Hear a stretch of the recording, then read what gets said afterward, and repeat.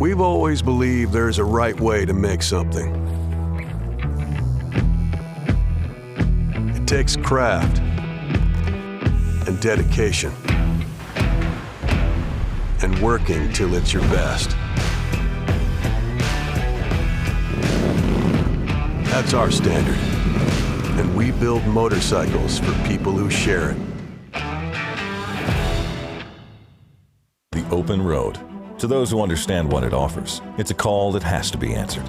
What lies ahead? Who knows? It's in our nature to explore the possibilities and embrace the unknown. We round the corners of the journey, ready to take in the full beauty of what we see. We travel the same road, knowing the unexpected may occur.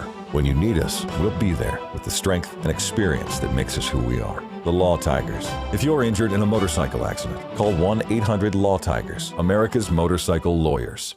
Celebrating its 40th anniversary, Vance & Hines has developed the most innovative exhaust systems and performance products in the motorcycle industry, including state-of-the-art ECU tuning products like the revolutionary Fuel Pack FP3. All Vance & Hines products are designed and manufactured in the USA. Go to vanceandhines.com, and when you visit your favorite motorcycle shop, be sure to ask for Vance & Hines.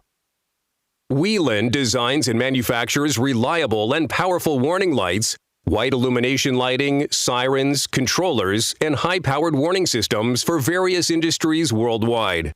Every part of every Whelen product is proudly designed and manufactured in America. On the road, in the air, and around the world, Whelen is trusted to be seen, trusted to be heard, trusted to perform. Wiseco is proud to be the official piston of American Flat Track. Wiseco has been forging pistons right here in the U.S. for over 75 years, and they take pride in providing reliable, well-performing parts. Wiseco has your engine covered front to back, whether you're an enthusiast or a professional racer. 511 works directly with end users to create purpose-built apparel and gear designed specifically to enhance the safety, accuracy, speed, and performance of tactical professionals and enthusiasts worldwide. 511 products exceed rigorous standards, which have allowed the brand to establish a reputation for innovation and authenticity, and become the premier choice for those that always have to be ready. Today, American Cycle Finance is partnered with more than 425 motorcycle retailers in 23 states. ACF offers dealers the chance to assist consumers with current or past credit challenges and give them the opportunity to finance a motorcycle. Many riders with bad credit who finance through ACF improve their credit scores and qualify for other forms of credit and loans. Visit www.americancyclefinance.com for more information. Check out the all-new Honda Talon R Sport side-by-side driven on track today and displayed at Richie Morris Racing in the pits. The Talon R features a 999cc liquid-cooled parallel twin Unicom engine, the industry's only fully automatic dual-clutch 6-speed transmission along with a manual mode. Check it out at your local Honda Power Sports dealer. Arai Helmet started racing in America in flat track, and we've been supporting it ever since. Arai, handcrafted with an obsessive dedication to rider protection. For more information, please visit our website, AraiAmericas.com. You own the job, and everything that comes with it. The mornings that start too early, the nights that go too late, and every unbelievable thing in between. It's good to know you can rent whatever construction equipment you need from people who do whatever it takes. Visit us at catrentalstore.com. Cometic Gasket is the official gasket of American Flat Track. For decades, American Flat Track twins and singles champions have depended on Cometic to seal their engines. Cometic gaskets are the professional standard for racers who demand the very best. For more information, log on to Cometic.com. Cometic Gasket, sealing championships since 1989.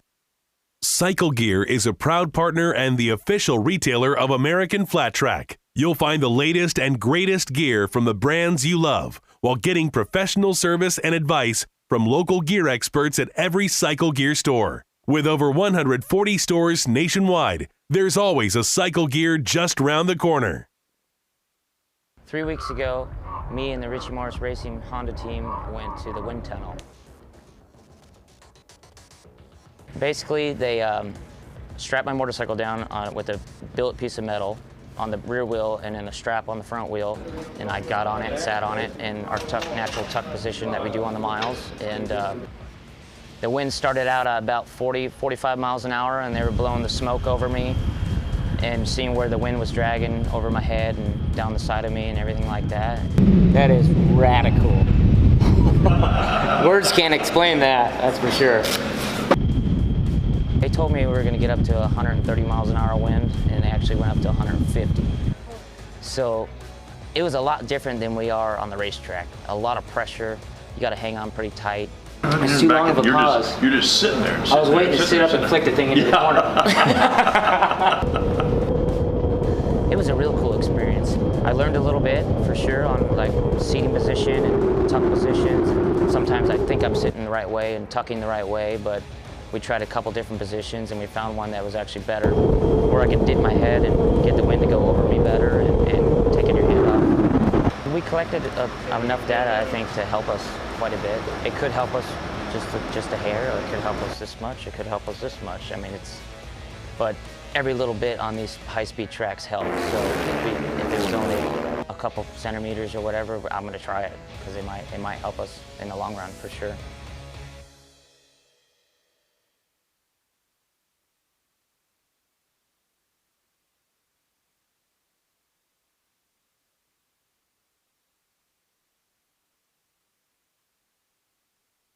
Dunlop is proud to be the official tire of American Flat Track. No other tire company has won more championships than Dunlop. And what we learned from our investment in racing is rolled into our street tires, such as the Dunlop K180, a street-legal version of the aggressive DT3 flat track tire. Dunlop, the official tire of American Flat Track. Founded in 1972 by Lino Dionisi, true to its mission of advocating and delivering safety in dynamic sports, the company designs advanced protective head-to-toe gear for motorcycling, winter sports, and mountain biking. Dionisi products represent the technology frontier in the field of protection for dynamic sports and are used by the world's top athletes, including J.D. Beach and the entire Estenson racing team.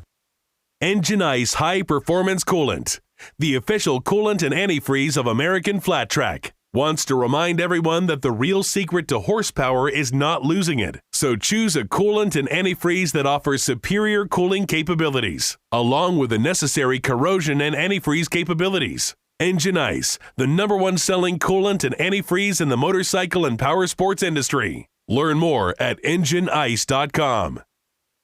Tired of replacing your battery every year? It's time to buy the world's best lithium battery, the Pulse IPT, with up to 1,200 cranking amps and unmatched reliability. There's no better battery for your bike. Visit Full Spectrum Power in the paddock today, or on Instagram, Facebook, and the web. Start something.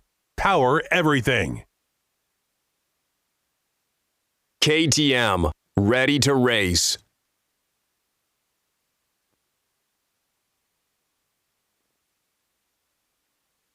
Recluse Motorsports, the official clutch of American Flat Track, is the industry leader in clutch technology. Their high-performance clutches are engineered and manufactured in Boise, Idaho. Learn more about their products for off-road and street motorcycles at www.recluse.com.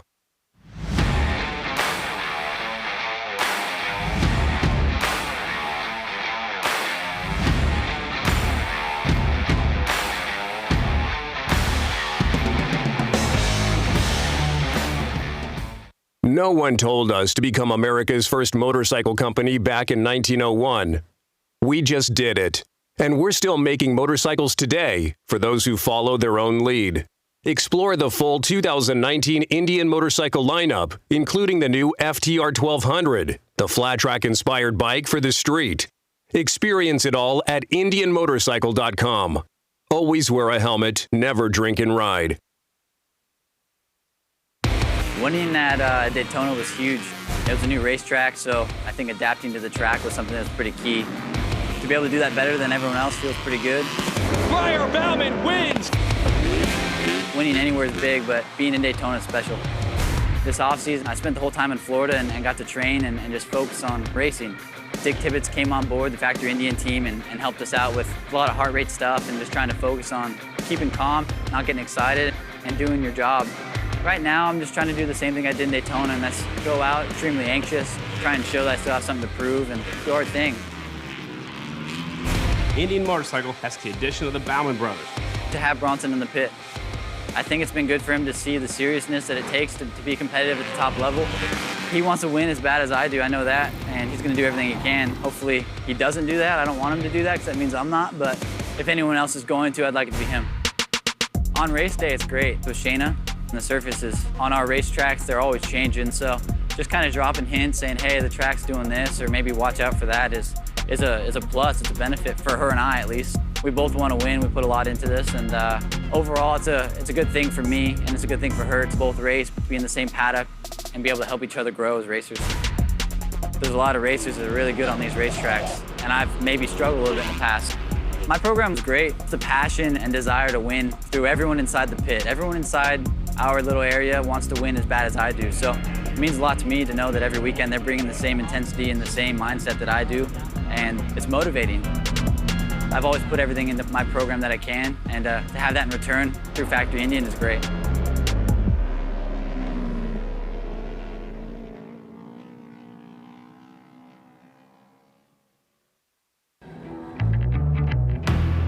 We've always believed there's a right way to make something.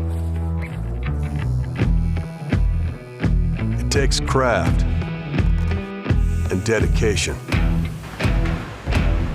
and working till it's your best. That's our standard, and we build motorcycles for people who share it. The open road. To those who understand what it offers, it's a call that has to be answered. What lies ahead? Who knows? It's in our nature to explore the possibilities and embrace the unknown. We round the corners of the journey, ready to take in the full beauty of what we see. We travel the same road, knowing the unexpected may occur. When you need us, we'll be there with the strength and experience that makes us who we are. The Law Tigers. If you're injured in a motorcycle accident, call 1-800-LAW-TIGERS, America's motorcycle lawyers. Dunlop is the official tire of American Flat Track. We make tires in America for racing and street riding, such as our Dunlop American Elite that gives Harley-Davidson riders high mileage and great handling. To learn more about Dunlop's tire offerings and current rebates, visit DunlopMotorcycleTires.com. Dunlop, the official tire of American Flat Track. Looking for more power? E3 spark plugs deliver more power, better fuel efficiency, and reduced emissions. The secret is in the patented diamond-shaped ground electrode that promotes a more complete burn of the fuel. Proven on the dyno and on the racetrack, the official spark plug of American Flat Track helps power champions on 2 wheels and 4. Winners run E3. What are you running? Motion Pro asks, are you ready for the ride? Motion Pro tools can help you repair and maintain your motorcycle or UTV so you can spend less time wrenching and more time riding. When it's time to work on your ride, let Motion Pro help with your specialty tool needs. Check out all the right tools at motionpro.com. Motool, the official oil of American Flat Track. Established in 1853, Motool has grown to become a recognized leader in lubricant technology. With Motool's new line of products specifically for twin engines, you'll always find what you need to keep your engine running. Stop by your local shop or dealer and ask for Motool's line of products today. National Cycle, the motorcycle windshield experts, and the official windshield of American Flat Track. National Cycle makes windshields for almost every bike ever made, in a range of sizes and styles for every rider. National Cycle, the worldwide leader in windshield technology since 1937. NBCSN is dedicated to serving passionate sports fans. Now in over 83 million homes, the network features motorsports, hockey, soccer, and the Olympic Games. No Ramp Trailers. Eliminate injuries, save time and money, and avoid equipment damage. Celebrating our 10-year anniversary. Go to noramp.com to learn more about your equipment transporting needs. Oakley, the official sunglasses of American Flat Track. Established in 1975 and headquartered in Southern California, Oakley is one of the leading product design and sport performance brands in the world. Oakley has men's and women's product lines that appeal to sports performance, active, and lifestyle consumers like you. Additional information is available at Oakley.com, the official sunglasses of American Flat Track. With over 300 World Championship titles, for 43 years, Öhlins advanced suspension technology has been providing the pinnacle of suspension for all areas of motorsports. For road or track, dirt or asphalt, when you choose Öhlins products to elevate your performance, you get Öhlins USA support and service to keep fueling your passion for excellence.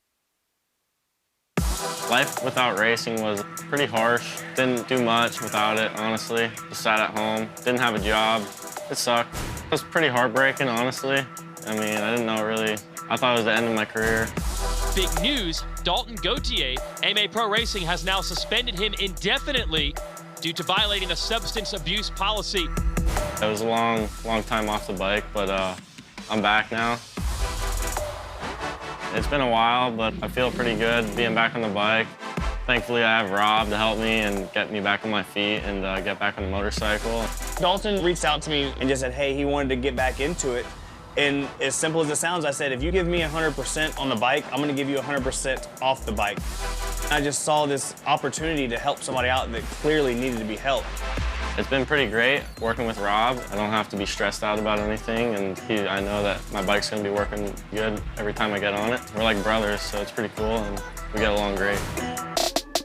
Taking off for 2 years from such a competitive field of riders that have all elevated their game, it was so refreshing to see Dalton catch up to 2 years of downtime. I was pretty surprised that I could race Daytona. I did all of my stuff that I needed to do for Road to Recovery, so got the call from AFT and they let me race, and I was pretty stoked about it. And Dalton Gauthier, welcome back to racing. He is now back as if he hadn't missed a beat. Daytona was pretty sweet. I'm ecstatic right now. I can't believe I'm up here right now. I'm just happy I got to race and get some points, and finishing second was even cooler. I absolutely firmly believe that Dalton could be a factor in this championship, as I believe from day one he could ride a popsicle stick and get on the podium. Checkered flag out. Dalton Gauthier has won the first 2 rounds of 2017. I won here by a big margin last time I was here, so I plan on doing it again, and I know what I need to do to win, so this year is going to be really good, and just stoked to be back. Roof Systems of Dallas, Texas specializes in installing conventional built-up roofing, as well as thermoplastic and EPDM single-ply roofing systems. A proud supporter of flat track racing, Roof Systems expands its efforts for 2019 by sponsoring 7 riders and entitling the AFT Singles, presented by Russ Brown Motorcycle Attorneys class. Russ Brown Motorcycle Attorneys are the original lawyers that ride and the top motorcycle accident team in the country. These guys are tough, experienced, and they will have your back. If you're injured in a motorcycle accident, don't fight the insurance companies alone. Call 1-800-4BIKERS for free legal advice. Remember, if you go down, call Russ Brown Motorcycle Attorneys. SBS is your single source for brake parts and components, from pads to rotors, shoes, and other important parts, covering motorcycles, scooters, motocross bikes, ATVs, and UTVs. We create the power to stop you so you can go ahead. Find the right parts for your bike at www.sbs.dk. Whether you're headed to the track or just hitting the road, fill up faster with the new Sunoco app. The Sunoco app lets you pay for fuel right from your phone, saving you time. Just launch the App Store or Google Play Store on your smartphone and search Sunoco. Download today, then just tap, pump, go. SuperGen Products is a premier supplier of Champion power equipment. Champion has years of experience providing dependable and durable power products designed and engineered in the U.S. For home, work, or play, Champion products are the standard of performance excellence. Learn more at www.supergenproducts.com. The Rookies of '79 are former racers and champions of the sport who reunited in 2009 to form the official charity for American Flat Track. 10 years and over $1.7 million raised for our injured racers. Visit rookies79.com to see how you can help. There's the old saying, you don't know how fast you can go till you fall down, and there's a lot of truth to that. I'm doing a sport that I love, and we all know it can go bad. And when those times that it does go bad, you want to be safe. Just looking at the helmet, looking at the craftsmanship, you can tell why it's the best helmet out there. When I put the helmet on, I know that I have the best in the business on my head, and for me, I've been wearing Arai helmets my entire career, and I'm pretty proud of that.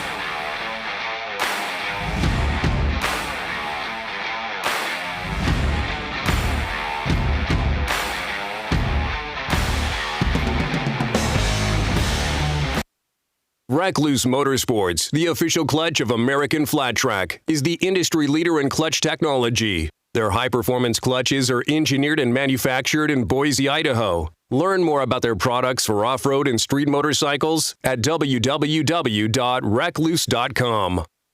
Roof Systems of Dallas, Texas specializes in installing conventional built-up roofing, as well as thermoplastic and EPDM single-ply roofing systems. A proud supporter of flat track racing, Roof Systems expands its efforts for 2019 by sponsoring 7 riders and entitling the AFT Singles, presented by Russ Brown Motorcycle Attorneys Class.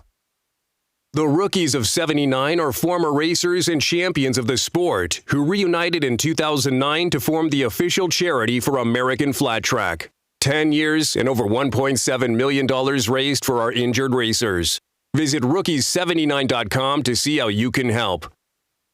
Russ Brown Motorcycle Attorneys are the original lawyers that ride and the top motorcycle accident team in the country. These guys are tough, experienced, and they will have your back. If you're injured in a motorcycle accident, don't fight the insurance companies alone. Call 1-800-4BIKERS for free legal advice. Remember, if you go down, call Russ Brown, Motorcycle Attorneys. It's been a while, Todd. I see you on your fancy mobile application. Yeah, it's the new Sunoco app. I can pay straight from my phone, so I save time. What about saving our relationship, Todd? I also get rewards. Is punching in your 5-digit zip code not rewarding enough, Todd? Well, it's just more convenient. You'll be back, Todd. I'll be waiting. Introducing the new Sunoco mobile app. It's the fastest way to fuel. Just tap, pump, go.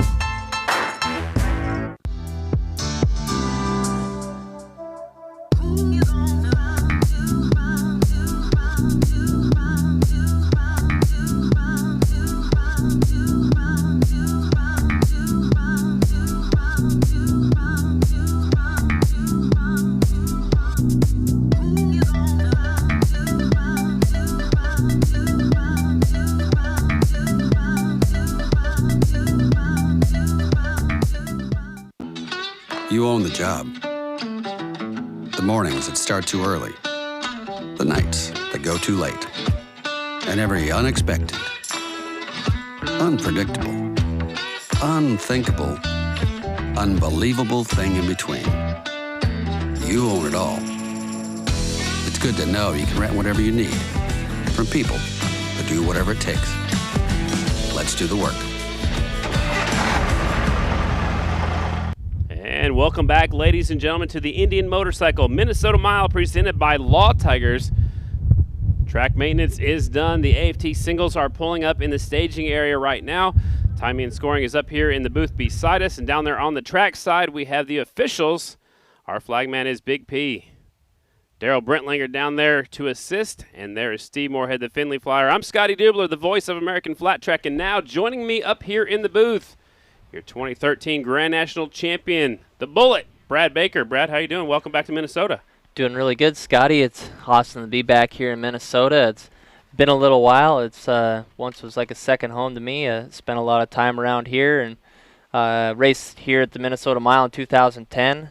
But got to watch here last year. Track's looking pretty awesome today. It's a little bit brushed off, but still got some cushion up top. These guys are able to almost run it wide open all the way around and pushing the cushion all the way to their fence. And from where we're at, Brad, the track is a different color. Last year, you can see the dirt on the inside of the racetrack that they pushed off. It's a new surface out here at the Canterbury Park, and it seems like it's pretty fast. You said the riders are saying it's a little skitterish. They're kind of sliding across the top of the dirt. Skitterish was a word I think Chris Carr started using a couple years ago. You use it a lot. So describe skitterish for our race fans. Well, skitterish means that there really is little traction. It's it really is like you see it's more hard packed, and then it has that sand on top of it. And if you've ever been like on polished concrete that has dirt on top of it, how it's just really slick like that, that's what more what the term skitterish would mean.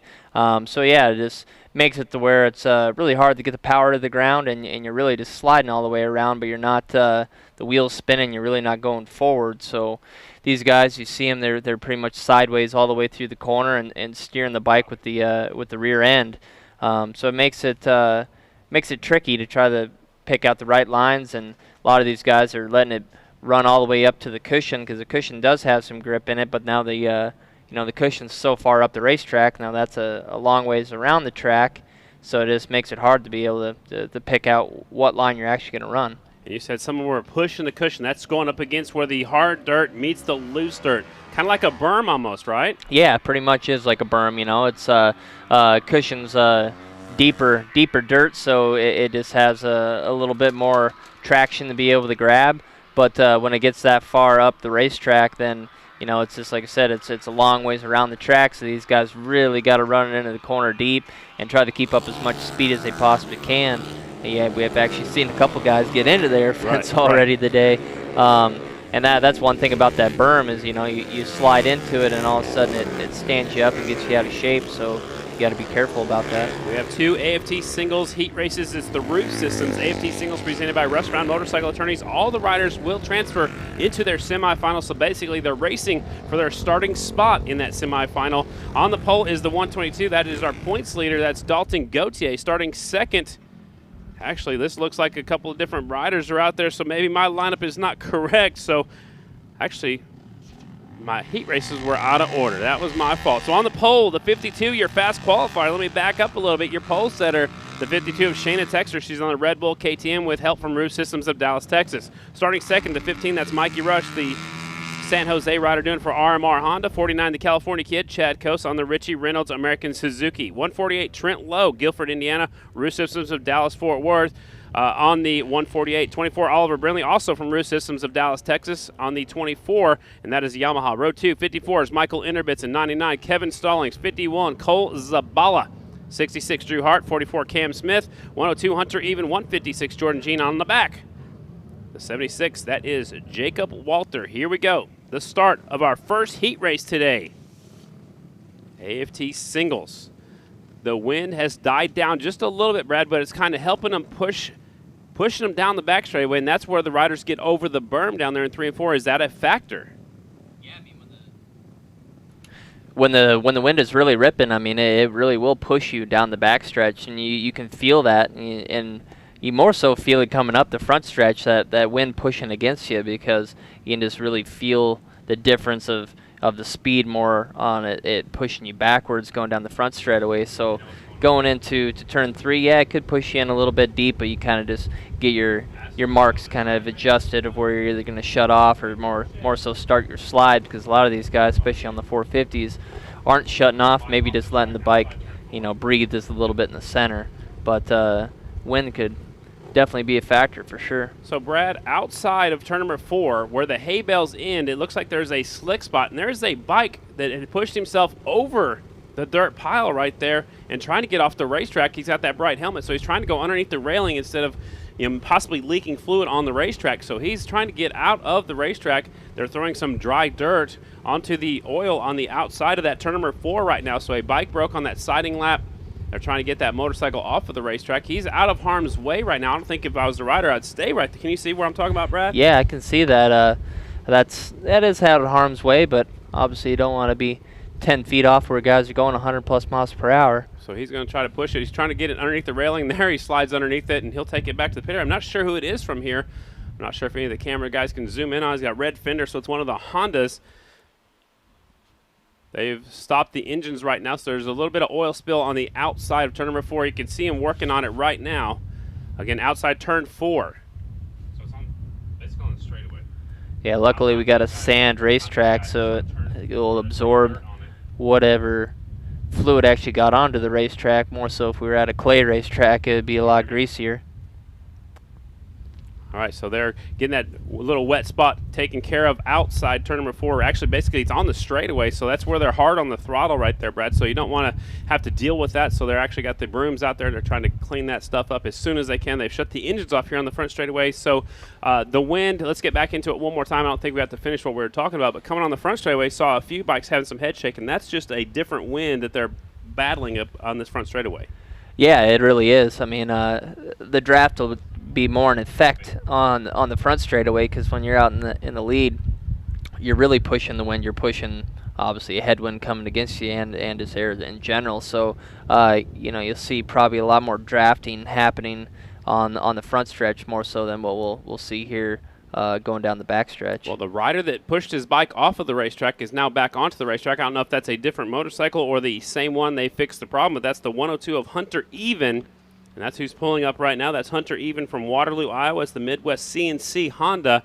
And he's made his way to the second row. So after they get that track cleared off, looks like they're getting off the racetrack right now. They're firing back up. They're going to give him one lap to check it out. You can see the official checking that motorcycle over right now, making sure that it's not leaking anything.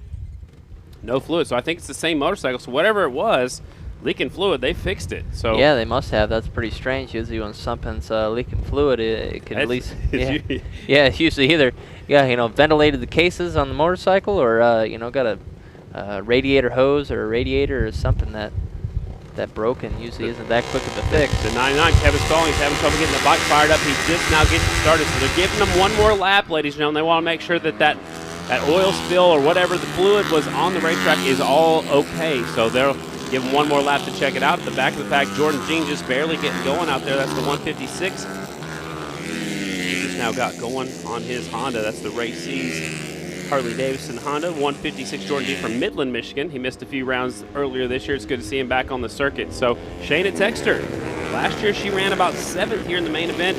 The track was a lot different. It was a lot deeper. She was trying to run the bottom of the racetrack last year. This track suits her style a little bit better. Yeah, it definitely does. I mean, last year it was deeper up top, but it was so dry in the singles main event last year that everybody's just running right around the bottom, and it was super rough right around the bottom last year. So I think that kind of just caught her off guard. She's not one that really like tracks that have a lot of holes in them, and now this year with it being pretty smooth and more of that slick steps out sideways type of riding, that really suits her style now. So Shayna Texter pulls up the factory Red Bull KTM with help from Roof Systems of Dallas, Texas to the pole. She is currently back in the 6th spot in the point standings. She has 3 wins on the season. I know she'd love to get a couple more wins here at the end of the 2019 season. So the rest of the bikes pulling up right now. Again, they all will transfer into the semifinals. The better you finish in your heat races, the better starting spot you will have in your semifinal. Here we go with our first official race of the 2019 Minnesota Mile. Pulling up in the middle, Trent Lowe gets there right at the last second. Pulled up, there's 2 yellows, and we're going green. The green light comes on. Brindley from near the inside gets a good shot. So does Chad Coase. Here comes Mikey Rush on the outside, the 15. Honda, Suzuki, and Yamaha, 1, 2, 3. Yeah, Shayna Texter didn't get the greatest to start off the outside, but she's getting a pretty good run coming off of turn 2. Here comes the red Honda up to the 3rd spot, but he gets a little bit wide. Now here comes Shayna sliding up into the 3rd spot. She'll go after the 2 California riders out front. It's Rush, Chad Coase. Now here comes Shayna Texter in 3rd. Yeah, she got a really good glimpse of the draft there at the end of the straightaway, but then, she's really wide now. Blew the groove down there really high, goes up to the air fence. Here they come. Off of 4 of the yellow bike. Trying to go out front. Chad Coase on the inside, though. California buddy. 15, Mikey Rush is leading to the start-finish line. Lap 1 going to the books. Here comes Coase swinging up the inside. Look who's up to the 3rd spot. That's Trent Lowe. He had a very good second qualifying effort, and he's up there 3rd. This is the best we've seen Trent Lowe run this year. Yeah, it sure have. I was pretty surprised when I seen his qualifying time earlier. Like you said, we haven't seen him up this far so far this year. So, yes, it's awesome to see. He's in front of Shayna Texter down the back straightaway. It's Rush. Then you got Coase. Low, and here comes Shayna up the 4th. She caught a little bit of that draft again, Brad. Yeah, she definitely did. You seen going into turn 3 there how Chad Coase kind of let off the throttle early. He was trying to get it turned to the center, but that let Trent Lowe almost get by him going into turn 3. Rush got a little bit sideways. The back end stepped out a little bit on him coming off of turn number 4. That allowed Trent Lowe rider down in turn number 3 into the air fence. It is Trent. No, it's not. Yeah, I thought it was Trent Lowe, but he comes across the line. You were just mentioning him. Yeah, it is the 51 Zabala. This kid's been on the ground a lot this year, Brad. Yeah, he's definitely took quite a few soil samples, but luckily the air fence saved him there, and he's back up on his feet. That's good news for sure. You can see him on the big screen right there. He is up and on his feet, trying to get that bike down into the bottom gear, and he'll try to fire it back up. They'll have to go out there and check out the air fence. Look at that. I think he kept the bike running. Yeah, the thing was still running. That's one thing that's good about the auto clutch from Recluse, is that thing will keep running. I think those things are awesome. I think, the benefit to having a Recluse besides that is if a bike lets go, if it locks up, that clutch will keep that motor rolling enough it's not going to just immediately stop, correct? Yeah, it definitely will. I mean, depending on which way, say if it's a crankshaft that blows, sometimes the connecting rod will stick itself out the front side of the engine. If it sticks itself back through the transmission, it'll still lock up, so you pretty much got a 50-50 shot if that happens, but if it's anything else that makes the bike die, then yeah, it'll at least keep freewheeling where, like I said, it won't lock up completely. All right, so they're stopping the bikes over here inside where they come on and off the racetrack right now. They got to check out the air fence and make sure it's all right. But it was the 51, Cole Zabala. They call him Shazam going down, and he'll pull up there to the entrance and exit of the racetrack. Dale Jones, one of our tech officials, taking a look at that bike right now. Here comes his mechanic for the RMR Honda team. Both of the RMR Hondas actually in this one, the 15 and the 51. I think they got a deal on the 5s and the 1s, so they're just going to, that's why they flip the numbers back and forth. Around, yeah. Just kidding, of course. I wonder how that accident happened. It was pretty early in the corner there. It could have potentially just got his handlebar clipped by somebody and just made his front end tucked. Kind of the way his bike was laying down, looked like maybe he lost the front end. It was just way at almost at the entrance of the corner. I mean, it's not like where the other incidents happened right between 3 and 4. So it was pretty early into the corner. So yeah, he probably just lost the front end and went for a ride. I don't think we had a good replay of it. Heat race number 1, Roof Systems AFT Singles, presented by Russ Brown Motorcycle Attorneys. What did you think of the track the last time you rode here in 2010? They said this is similar to what it was back then. Do you remember? Yeah, no, it's really similar. I mean, they had that same outside, basically kind of like called a berm down the front straightaway where they got all the different dirt, that sand built up, so we weren't able to get all the way up against to the guardrail in 2010 as well. And so that makes the coming off of the corners a little bit more difficult because the straightaways are more narrow, so you gotta, it basically makes you pinch the motorcycle down when you're trying to keep up as much speed as you possibly can. The motorcycle's wanting to drift to the outside where you're really trying to just keep the thing down, not to get up into that looser dirt. But yeah, as far as the surface goes, it's pretty similar. It's actually quite a bit smoother this year than it was in 2010. 2010 it had quite a few places where it blew apart and it would be like smooth, and all of a sudden it'd be rough blown out. So Well, the track's actually in a little bit better shape. That was a few races ago. I've slept a few times since then. Do you remember how you finished in 2010? I know Carver won. I ended up third. It was I led the first couple laps, and Carver went by. Then good old friend Mikey Avila ended up. Yeah, he got by in second. He actually gave Carver a pretty good run for his money, and they put probably 10 bike leagues or so on me, so I ended up third. Old 33E. Yep, I talked to Mikey here a little while back, and it was probably only a couple weeks. That's cool. He's doing good. It's just a rider that decided to take another career path rather than stay and being a motorcycle racer. All right, here we go. Complete restart. So the 51 goes to the back of the pack for bringing out the red flag. Everybody else back to their original starting spots. Green light is out, and we are racing again. Again, Chad Coase, another good start. Yeah, he's gotten out of the hole really good. Lead him into turn one. Shayna exactly the same. She's about fourth right now. It looks like Brindley's up there in the third spot. Mikey Rush is second. Here comes Lowe to the bottom of the racetrack. Trent Lowe on the 148 goes up the inside, trying to take that third spot away from Brindley. Off of turn number 2. Looks like Mikey Rush got a little wheel spin. Chad Coase able to pull away just a skosh. Yeah, a lot of guys had some wheel spin coming off of turn 2 there. It kind of got stacked up a little bit. All right, side by side going in turn number 3 on the inside. The RMR Honda, the outside, the American Suzuki. It is Rush, and now Chad Coase slides back to second. Here comes Lowe in third. Oliver Brindley up there in the fourth spot. Now here comes Shayna. She's going to work on the 52 bike. She's coming towards the front. Yeah, Chad Coase and Mikey Rush leaving or starting where they left off. Chad rolls up underneath Mikey, but Mikey says no, keeps it on the throttle and goes right back on around him. All right, so the 2 California riders out in front. Then you got Lowe from Indiana right there in the third spot. The rider from England in fourth is Pennsylvania's own Shayna Texter in the fifth spot. Down the back straightaway, man, Rush is right there in the lead. Here comes Coase now using the draft up the inside. And now we got a new leader on that American Suzuki. The California kid goes to the lead. Chad Coase out in front. You can see some of those holes developing going into turn 3 now, where Chad Coase kind of stuttering going over the top of them. Almost like braking bumps, right? Yeah, a little bit of braking bumps. That lower line, a lot of more people, a lot of riders are letting off sooner when they're down there. So that probably would be just braking bumps from the engine decel. All right, so out front, Chad Coase, Mikey Rush, then you got Lowe, Shayna Texter, Oliver Brindley, and look who's coming. Here comes Michael Inderbitz in the 54 Bright Honda. He's up to the 6th spot now. Off of turn 2, down the back straightaway. Looks like Rush pulled out of the draft really early this time. So Coase is going to lead him into 3. Here comes the 3rd place rider, Trent Lowe, sneaking up the inside. Rolls right underneath the inside of Mikey Rush, going in turn 3. Now he's going underneath Chad Coase, taking over the lead. Look at this. He found the low line down here. Trent Lowe, the rookie. We've been waiting for this all year, ladies and gentlemen. We expected him to do very well this season. Trent Lowe goes out in front of heat race number 1. That didn't last very long. They're going 3 wide across the stripe. Yeah, Chad Coase had an awesome double draft there and went from 3rd to 1st. All right, this is mile racing again. I was afraid we weren't going to have any of that draft passing when we got out here, but the track is actually getting better. I think a little bit better. These guys are pretty close to the same times. Down the back straightaway, Coase out in front. Here comes Rush. Trent Lowe's right there. Shayna Texter sneaking up on the boys. She's up to 4th. She's looking for some more. I think that low line is kind of coming into play now through 3 and 4 now that it's starting to get a little bit slicker and the pushed up on the racetrack, but it's starting to take a more shorter way around the racetrack. As Chris Carr would say, that's the Rich King line. Yep, that's or the Pee Wee line on the other. Yeah, that's another one of his lines. Up the inside, Trent Lowe goes back out in front. This time it's in turn number 1. Rush is right there in the 2 spot. There's Chad Coase in 3rd, and look who's coming. Shayna Texter. She's up the inside right now of Chad Coase. No, Coase got off the turn number 2 a little bit better than Shayna did. 3 of them trying to break away. Shayna's right there in 4th.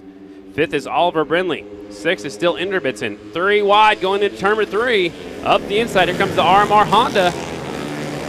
We saw that happen with Trent Lowe. Great racing. Yeah, he returned the favor and went right up the inside. Chad Coase, he goes around the outside. What a race. Heat race number 1. Out in front, it is the number 15. Here comes the 49. Here comes Shayna up the inside. She goes to the 3rd spot now. That was a checkered flag right there, Brad. I couldn't see the flagman from where I was standing that whole race. Close race for sure. Mikey Rush ends up with the victory. A couple more riders taking that checkered flag, so it's Rush winning by .078 seconds over Chad Coase. Trent Lowe is 3rd. Shayna didn't quite get there in time. She is 4th, so she'll start on the 2nd row of the semifinal. Oliver Brindley is 5th. Michael Inderbitz is 6th. 7th is Kevin Stallings, Drew Hart, Cole Zabala, Cameron Smith, Hunter Even, Jacob Walter, and Jordan Jean. Here's a replay of Trent Lowe going up the inside, taking the lead. What a nice move, man. Yeah, it really is. I mean, these guys were way down at the bottom. I haven't really seen anybody go that low all day long. Low goes low. There you go. All right, so there's Rush taking the lead back, and that's all it took right there. 3 wide for just a second going into turn 3. So Mikey Rush goes out in front, and he'll take him to the checkered flag and win heat race number 1. Roof Systems AFT Singles presented by Russ Brown Motorcycle Attorneys. We've got to make sure that track is clear before we send out heat race number 2. The 122, Dalton Gauthier, our points leader, will be on the pole. He's on the D&D Cycles Gobert Smash Husqvarna. Starting second, our defending champion, the one bike, Dan Bromley, Warrington, Pennsylvania. The Red Bull KTM factory racer with help from Roof Systems of Dallas, Texas. 163, Dallas Daniels, our Rising Star Award winner from Mobile View. He's got already locked that up this year. He's from Mattoon, Illinois. He's on the Estenson Racing Monster Energy Yamaha. Beside him is his teammate, the 94, Ryan Wells, Albion, New York, Estenson Racing Monster Energy Yamaha. Starting 5th, the 105, Brandon Kitchen, Clifford, Michigan, on the Donley Excavating Honda. Last bike on the front row is the 69, Morgan Mishler, Beaver Dam, Wisconsin. That's the Waters Auto Body KTM. Row 2 is the 18 of Maxwell from Australia. More troubles with the 93. Bo Thompson turns his motorcycle around. He had problems in that last qualifying effort. He's going to have to get out and push that one back. He's looking down at that bike once again. So that's Bo Thompson having some more issues. Again, row 2 from Kundu, Australia, the 18 Maxwell. 41 from Galesburg, Illinois, is Jake Fell. The 11 from Concord, California, is Andrew Luker. 93 is Bo Thompson from Windsor, California. He's had a rough year, too. I was looking for him in the points last year, and I can't even find him anywhere, so I don't think he's made a main this year. I guess not. Yeah, that's definitely a rough season. Yeah. I mean, because he's been to almost all the races. Then you got the 61 Matthew Gunther. He's borrowed a ride from Black Hills Harley-Davidson Pro Beam on that Yamaha. Dawson Schieffer, he's filling in for him. That is the 61 Matthew Gunther. And the 267 Kevin Walter, Beaver Dam, Wisconsin. He's on the Walter Brothers Racing Honda. This is heat race number 2. After this one, ladies and gentlemen, we'll have a break in the action. Ready?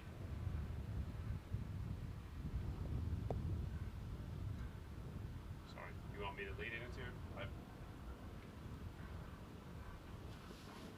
All right, Kristen Beats got a report on Shayna Texter. Kristen, take it away.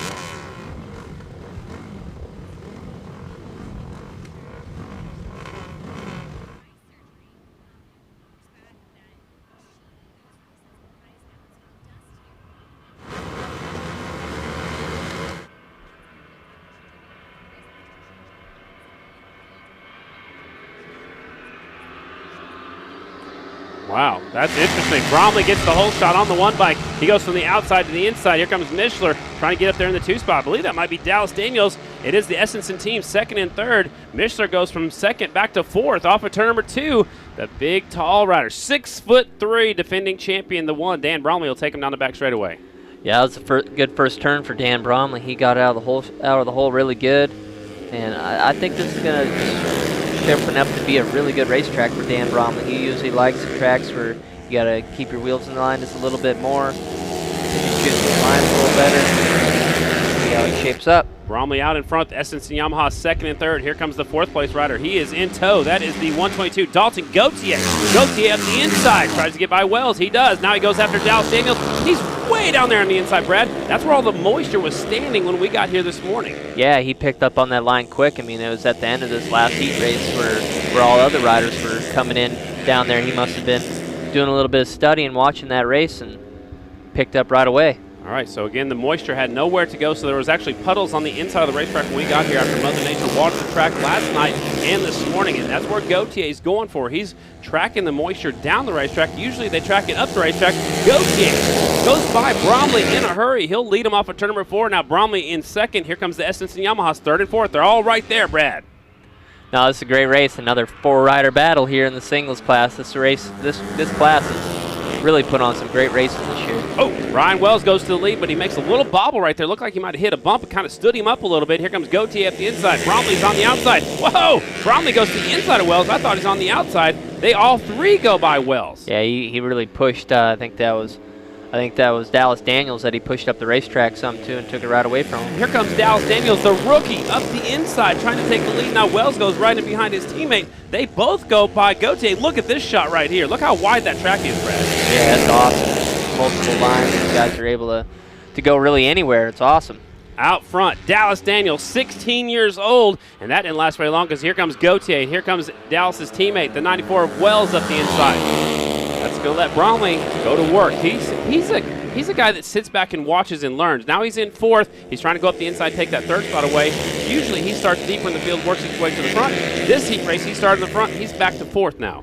Yeah, he's able to push and figure things out pretty quick. I mean, he's actually really trying to work that high line a little bit more. Everybody else is kind of giving up on it. Now he's run the high line, seeing if there's still some cushion up there to get a hold of. Off of turn number 4, here they come. Essence and Yamaha sneaking up the inside of Gautier. Is that Daniels or is it Wells? It is the 163, Dallas Daniels, out in front on a Miles. The white flag flies. Gautier on the inside. Here comes Wells going way to the inside. They're 3 wide going into turn 1. Wells goes on by, but he goes a little bit wide. Here comes Gautier back on the inside. Yeah, I'm not sure if you're going to want to lead coming off of 4 right now. They're Dallas Daniels led off of 4, and he was drafted by both, I think that was both his teammate and Gautier before the start-finish line. So. Look at this. Here comes the big KTM rider. He's tucked in as small as he can. He goes to the inside for the first time. Bromley's going to try that inside line. He gave up on the high side. He's sitting back there in the 3rd spot. It's Gautier at the point. I believe that might be Daniels in the 2 spot. No, it's Wells in second. See if Ryan Wells be able to draft by the start-finish line. Off of turn number 4. The draft. He's going to swing up the inside right now. Wells not able to make it happen. Gautier led off of turn number 4 all the way to the start-finish line. Will take the win on the Husqvarna. Man, what a good race. Again, this is about half of the field in this second heat race, so we'll get them all out there in the main events. We'll see 16 of them going at it, but your winner is Dalton Gautier on the Husqvarna by .004 seconds. Dallas Daniels, the rookie, will finish up second. Wells is third. Bromley fourth. Maxwell, now it updated. Actually, Wells is second. That took a little while. Man. I was say, I swore I thought Wells gets second, but I did too.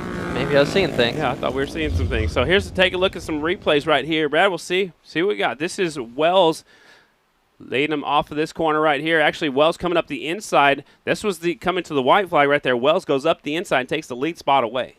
Yeah, I really thought going to the checkered flag that Wells was close enough to be able to get by Gautier, but Gautier had just a little bit. You had to have, he had some breathing room here. Looked like Ryan Wells actually spun up some.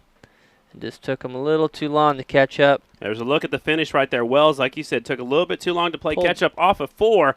Pulled out of the draft a little bit early there, too. I would have stayed in it just a little bit longer. And that's hard to do. He might have to back off the throttle a little bit to stay in line and then grab a handful when you go around, right? Yeah, I mean, if you really get in behind him and you don't want to, I mean, sometimes even getting on the brake instead of tapering off the throttle, because if you let off the throttle, it kind of gets rid of the momentum of the engine. So sometimes I'd even stand on the brake a little bit to whoa up, and then when you pull out, you just let off the brake and slingshot on by. Well, that was how Brad Baker would have done it. He was telling you how he would have done it. So, again, your finishing order, Dalton Gautier, your winner. Wells is second. Bromley third. Dallas Daniels is fourth. Maxwell is fifth. Morgan Mishler sixth. Brandon Kitchen, Andrew Luker, Jake Fell, Matthew Gunther, Kevin Walter, and Bo Thompson is not getting a finish. Here comes the Honda Talon on the front straightaway. The brand new side-by-side from Honda. Watch out, Chef. Here we go. This thing will go up to 80 miles per hour. Some very important people are getting some rides out here from the racetrack here at Canterbury Park. So taking some of the VIPs around the racetrack, probably faster than they've ever been around the racetrack here, unless they were on a horse. I don't know if the horse could do 80 miles per hour. Man, that might be pretty fast for a horse. I don't think so, unless these guys have been able to ride a motorcycle around a while. Whoa, that thing got a little bit squirrely there, too. I think, you know what, that's Richie Morris having some fun out there. So yeah, don't want to have too much fun. Yeah, be careful. Don't want to flip that thing over. That thing's brand new. He's been with us most of the season here in the 2019 season from Honda. They're in the open paddock area, ladies and gentlemen. You can stop by and check out this Honda Talon. It is right located when you go inside the pit area. Stop by and check it out. The open paddock, I should say, from 6:30 to 7:30. So after our last semifinal, you can go to the pit area and check that out. Again, that's 6:30 to 7:30. But opening ceremony is coming up at 5 o'clock, so the Honda Talon will stop. They're going to switch out the rider right now. So we're going to take a short break in the action at 5 o'clock. Ladies and gentlemen, we will be back with opening ceremonies, 5 o'clock to 5:10. After that, we'll get into our semifinal action. And then the open paddock area is 6:30 to 7:30. And then our 3 main events. That is what is left here at the Minnesota Mile. We appreciate each and every one of you folks for tuning in on fanschoice.tv, but more importantly, we appreciate all you fans for coming out here today. Opening ceremony is coming up at 5. It's the Indian Motorcycle Minnesota Mile presented by Law Tigers.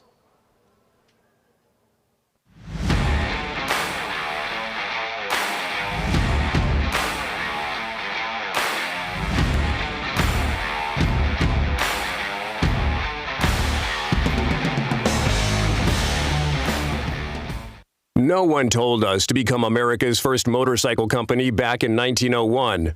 We just did it.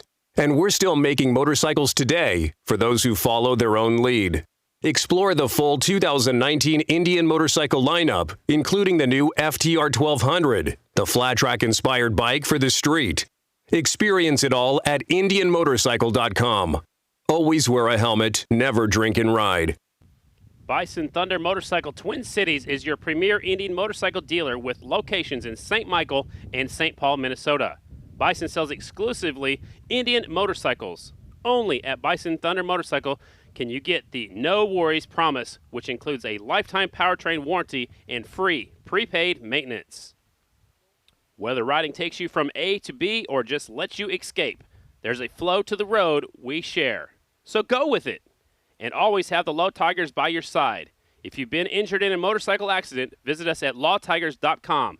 Law Tigers, Minnesota's motorcycle lawyers.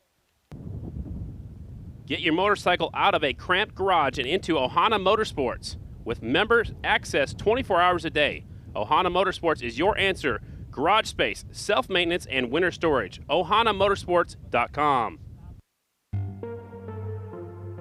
Vance and Hines have been around since 1979, and actually Byron Hines and Terry Vance started racing in the mid-70s, and they have been winning for over 40 years on 2 wheels, literally. They built the company on racing, and the products today are all about racing heritage.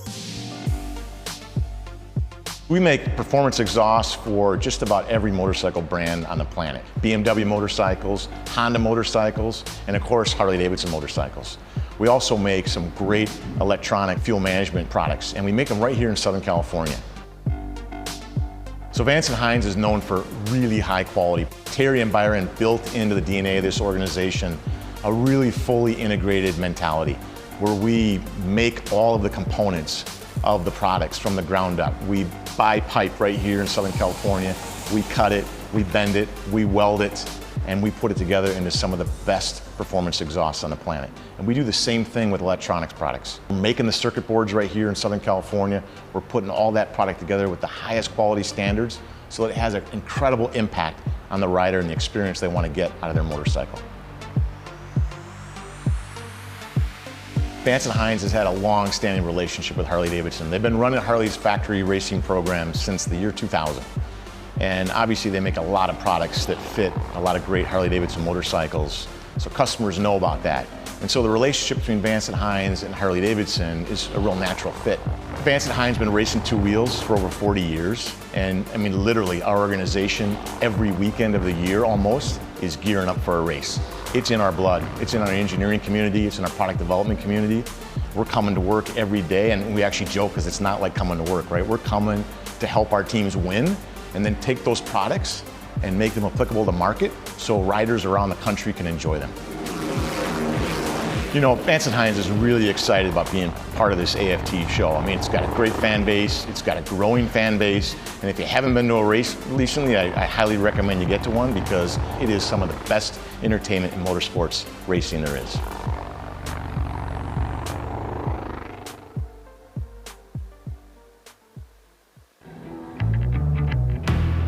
We've always believed there's a right way to make something. It takes craft and dedication and working till it's your best. That's our standard, and we build motorcycles for people who share it. The open road. To those who understand what it offers, it's a call that has to be answered. What lies ahead? Who knows? It's in our nature to explore the possibilities and embrace the unknown. We round the corners of the journey, ready to take in the full beauty of what we see. We travel the same road, knowing the unexpected may occur. When you need us, we'll be there with the strength and experience that makes us who we are. The Law Tigers. If you're injured in a motorcycle accident, call 1-800-LAW-TIGERS, America's motorcycle lawyers. Tired of replacing your battery every year? It's time to buy the world's best lithium battery, the Pulse IPT, with up to 1,200 cranking amps and unmatched reliability. There's no better battery for your bike. Visit Full Spectrum Power in the paddock today or on Instagram, Facebook, and the web. Start something. Power everything. No one told us to become America's first motorcycle company back in 1901. We just did it. And we're still making motorcycles today for those who follow their own lead. Explore the full 2019 Indian motorcycle lineup, including the new FTR 1200, the flat track-inspired bike for the street. Experience it all at IndianMotorcycle.com. Always wear a helmet, never drink and ride. KTM, ready to race.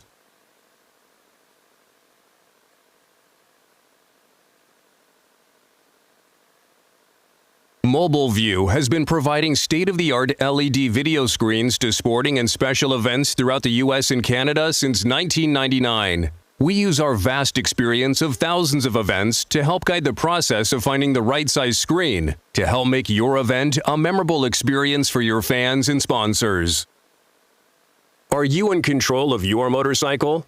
The Motion Pro Rev 2 throttle will improve the ergonomics and feel of your motorcycle without breaking the bank. The Rev 2 throttle is available for most modern off-road and street motorcycles. For more information on the most advanced throttle on the market, check out motionpro.com. Motool, the official oil of American Flat Track. Established in 1853, Motool has grown to become a recognized leader in lubricant technology.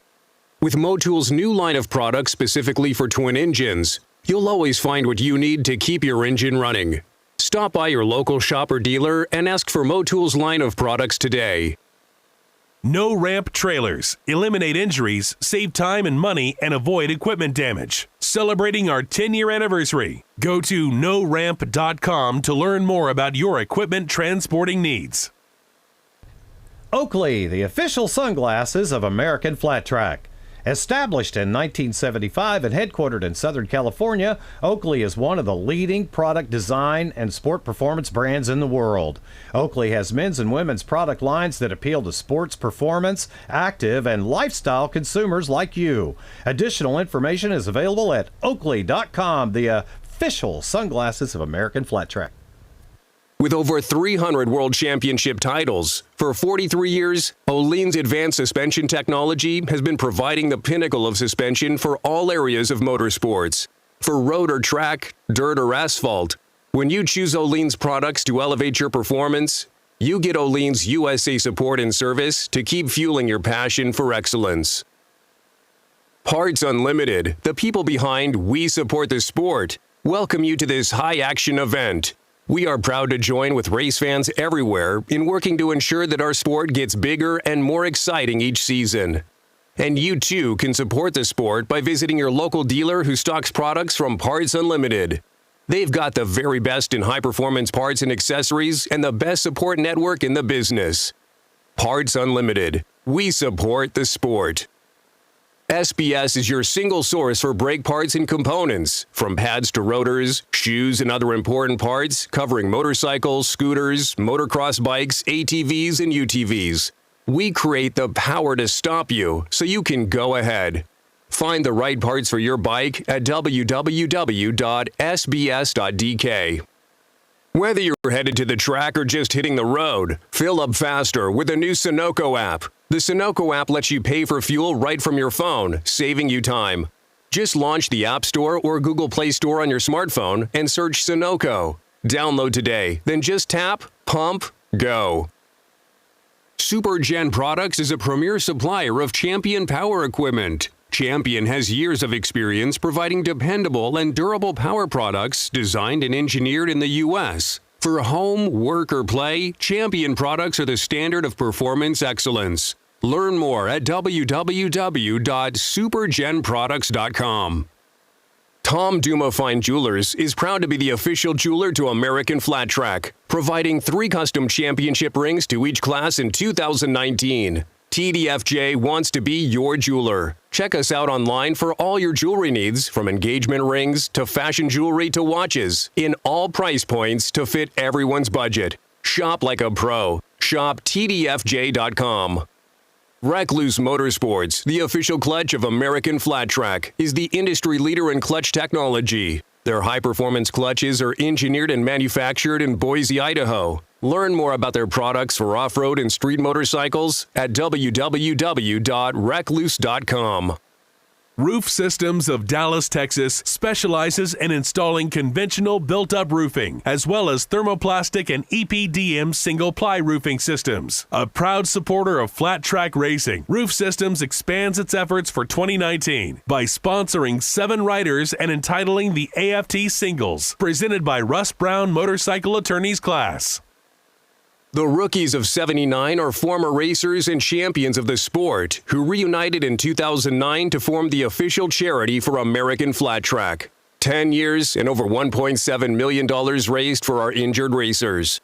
Visit rookies79.com to see how you can help.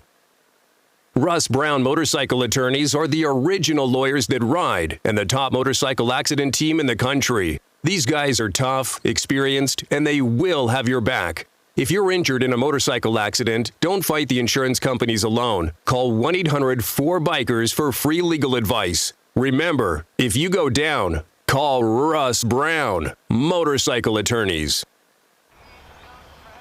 It's been a while, Todd. I see you on your fancy mobile application. Yeah, it's the new Sunoco app. I can pay straight from my phone, so I save time. What about saving our relationship, Todd?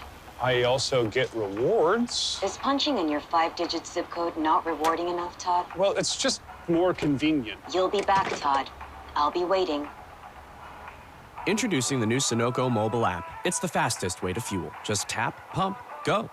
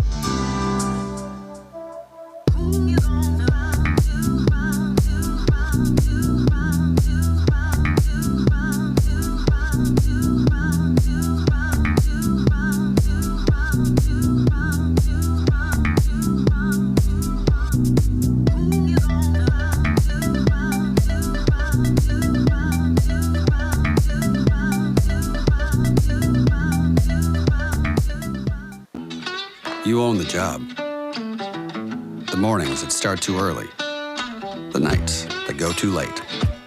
And every unexpected, unpredictable, unthinkable, unbelievable thing in between. You own it all.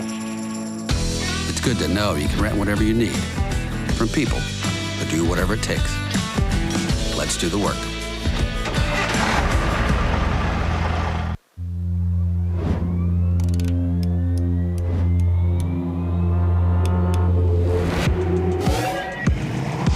Flat track motorcycle racing. Just to recall what it was like in the beginning, let us take a quick look back at the turn of the century. It takes stout lads like them to go for this kind of competition. It's trials like this that have made the two-wheel little giant the tough piece of mechanism it is today. Take a look at this motorcycle. Each of today's races draws large crowds from all over the country. It's a revolution. Testing and bettering, testing and perfecting. Right up, cowboy. The wave of the future. You got a good start anyway. Yeah, and we'll see how hot I was the whole time. Every chance I get to race, I enjoy it. What will you do? How hard are you willing to go?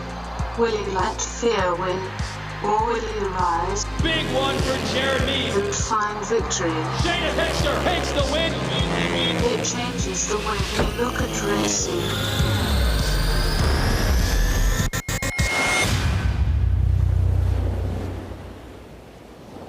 And welcome back, ladies and gentlemen. It's the Indian Motorcycle Minnesota Mile presented by Law Tigers. It is time for opening ceremonies. To kick off opening ceremonies, we've got the T-shirt cannon down there, and inside the T-shirt cannon, there are 2 tickets. 1 ticket in each of these shirts that are going up there into the crowd. 1 ticket to get a ride in that Honda Talon during our open paddock area. So they're going to fire the T-shirt cannon off. Here we go. There are tickets to ride in that Honda Talon right now. Grab your T-shirt. Here she comes. There goes one. There's a ticket to ride in the Honda Talon in that T-shirt. You can ride around the racetrack today. They're going to load it up and fire one off this direction. So make some noise if you want a free T-shirt and a ride in the brand new Honda side-by-side Talon. Here it comes. A ticket to ride in the Honda Talon experience. Oh, she's pumping up the cannon. Here we go. Grab that ticket. Grab that shirt. All right, so we're going to do that during our open paddock area. So if you caught one of those shirts and if you have that winning ticket, you can ride in the Honda Talon during our open paddock area, which is at 6:30. So meet down there at the pit entrance at 6:30. That is going to be an exciting event for sure. So now, to continue on with opening ceremonies, let's go down to the victory podium. We already met the Bullet Brad Baker a moment ago. I'm Scotty Dibler, the 3rd member of our team. She is from NBCSN. Please welcome Kristen Beat to Minnesota. How you doing, Kristen? Hey, Scotty. I am doing well, and you cannot beat the racing out here today. Back on the mile on a cushion, no less. And I'm going to bring up Cameron Gray, the COO of AFT Events, and also Randy Sampson, the CEO of Canterbury Park, and hear a little bit from them. Cameron, this is the 2nd year that the American Flat Track Series has revisited this incredible facility. What kept you coming back? Well, you know, I have to give it up to Indian Motorcycle. We're in their backyard. They had brought the idea up to us a year ago, and I know we'd raced here some 8-10 years before, and got with Randy, and we got here last year and had a good event. It was a lot colder, and you know, we came back this year and we're excited. This is a great place. This facility is just fantastic. It's great working with Randy and his crew, the track crew with the Henches group coming out here working with AFT and all our track people. It's just been fantastic working with them, and obviously you saw from the last little race we had out there, there's going to be some good racing tonight. Couldn't agree with you more. Now, Randy, this track generally hosts horsepower, but a different kind of horsepower this weekend. How much work went into getting this track ready for the fans? The crew did a great job. We have our crew and Henches, as Cameron mentioned, and his crew. It is a big change from what we use for horse racing, but it's really exciting to have the motorcycles here. We love to have big events here. This is a major league facility, and we really welcome the American Flat Track teams, their fans. We're really excited to host this event here tonight. Well, Randy and Cameron, thank you guys so much for all that you do for American Flat Track Racing, for putting on this incredible event. Yeah, thanks very much. And good shout out again to Indian Motorcycles and Law Tigers stepping up to sponsor this. And thank you for all your fans for coming out. It's going to be a good night of racing. Let's hear it for these guys. All right, now next up, another man making things happen this weekend. Mike Alamang from the Minnesota marketing management team of the Law Tigers. I know you guys do a lot to protect bikers. What does it feel like to be out here at this AFT event? It's amazing. We started in February here in Minnesota launching Law Tigers, and it's been an amazing reception. Everybody's welcomed us. We've done racing. We've been all over the place, and it's really really finishing it up here at the big track for the end of the season is amazing for us. We're super excited. As Law Tigers, I know you guys do so much to protect bikers. What do you want to say to all the bikers out there? Be safe, and if you have any issues, you have any problems, please call 1-800-LAW-TIGERS and see if we can help you, because I'm sure that we can do something to make your day a little bit better. Mike, thank you so much for supporting the motorcycle industry, and especially the American Flat Track Series. Now coming up, Taylor Young of the marketing management at Indian Motorcycle. Taylor, you're also going to be visiting us one more time for the national anthem in a few moments from now, but as a representative of Indian, what does it feel like to come out here and sponsor this event, and why American Flat Track Series? It's amazing. You know, when we got back into the sport 2 years ago, part of it was we wanted an event in our hometown, and you couldn't ask for a better venue than Canterbury Park. And Minnesota, y'all showed up, man. I mean, thousands of you last year. We got a little bit better this year, even more of you, so give yourselves a hand. It's unbelievable. Thank you for coming. Thank you so much for coming up here, and we will hear from you in another moment or so. Now, to continue with our opening ceremonies, I want to present Charlie Roberts and Peter Hook. Charlie. Hey, everybody. I want to welcome you to Minnesota, and we certainly appreciate Cameron Gray and this fine facility. We're here today. We are the official charity of American Flat Track, and we're here today with Peter Hook, was a gentleman that I raced motorcycles professionally with in the 70s and 80s. And Peter and this fine group of people standing here in front of the podium helped put on a race for a promoter, and they give $7,500 to our charity, and we're doing it all in Alec Muth's name. This is Mark and Lisa Muth. Their son, Alec, was tragically injured at a race last year in Rapid City, South Dakota, and unfortunately, he lost his battle. But we're keeping his memory alive, and we certainly, and the Muth family has done much to support our charity as well. So, again, we're going to let Peter say a few words. Thank you all so much for all of your efforts to help raise money for our charity, and thank each and every one of you fans for coming out here today.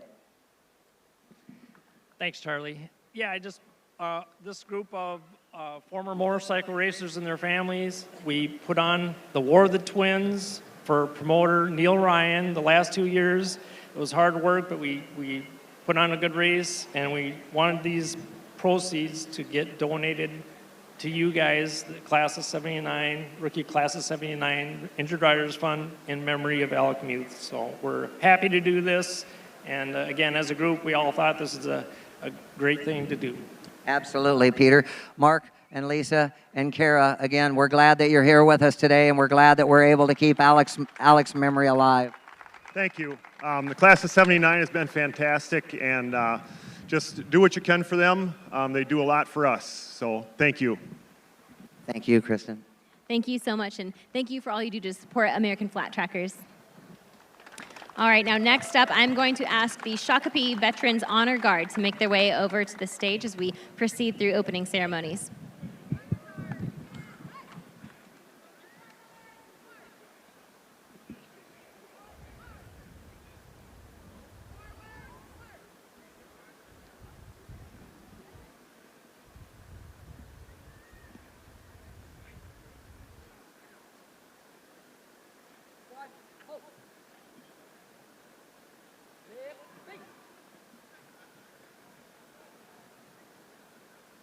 And now for our invocation, Ray Rizzo. Thank you. Let's pray. Our loving Heavenly Father, we're so grateful for the opportunity to do again what we love. I pray that you would bless every rider, help them to stay safe in every turn and every straight, and to do their best. Bless their crews, their families, their sponsors, and everyone that are helping them. And Father, we thank you for all those that put this event on. I ask that you encourage, strengthen, and continue to give our series wisdom and blessing. I pray also for all the fans. God, I pray a special blessing on them, not only here, but through FansChoice.tv. Bless each and every one. And we're thankful for the opportunity to do this in freedom. For those that are fighting for us around the world, protect them, encourage them, let them know they're loved. And we'll just thank you for all of this. In Jesus' name, amen and amen. Ray, thank you so much. And if everyone would please rise as we get ready to hear our national anthem performed by Taylor Young, once again, of Indian Motorcycle. Guys, this is going to be some great racing that we see out here, and we're about ready to kick things off right now with Taylor Young of Indian Motorcycle.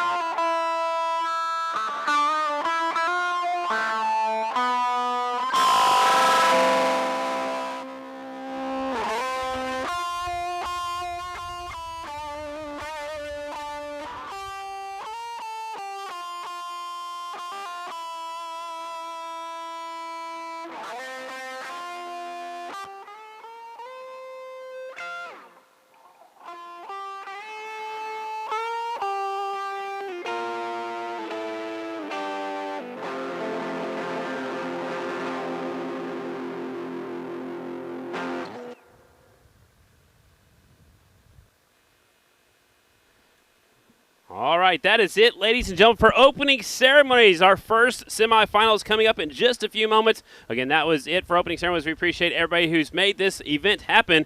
And welcome back to Minnesota. Back up here in the booth, we're high up above the finish line. I'm Scotty Dubler. Alongside me is the Bullet, Brad Baker. Brad, now it's time to get serious. We've been serious all day, but now the intensity ratchets up a little bit because we got championships on the line. We got down to the final 2 rounds here today, next weekend in the Meadowlands. As a rider, were you nervous coming out for these semifinals? I mean, when your championship's on the line like that?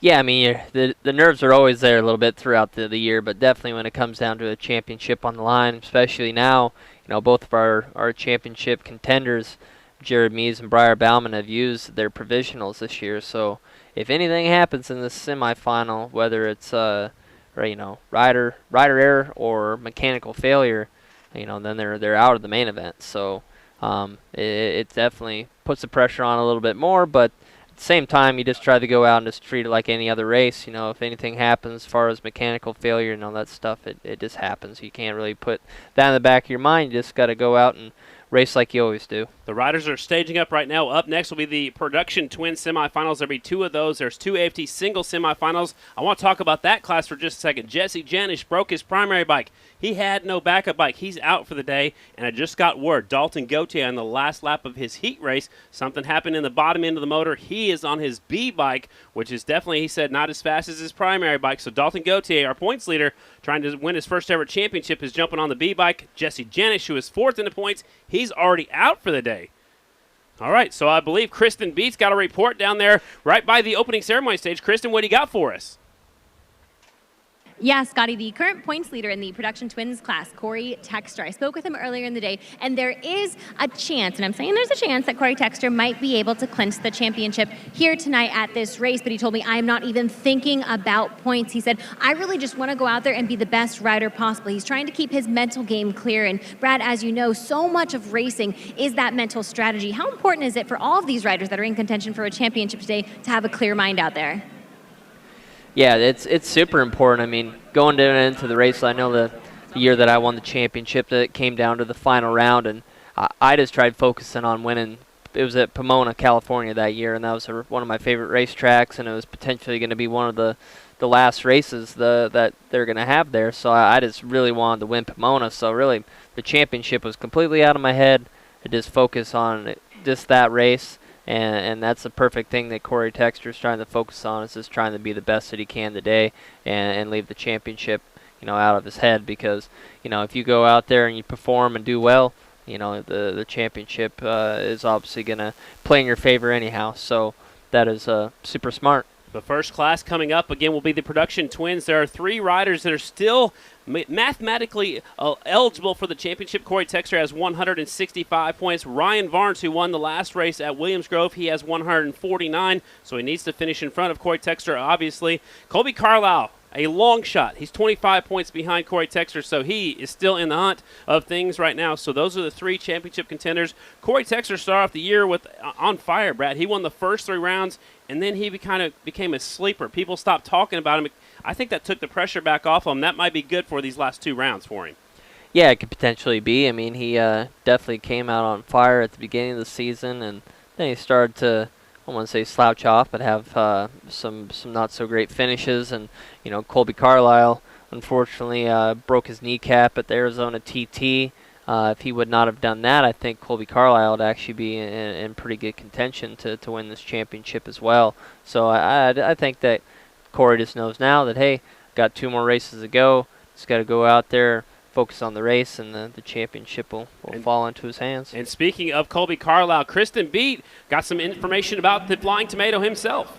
Yeah, as it started to sprinkle down here, Scotty, I spoke with Colby just a few moments ago, and he told me that, when people say that they're racing as hard as they can, I really am. That's what he told me. He said that he has nothing to lose. These guys up in front of him are racing for a championship, but at this point in the season, because of that injury, he's mathematically out of the championship hunt. So he said that he wants to take a win here tonight because he wants to prove himself. He wants to get back on track. He wants to create that momentum for next season. But most of all, he just said, I want to prove that I can still race hard. So he said, I am really 100% giving it all that I've got out there. Absolutely. So Colby Carlisle won here last year on this in the singles class.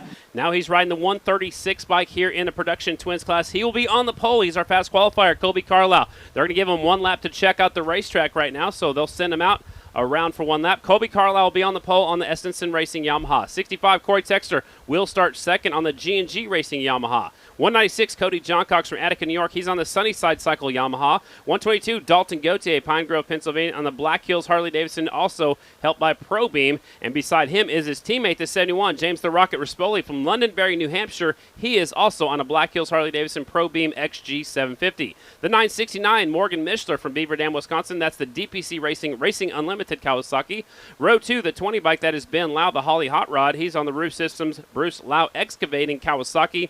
And 944, we believe this might be his first go-round on a twin. That's Cameron Smith from Coatesville, Pennsylvania. And I believe he's on the Racing Unlimited Kawasaki. So those are the riders scheduled for heat race number 1. We do have reports it is sprinkling down there on the racetrack, but where we're at up here in the booth, the sun is out. The wind's blowing from our right to our left from turn 1 and 2 down to 3 and 4. So it looks beautiful up here, Brad, but they said it's sprinkling down there on the track. I was just about to say, it's sunshine's out. If it's sprinkling, there has to be a rainbow somewhere. And then I look over here. There's a rainbow going right through the almost landing in turn 3. Yeah, I see it now. Yeah, pretty cool. Well, I mean, it's obviously not going to stick around too long, and the track could actually use a little bit of water anyhow. So Mother Nature just taking care of us. Yeah, she's been on her side, that's for sure. All right. So we did talk about the track a little bit. So they go really far into the corners down there in turn number 3 because they've got the help from the wind down there. There's a look at some of the rainbow. It's hard to see on our screen, but it's on the big screen right there. You can see the part of the arch that you were just spotted. It's on the big screen right here.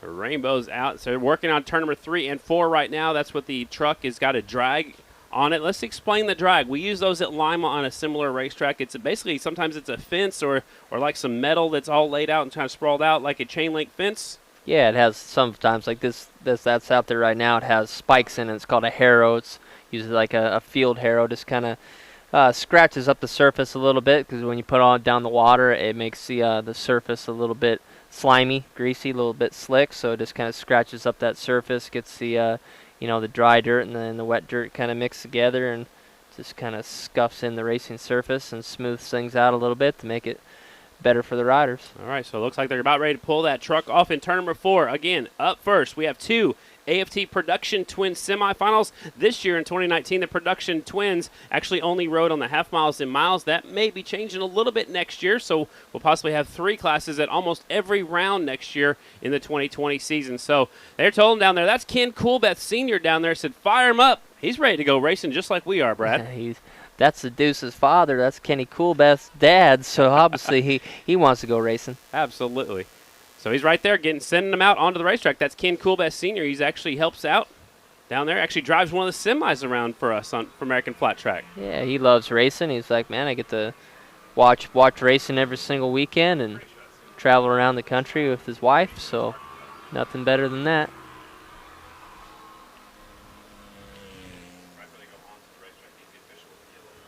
Down the back straightaway again. This is a sighting lap, so again, they haven't been on the racetrack for quite a while, so put some heat in the motors. I don't think it's going to put any heat in the tires because there's no rubber on the racing surface right now, so it's mostly a benefit for our riders to go out there and check out the racetrack. And I was impressed about you and the rainbow and the sun's out and it's sprinkling. Oh, yeah, you're from the Pacific Northwest where it rains all the time. That's why you knew that. Yeah, a little bit, yeah. If it's sunshine and rain at the same time, there's going to be a rainbow. I did not know that. Yeah. Man. You can predict that it's going to be somewhere. Man, you're so smart, Brad. I've never found a pot of gold, though, so. We'll have to keep looking. Yeah, go run over there. You want to turn that off and go look right now? Yeah, you got some legs underneath you. Let's see if you go. I'll hold down the fort up here. That's a long ways away. You can split it with me if you find it. Okay, thanks. So the 136 pulling up first, that is the Flying Tomato, Colby Carlisle. He has one victory on the season here in the Production Twins class. That was at the Springfield Mile 2 on Monday. He's looking for another one. He has 2 second-place finishes and 2 third-place finishes this year so far in the Production Twins class. He's having a good season. He has 140 points. Corey Texter is also out there starting second. He has 165 points. Steve Moorhead trying to get them all lined up where they're supposed to be. John Cox is supposed to start third. Now they'll switch spots with the 122 of Dalton Gautier. Ben Lau, the Holly Hot Rod, looks like he's back there by himself on row number 2, so Cameron Smith might be a scratch. The 244 looks like he's out. So top 8 finishers go to the main event. Looks like what you see is what you're going to get. All 7 riders will go to the main event here. Production Twins, semifinal number 1. Our trophy girl walks off the racetrack. Here we go. The bikes are in gear. Look at Texter's way up on the front line. Yeah. Slide back a little bit. He doesn't want to. Look, he's like, oh yeah, okay. Oh, okay, More. there we go. Watch, he'll go right back up there. Yeah. We know how those racers think. Here we go. Semifinal number 1, Production Twins. Light is green. Clutches are coming out. The 2 Harleys touch. Corey Texter gets the whole shot. He'll take him into turn number 1. Colby Carlisle right there in tow. Yeah, Colby Carlisle spun right off the line. Maybe let the clutch out just a little bit too fast. Now he's right in tow on the backside of Corey Texter coming off the turn 2. Yamaha's first and second. Harley Davidson's third and fourth. Now here comes John Cox. Gets by one of the Harleys down the back straightaway to break that up a little bit. So down the back chute, Corey Texter, the 65. Our points leader out in front. Carlisle really slides it into turn number 3, Brad. Yeah, he flung it sideways like he's on a short track, but I definitely think the track's is a little bit slicker than the last time these guys were out here. Here comes Corey Texter to lead. Lap number 1 at C-Tex out in front. This first race is 10 laps the distance. Carlisle right there. Look at Corey back way off going in turn 1. It almost looked like he had something wrong with him right there. Yeah, heck, Colby Carlisle had the swing to the inside really fast, not running the backside of him. I don't know what's going on there. Off of turn number 2. I'm not sure if he had a mechanical or just let off a little bit too soon, but they'll take him down the back straightaway. Same distance off of 2, so maybe not a mechanical issue. So it's Carlisle out in front. The Flying Tomato. Corey Texter in the 2 spot. John Cox in third. He got by both of the Harley Davidsons on that first lap. So John Cox up in the high line. You see Colby Carlisle there. That berm they were talking about, the cushion, how it gets pushed up there. He was sideways, and he caught that cushion, and it upset the motorcycle pretty bad there in the middle of 3 and 4. That's the Estenson Racing Yamaha out in front. The G&G Yamaha in second. The Sunnyside Cycle Yamaha in the 3rd spot, ahead of the 2 XG 750s, 4th and 5th right now. Gautier's trying to get by Cody John Cox. John Cox going to have the momentum around the outside, and he'll take that 3rd spot back away. So Yamaha's 1, 2, and 3. Harley Davidson's 3rd and 4th. Semifinal number 1. Again, Carlisle's really flicking it sideways in these corners, Brad. It really surprises me. Well, as Kristen was saying, that he wanted to show that he could ride hard. He's doing that right now and running it high, wide, and handsome. Up in the deep stuff. Carlisle's going to lead him off the 34. He's sneaking away from the 65 of Corey Texter. John Cox still in the 3rd spot. Here they come off of 4. Actually, Gautier got by John Cox for 3rd. John Cox is now 4th. Rispoli is in the 5th spot. Here's Lau and Mishler back here on a couple of Kawasaki's at the back of the pack. All these riders will make the main. They're racing for their starting stick in the main event, which is very important. Yeah, predicted for both Rispoli and Gautier to be faster on the XGs here. The XGs were really strong there at Springfield. You know, that's the fastest mile of the circuit, and I would have really thought that they would be up here competing for the lead right now. The top 5 all running the high line. No down there trying the bottom like they did earlier. Do you think all that moisture is gone on the bottom? Yeah, it looks really dry down there, and you know, here on the Twins, you know, these guys have more horsepower, more weight behind the bikes, so they're able to, you know, you really got to keep up your momentum more, so they're able to kind of venture up more into the cushion. But you know, you can just see this one semifinal, these guys they're pushing the cushion further and further and further up the racetrack, where eventually there's going to be no more cushion left to deal with, and I think that's going to, you know, make it where the bottom shorter way around the racetrack will eventually come into play. All right, so that's what Brad Baker is thinking. We'll see how that track continues to change throughout the night. This is our first semi. We have 6 semifinals and 3 main events, so we'll have 5 semifinals after this one. Carlisle still out in front. Texter in the 2 spot. Maybe Texter's like, you know what? This is just a semifinal. Maybe he's not pushing the envelope too far right now. As that high line goes away, Brad, that leaves less and less room for error. Yeah, it really does. When you get up there right next to the air fence, like we've seen Carlisle here earlier, the semifinal, I mean, that thing had a little bit of what I'd call a huckabuck when it grabs a hole and he gets up out of the saddle. You know, if you we've already seen Price and Fish earlier on get into the air fence. And as soon as you get into it, it basically sucks you. It looks like somebody hit the air fence again down there in turn number 3. Either out of the banners just came down. That's right, exactly where all the contact with the air fences happened. Here comes John Cox swinging by the 122 of Dalton Gauthier on that XG 750. Kristen Beat, she has more information on that XG 750. Yeah, Scotty, earlier in the day, I was talking to both Dalton Gauthier and James Erspoli. James told me this is the first time they've actually struggled with the setup on that XG 750. He told me that the track is a little bit skittery, and I said, is that the exact word that you're using? And he said, yes, skittery. He said it's kind of skittish. He said that they're slipping a little bit, and the Harley doesn't have the same kind of rear wheel traction that some of the other bikes do, and they're also a little bit bigger. So they've struggled in this Production Twins class today getting the bike right. Brad, what can you add to that?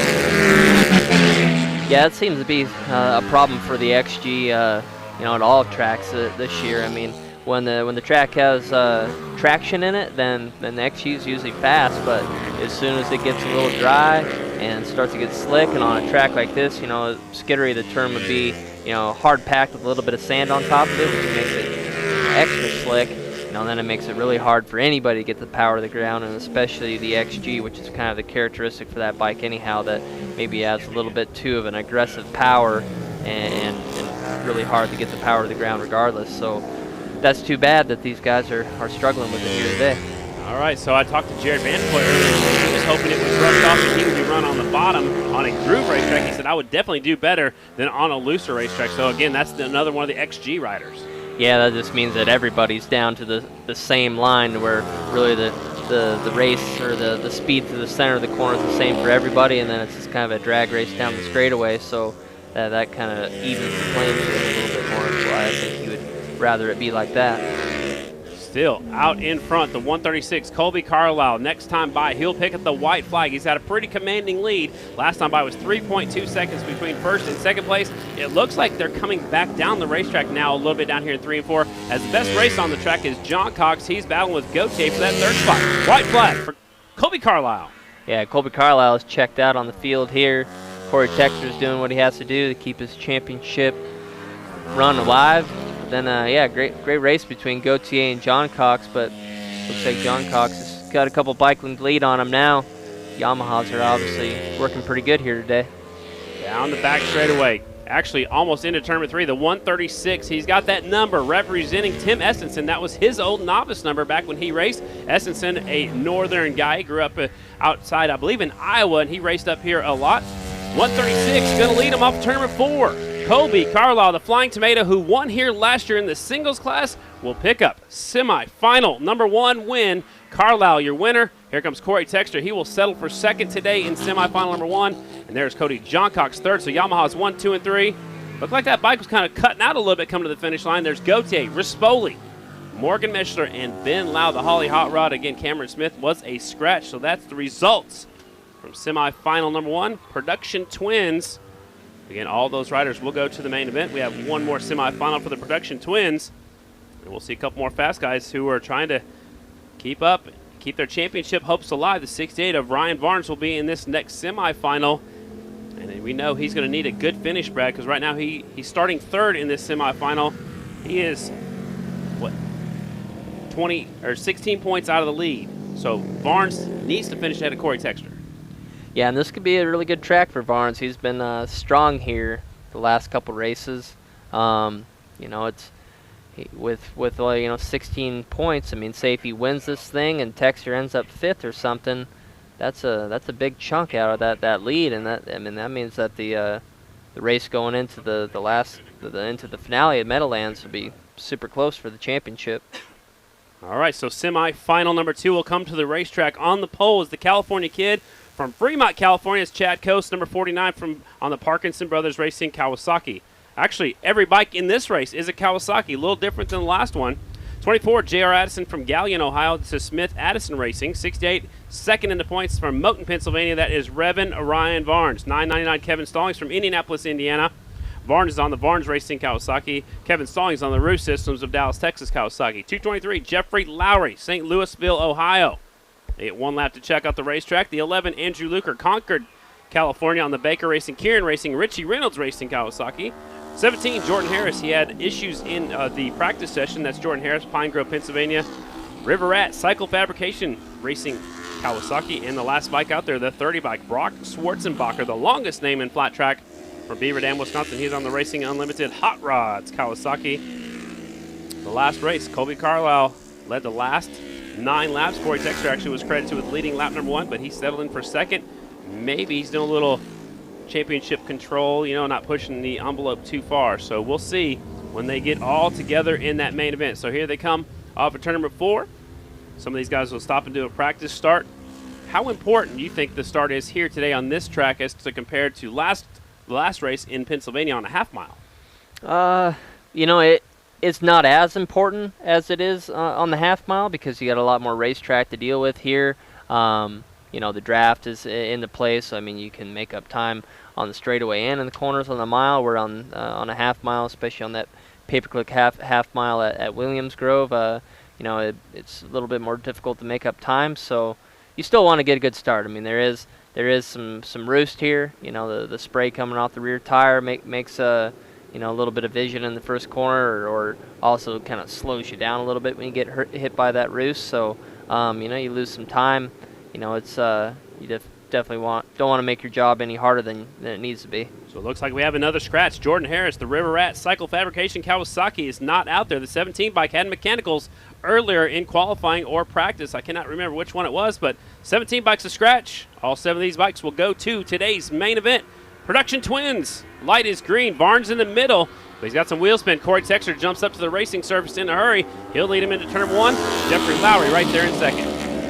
Yeah, Chad Coase had a great drive. He's most closest to the race line going down the front straightaway, so he got up onto that dirt that didn't really have any sand on top of it, and got a great run off into turn 1, and now has 10 bike links going into turn 3. Barnes goes up to second, Lowry in third. I believe that might be Andrew Luker making his way up towards the front on the 11 bike, but don't count out the 24 either. J.R. Addison, he got a bad start, but he's working his way towards the front. Chad Coase, Parkinson Brothers Racing, Kawasaki will lead them off of turn number 4. Here they come. Lap 1 going in the books. It's a 10-lap semifinal. Now Chad Coase is looking good. Ryan Barnes has a little bit of work to do. Chad's still bumping that cushion. It's getting further and further up the racetrack, especially down there in 3 and 4. It's almost all the way right up against the air fence. And that was J.R. Addison up there in the third spot. I thought that was Andrew Luker. They have very similar green and white colors on them. It's hard to tell from way up above the grandstands where we're at, Brad, so we try to catch them as we can. Battle is heating up for that 4th position. Jeffrey Lowry has it, and it looks like Stallings is up there trying to take that spot away. The leader, way high, wide, and handsome. It's the 49 bike. Chad Coase in the lead. Yeah, I'm still interested to see how long that's going to last down there, man. It's getting so deep and right up against the air fence. Down here in 1 and 2, there's still quite a bit of room all the way to the air fence, but it's a lot thinner down here than it is down in 3 and 4. So the dirt off the racing surface is thicker in 3 and 4. It's thinner in 1 and 2. Is that what I just understood? That's what it appears to me. This when these guys get into it down here in 3 and 4, it seems like it upsets the bike a little bit more so than it does in 1 and 2. Do you think that is the wind pushing them and giving them more speed down there in 3 and 4, or just the way the track is different on each end? Probably just the way the track's a little bit different on each end, I can imagine. All right, here we come off the 4. Still Chad Coase out in front. Revin, Ryan Barnes, 3rd generation flat tracker in second. There's Addison in the 3rd spot. Then you got Stallings, Jeffrey Lowry. A little bit of a gap back to the 11 of Andrew Luker, and then a little bit of a gap back to Brock Schwarzenbacher on the 30 bike. So Addison goes up to the high line down here in 1 and 2. He went a little bit higher than everybody else. I don't think it helped him out that much down here in turns 1 and 2. Now Chad Coase is definitely the fastest guy on the track by, it's only about 1/10 of a second right now, but that adds up as laps go on. Chad goes way high down there in 3. He is up against the air fence. He's making a little bit of a mistake. Here comes Barnes now. Barnes can go bike after over the fence there. You see that? Yeah, that had to have been Addison. J.R. Addison is down. Red light is out, so a bike went up and over the fence. Addison is still down up against the air fence. So yeah, he didn't leave the ballpark. So no, yeah, that was wild. J.R. Addison is up against the air fence right now, so our 3rd place rider goes down. The bike went completely out of the racetrack, ladies and gentlemen. That was 3rd place, J.R. I was Addison. saying how I didn't know how long that was going to last because they just kept on moving it wider and wider, and when that cushion, like I said, it builds a lip, and you slide, you get sideways and you get into it, man. It just upsets the motorcycle. They're big showing time. Kevin Stallings on the screen right now. His chain is broken. I don't know if that's just a coincidence or just if he was involved in that. I don't think he was even close enough to JR. It could be about the same deal, like just when the when the bike hits that berm, it just upsets the chassis so much it could have flung the chain off just from doing that. So the rest of the riders make it by safely over there. Again, the rider that is down is in turn number 3. As J.R. Addison, the medical crew, is there as quickly as they can right now. Everybody else will come over here to the hot and cold box. Chad Coase made a few mistakes, and that's what I was watching, Brad. And you caught that bike leaving the racetrack out of the corner of your eye. So the 24 bike completely out of the racetrack. And the 999, Kevin Stallings, the chain came off about the same time. So he's getting a push down the back straightaway from Steve Moorhead on that Honda scooter. So, again, crazy action here at the Minnesota Mile. Again, that's where all the action has been on the racetrack, is in 3 and 4.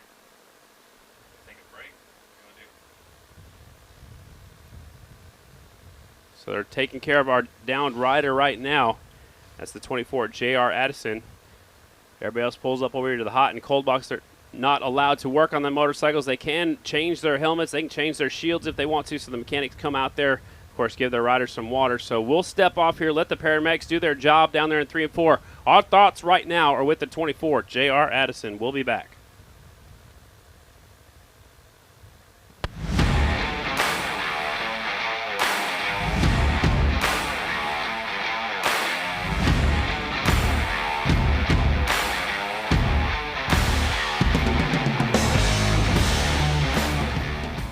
No one told us to become America's first motorcycle company back in 1901.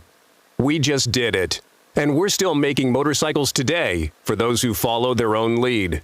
Explore the full 2019 Indian motorcycle lineup, including the new FTR 1200, the flat track inspired bike for the street. Experience it all at IndianMotorcycle.com. Always wear a helmet, never drink and ride. We're going racing here in Black Hills. The Rapid City Half Mile is probably one of the best prepped half miles on the circuit. Multi-line racing, you carry a lot of momentum in the corners. The track's usually pretty dang smooth. It's definitely a place that we look forward to going to when we go out for the Sturgis Bike Rally. This year at Black Hills, it was a little different for me than the last 2 years. Mees has caught this group. Look, no, Mees goes down. Wow. About halfway to go, I was going into the corner. I had a problem and fell down, and it was a big chaotic wreck. Fisher decides to go into the air fence to dodge Jared Mees. Pearson has nowhere to go. Ooh. Fortunately, I got so very lucky that Davis avoided me and also Robbie Pearson. Really get an idea of how quickly all this unfolds. Yeah, I was scared. I mean, I think as I was going down, I was bummed and mad because I just made some points up on Breyer at Buffalo Chip, and here I am losing them. But honestly, after seeing the race and the way I was missed, it was I was more thankful than anything. And fortunately, none of us got any serious injuries that are keeping us out of the Sacramento Mile. Just a couple bike tear-ups for them guys. Championship might go between one of these two. Battling Breyer is like battling another opponent. I mean, he's definitely matured a lot from last year to this year. He's got a great team behind him. He's hitting his marks, and he's able to bounce back when he's got a problem. So he's showing that he's putting in the effort and the work and signs of being a champion. In 2018, I really felt like I had the main control of the race. He's gonna go for it. No, Mees holds on and wins the Sacramento Mile. I was really happy to be able to win the Sacramento Mile. It was my very first one. It was a good one to win. This year, I've got 3 wins so far. It's definitely not where I was this time last year, but the way the season's been going, it's been up and down for both Breyer and I. Anybody that knows me knows I'm not giving up, and I'm gonna fight this thing to the end.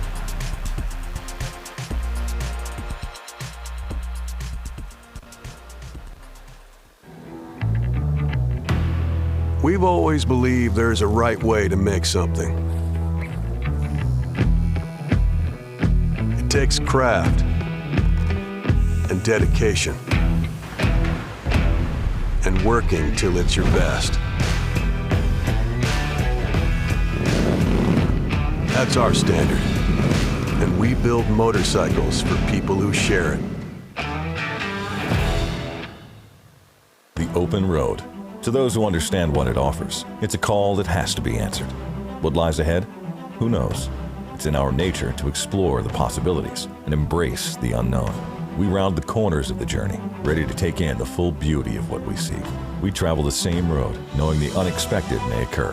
When you need us, we'll be there with the strength and experience that makes us who we are. The Law Tigers. If you're injured in a motorcycle accident, call 1-800-LAW-TIGERS, America's motorcycle lawyers.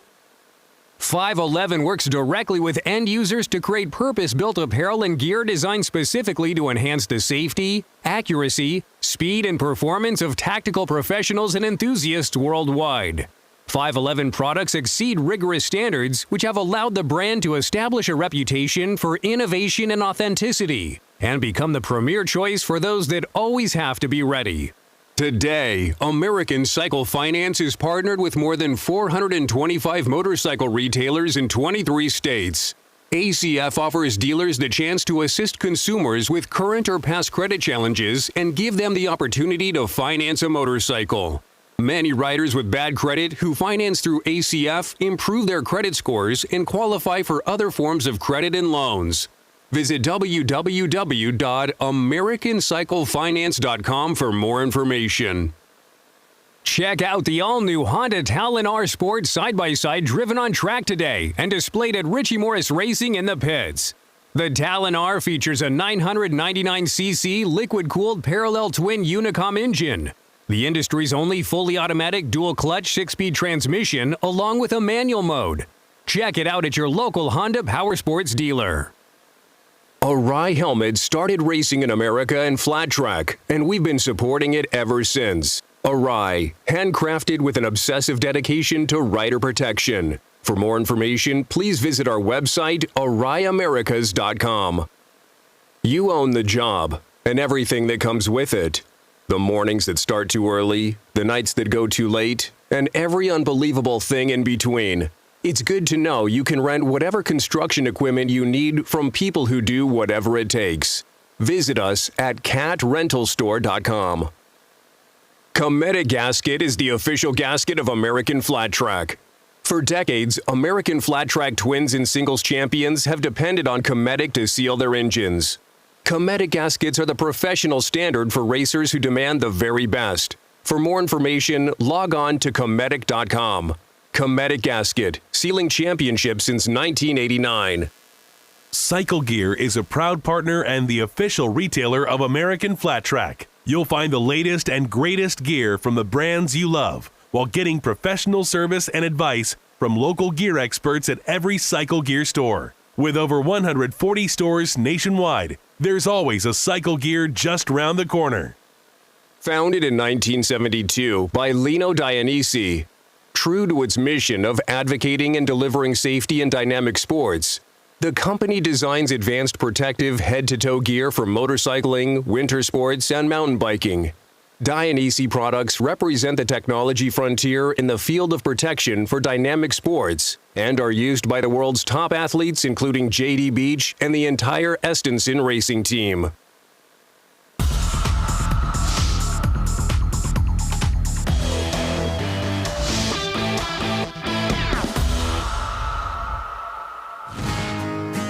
I've been watching since I was 7 years old, so to be able to just go and put on my leathers and race a motorcycle at the pro tracks is going to be awesome for me.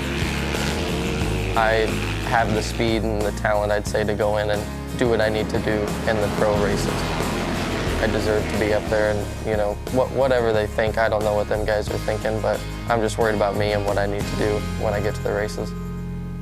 If you ever come to the pro races and watch me when I'm not riding, I'm just kind of standing there listening. I walk up to the track, I walk out with Ryan in the main event, and I kind of just want to be everywhere and hear everything that's going on because it's just more learning for me. The funny thing about that is Tim signed me before he ever even seen me ride a motorcycle, so he was just signing me off of what he had heard from other people, which is also very special because it means that people see that I have the speed and they're saying great things about me. But I would go clear, because you don't have no flares. Right. It's a great race, right? From watching Ryan, I've learned that I just need to be quick and spontaneous with talking about setup and stuff with my mechanic. And I listen to JD and Colby and Jake, and sometimes I'll just listen to them talking with their mechanics and just see what they're saying just for my own memory bank that I can use when I come in. I love to train with them guys because I love to see what they're doing and apply it to what I'm doing and see if it helps. There's definitely a lot of pressure being signed with such a great team with great sponsors. With all this stuff and all the people and sponsors, there's definitely pressure to do good, but I've talked with Tim and my mechanic, my father, and everybody about what we need to do, and it's just go and race. You don't need to worry about all of that your first year. Just get the first year jitters out and go racing.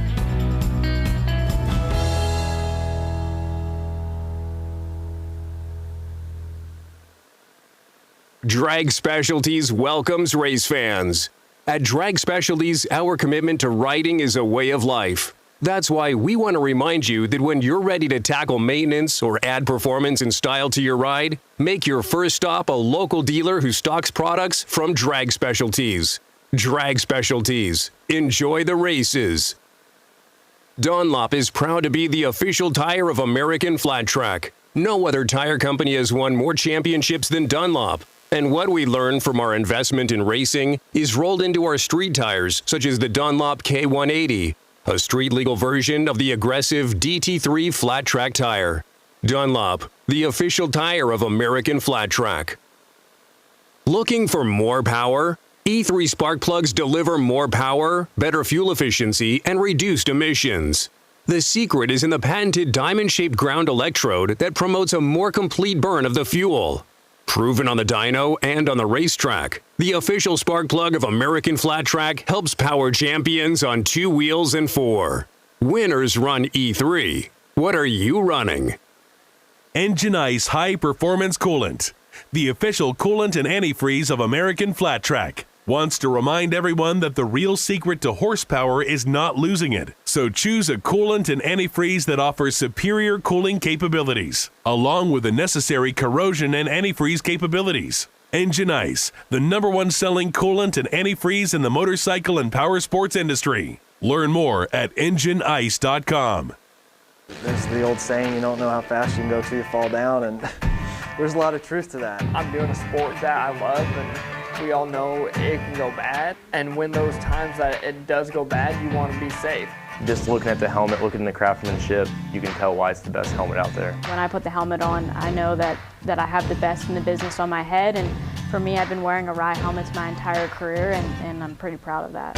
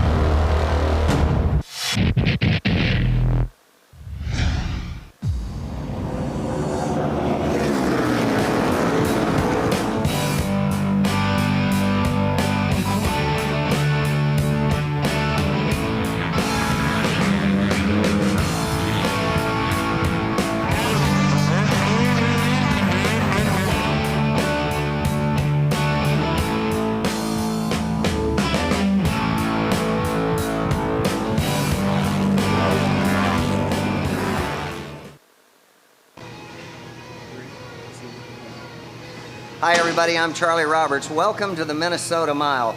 We're here today with Shayna Texture, and we'd like to thank her for her graciousness and kindness in allowing us to make this beautiful artist, one-of-a-kind drawing by Mr. Brian Trish.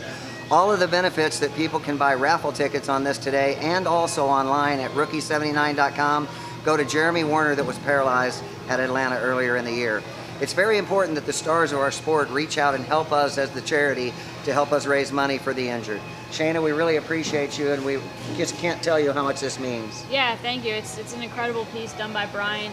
I can't thank all you Shayna Texture fans out there. I heard the raffle ticket was record, so that's awesome. Thank you to all you fans. This piece is really special to me. I've been following the Werner family actually since Jeremy's brother had gotten hurt, and then Jeremy's unfortunate accident in Atlanta. So for me, it's super special to help out the Werner family. Continued thoughts and prayers to them, and thank you to all you fans again for supporting the class of '79. All right, welcome back to the Indian Motorcycle Minnesota Mile, presented by Law Tigers. We just saw the commercial for the Rookies of '79. They help people get injured in our sport. So if you want to help out, go check them out downstairs. They're also walking around selling raffle tickets. 7 laps remaining here in the restart. Production Twins, semi-final number 2. 7 laps left. They will all go to the main event. Clutches are coming out. We're going back to work. Chad Coast jumps right back to the high side again, just like he did on the first start, Brad. Yeah, he just jumps right up to where the racing line is. That's where there's no sand on top of the hard pack, a lot more grip there, and away he goes. But look at the dust coming up, just that time off, the track's dried out that much more, and there's probably quite a bit, a lot of less traction out there, that's for sure. Jeffrey Lowry got really sideways coming off of turn number 2, actually had to back off. He was going to get to the rear wheel of Barnes. Now Barnes goes to the bottom of the racetrack for the first time. We were talking about that earlier. Now he drifts up the racetrack just a little bit. It's Chad Coast out in front. Barnes in the 2 spot. Jeffrey Lowry in 3rd. Yeah, Barnes made up a lot of ground on Chad Coast going into turn 3 there. Chad kind of let off, got a little sideways, and Barnes just dropped right down to the bottom. Let's see if the line comes in for him. Out front, battle for the lead is on. Here comes the 68, Revan Ryan Barnes, bringing the momentum from Pennsylvania. He caught up to the back tire. Chad Coast got a little wheel spin. You can see actually the back tire kind of stepped out a little bit. So he's probably going to the bottom here, trying to go up the inside of Chad Coast. He does. He flicks it sideways, kind of like Kobe Carlisle was doing earlier. We are going to do some track maintenance after this one, Brad, before the singles come onto the racetrack. So we'll have a break in the action. They'll try to put some more moisture on this racetrack as Barnes goes to the lead. He gets by Chad Coast. Then Chad Coast gets a little bit of grip. Shoulder. Yeah, awesome. He's got a little bit of grip up there on the deep cushion coming off the corner, but it's just getting higher and higher. But he used it to his advantage, still there. Good battle for the lead spot. Out front, Barnes. Here comes the 49, kind of repaying the favor. Barnes gets a little bit loose. He loses the traction coming off of turn 2 every lap, Brad. Yeah, Chad was a little bit more straight up and down, up on top of the tire, bigger traction patch. I think Chad's learning a little bit, shuts it down a little sooner. He goes up the racetrack. Barnes goes right up there with him. I thought Barnes would be able to turn and go underneath him. He wasn't able to make it happen. Battle's heating up back here for 3rd and 4th also, but it's a good battle for the lead spot. Here they come off of 4. Coast in line. Here comes Barnes up the inside. The slingshot pass to the start-finish line. Barnes goes into turn number 1, into the lead. See if Chad can get up around the outside, get a little bit of cushion there. Very well possible. Yeah, you can see him driving, but right there, it gets a little bit. Now, heck, he's able to pull it off. I thought he was going to spin up coming off of turn 2. Did you see him on the front straight? It looked like he's whipping the horse, like he's hitting himself, like like he's riding a horse out here at the Canterbury Park. Yeah, they're having a little bit of fun together. That's good to see. All right, Coast goes up the racetrack again. Barnes goes to the spot. He's going to try to slide up in front of Coast. Coast leaves it around longer. Barnes was actually looking to the inside where he's going to come around. And Coast said, no, I'm not giving up on the high side. Watch out! Go around the outside of you. Oh, my gosh. They're just getting that last little bit of cushion that's still down there, but it's so small and it's right up against the fence that they're both fighting for it. Do you think they have a smile on their face right now? They're both trying to win, but it looks like they're having a good time. Yeah, I think these two have a lot of trust in between each other. I mean, it's definitely a little bit sketchy out there just riding the racetrack the way it's starting to get slick and down the one line, but these guys know what they're doing. He kicked at him when he's coming off the corner just a second ago. These guys, I think they're having some fun playing with each other. They know this race, it means something because it means your starting spot in the main event. Other than that, no points, no money up for grabs. So, I mean, you want to win, but they're still having some fun out here. Yeah, playing around at 100+ miles per hour sideways. That's their type of fun. Chad Coast out in front of the 49 bike. Looked like he waved at the flagman that time. I think Chad is feeling good today. Yeah, he's comfortable if you know that he's waving around and having a good time like that. Coast out in front, the 49 bike. Barnes in the 2 spot. Now Stallings, who had to start the back of the pack. I didn't mention that. His chain came off his motorcycle, or the chain broke. They put a new chain on there, so he had to start the back of the pack for working on his motorcycle. He's up to 3rd. Now he has mechanical down the back straightaway. The 999 on the back chute having an issue. Stallings, he still will be able to start the main event because he actually made some laps, and there's only 7 bikes still running out there, so he'll make the main, but now he's going to start the back of the main event. Man, a lot of stuff's happening in a hurry. Yeah, it really is. Chad Coase has now dropped the hammer and pulling away from Ryan Barnes. And here comes a black flag. Not yet for this guy. Who's it going to be for? So, again, he did pull off the racetrack. So the black flag was going to come out actually for the 999 stalling. So something was going on that they didn't see, or that we didn't see, and he stops outside turn number 4. So he pulls off the racetrack, gets out of the harm's way, so we can keep on racing. So in flat track, we race till we see a red or a checkered. Yeah, the bike must have been smoking or something. We didn't get to see it. Up front, coming to the checkered flag, California Kid. Chad Coase, the 49 bike's going to bring him off the final corner for the final time. He will win semifinal number 2, Production Twins. Second is Barnes on the 68 bike. Here comes Jeffrey Lowry, a solid 3rd place finish on that 223. And a bit of a gap back to our 4th place finisher, the 11 of Andrew Luker, and we had 4 bikes finish that one. So the mile track is definitely hard on equipment, Brad. Leaving those things open, wide open a long ways around, it hurts the motorcycle. Yeah, it really does. And, these guys are mainly all privateer teams running just their own motorcycles, getting towards the end of the season. Things might be starting to get a little bit tired as well. And I was incorrect. Brock Schwarzenbacher just now took the checker flag on the 30 bike. So 5 bikes finished. Kevin Stallings' bike let go the lap before. Jordan Harris was not able to make the start.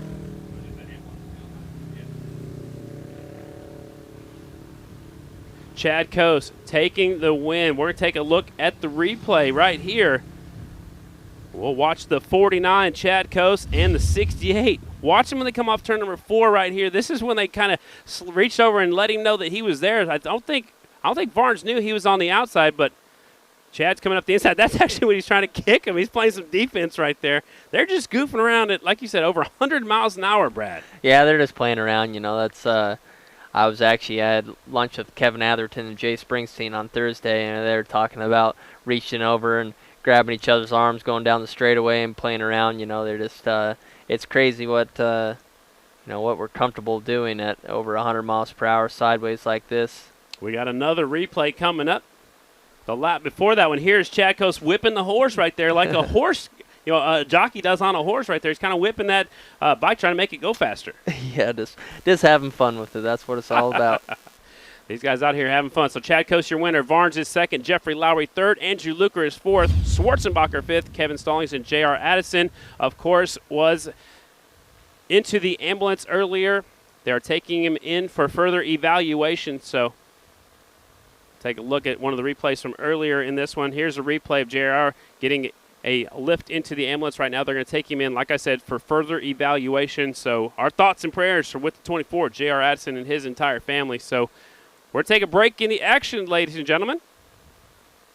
There's J.R. looking over at his wife, Stevie, and his dad is right there, too. So we'll take him in for further evaluation. We're going to take a break in the action, do some track maintenance.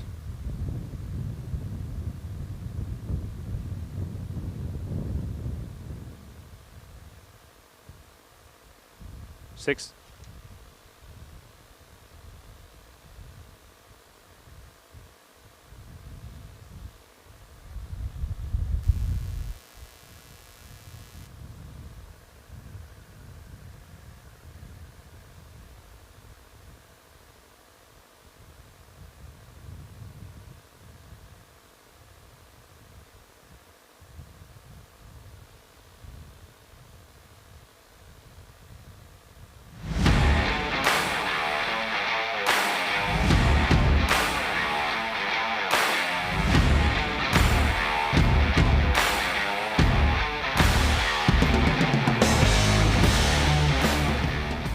No one told us to become America's first motorcycle company back in 1901. We just did it. And we're still making motorcycles today for those who follow their own lead. Explore the full 2019 Indian motorcycle lineup, including the new FTR 1200, the flat track inspired bike for the street. Experience it all at IndianMotorcycle.com. Always wear a helmet, never drink and ride. Founded in 1972 by Lino Dionisi, true to its mission of advocating and delivering safety in dynamic sports, the company designs advanced protective head-to-toe gear for motorcycling, winter sports, and mountain biking. Dainese products represent the technology frontier in the field of protection for dynamic sports and are used by the world's top athletes, including J.D. Beach and the entire Estenson racing team. Drag Specialties welcomes race fans. At Drag Specialties, our commitment to riding is a way of life.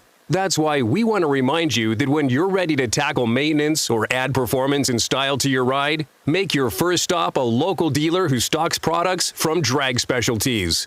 Drag Specialties. Enjoy the races.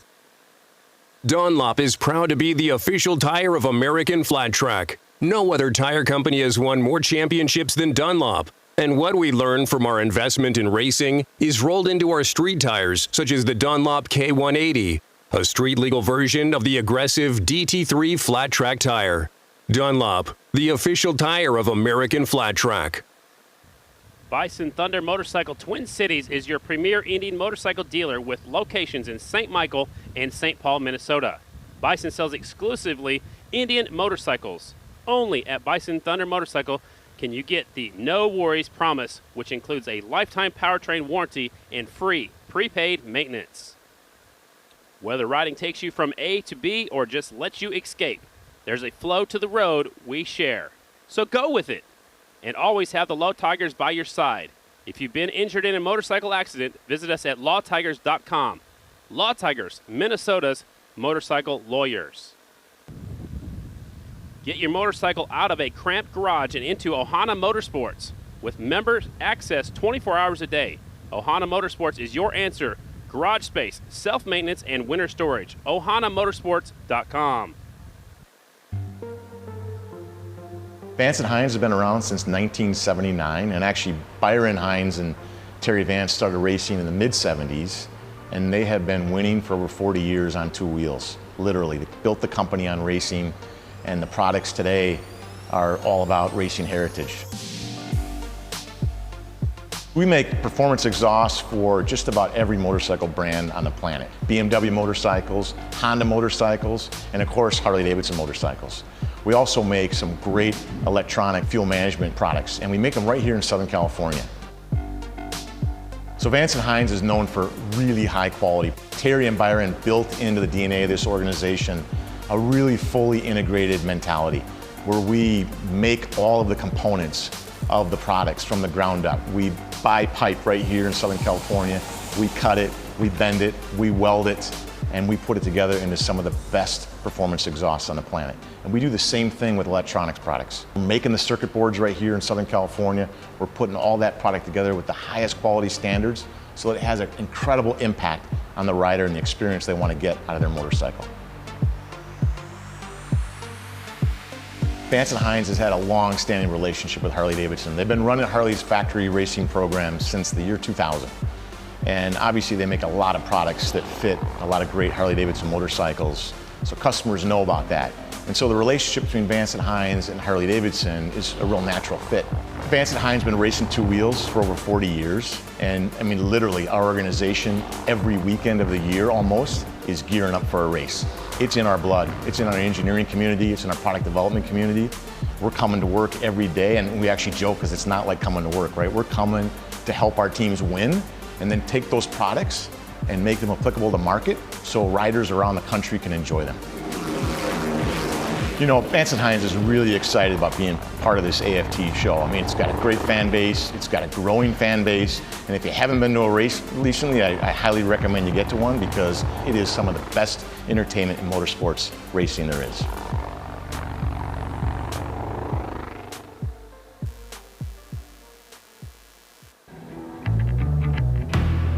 We've always believed there's a right way to make something. It takes craft and dedication and working till it's your best. That's our standard, and we build motorcycles for people who share it. The open road. To those who understand what it offers, it's a call that has to be answered. What lies ahead? Who knows? It's in our nature to explore the possibilities and embrace the unknown. We round the corners of the journey, ready to take in the full beauty of what we see. We travel the same road, knowing the unexpected may occur. When you need us, we'll be there with the strength and experience that makes us who we are. The Law Tigers. If you're injured in a motorcycle accident, call 1-800-LAW-TIGERS, America's motorcycle lawyers. NBCSN is dedicated to serving passionate sports fans. Now in over 83 million homes, the network features motorsports, hockey, soccer, and the Olympic Games. The Rookies of '79 are former racers and champions of the sport who reunited in 2009 to form the official charity for American Flat Track. 10 years and over $1.7 million raised for our injured racers. Visit rookies79.com to see how you can help. Tired of replacing your battery every year? It's time to buy the world's best lithium battery, the Pulse IPT. With up to 1,200 cranking amps and unmatched reliability, there's no better battery for your bike. Visit Full Spectrum Power in the paddock today or on Instagram, Facebook, and the web. Start something. Power everything. No one told us to become America's first motorcycle company back in 1901. We just did it. And we're still making motorcycles today for those who follow their own lead. Explore the full 2019 Indian motorcycle lineup, including the new FTR 1200, the flat track inspired bike for the street. Experience it all at IndianMotorcycle.com. Always wear a helmet, never drink and ride. KTM, ready to race.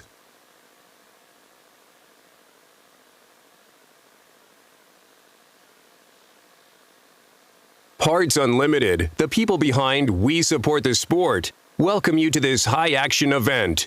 We are proud to join with race fans everywhere in working to ensure that our sport gets bigger and more exciting each season.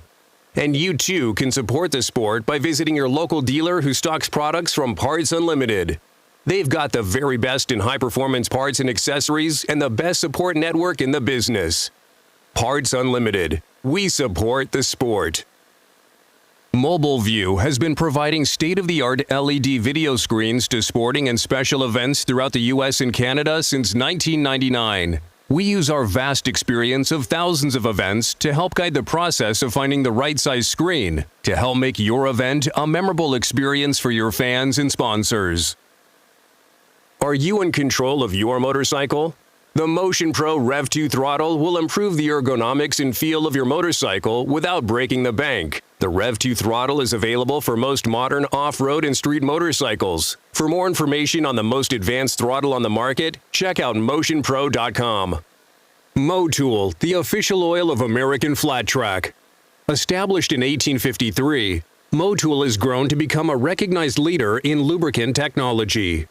With Motul's new line of products specifically for twin engines, you'll always find what you need to keep your engine running. Stop by your local shop or dealer and ask for Motul's line of products today. No Ramp Trailers. Eliminate injuries, save time and money, and avoid equipment damage. Celebrating our 10-year anniversary. Go to noramp.com to learn more about your equipment transporting needs. All right, ladies and gentlemen, we're making a change in the program, a change in the format. We're going to open up the paddock area right now from 6 o'clock until 7 o'clock. They're doing some extreme track maintenance down there in turns 3 and 4 right now, and they're going to work on the rest of the track as well. So we're going to open up the paddock area right now from 6 p.m. until 7 p.m. Head on down towards turn number 4. The pits are open. We'll be back on the racetrack at 7 o'clock. We have 4 more semifinals and 3 more main events again. So head on down to the pits, open paddock area, going on from 6 until 7. We appreciate your cooperation. We'll see you guys at 7 o'clock with more racing action from the Minnesota Mile.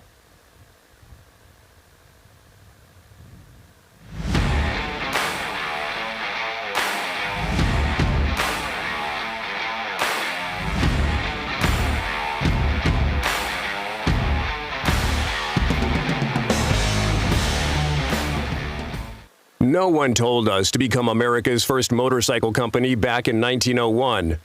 We just did it. And we're still making motorcycles today for those who follow their own lead. Explore the full 2019 Indian motorcycle lineup, including the new FTR 1200, the flat track inspired bike for the street. Experience it all at IndianMotorcycle.com. Always wear a helmet, never drink and ride.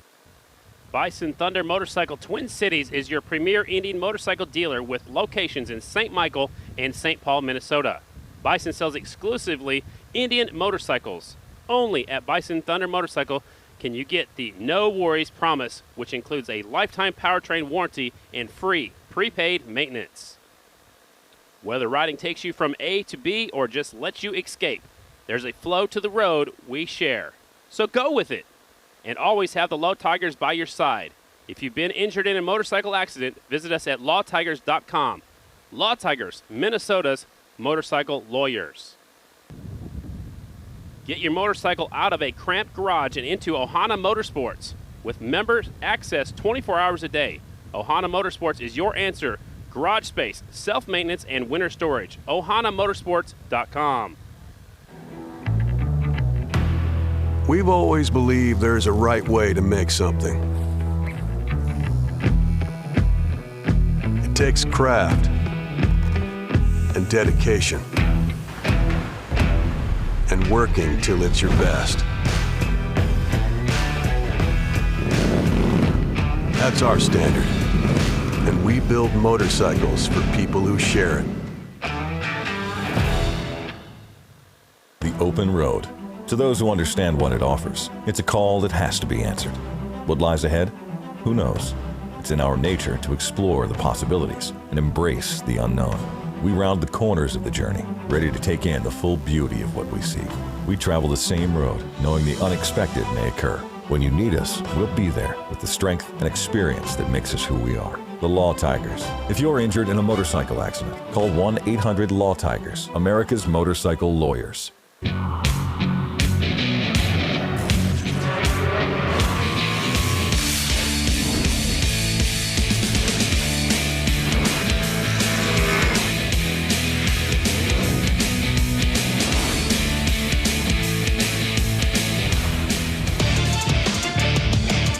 Time in 8 years, the American Flat Track Championship has rolled into the Minnesota Mile at Canterbury Park, just outside of Minneapolis for the Indian Motorcycle Mile. Jared Mees has already wrapped up this year's title. He actually has not won either of the last 3 races, which is huge for him. Briar Bauman did win our last race. He's getting better and better every week on his Indian. And Brian Smith, always a contender when we get to the miles. Brian showing you just how cold it is here in Minnesota. This guy's hot, Dan Bromley. He has wrapped up the singles class championship this year on his KTM. But when you get to the mile tracks, Shayna Texter on the Husqvarna, always a contender. She's seeking her 3rd win of the 2018 season. Should be an excellent night for racing. Jason Wygant, Ralph Shaheen, and Heather DeBode give you all the action from the Minnesota Mile. Yes, 55 degrees, and as we go closer into main event time, it's only going to get colder. It was wild in our last race. We're going to catch up from Williams Grove in Pennsylvania. Big crash on the first lap.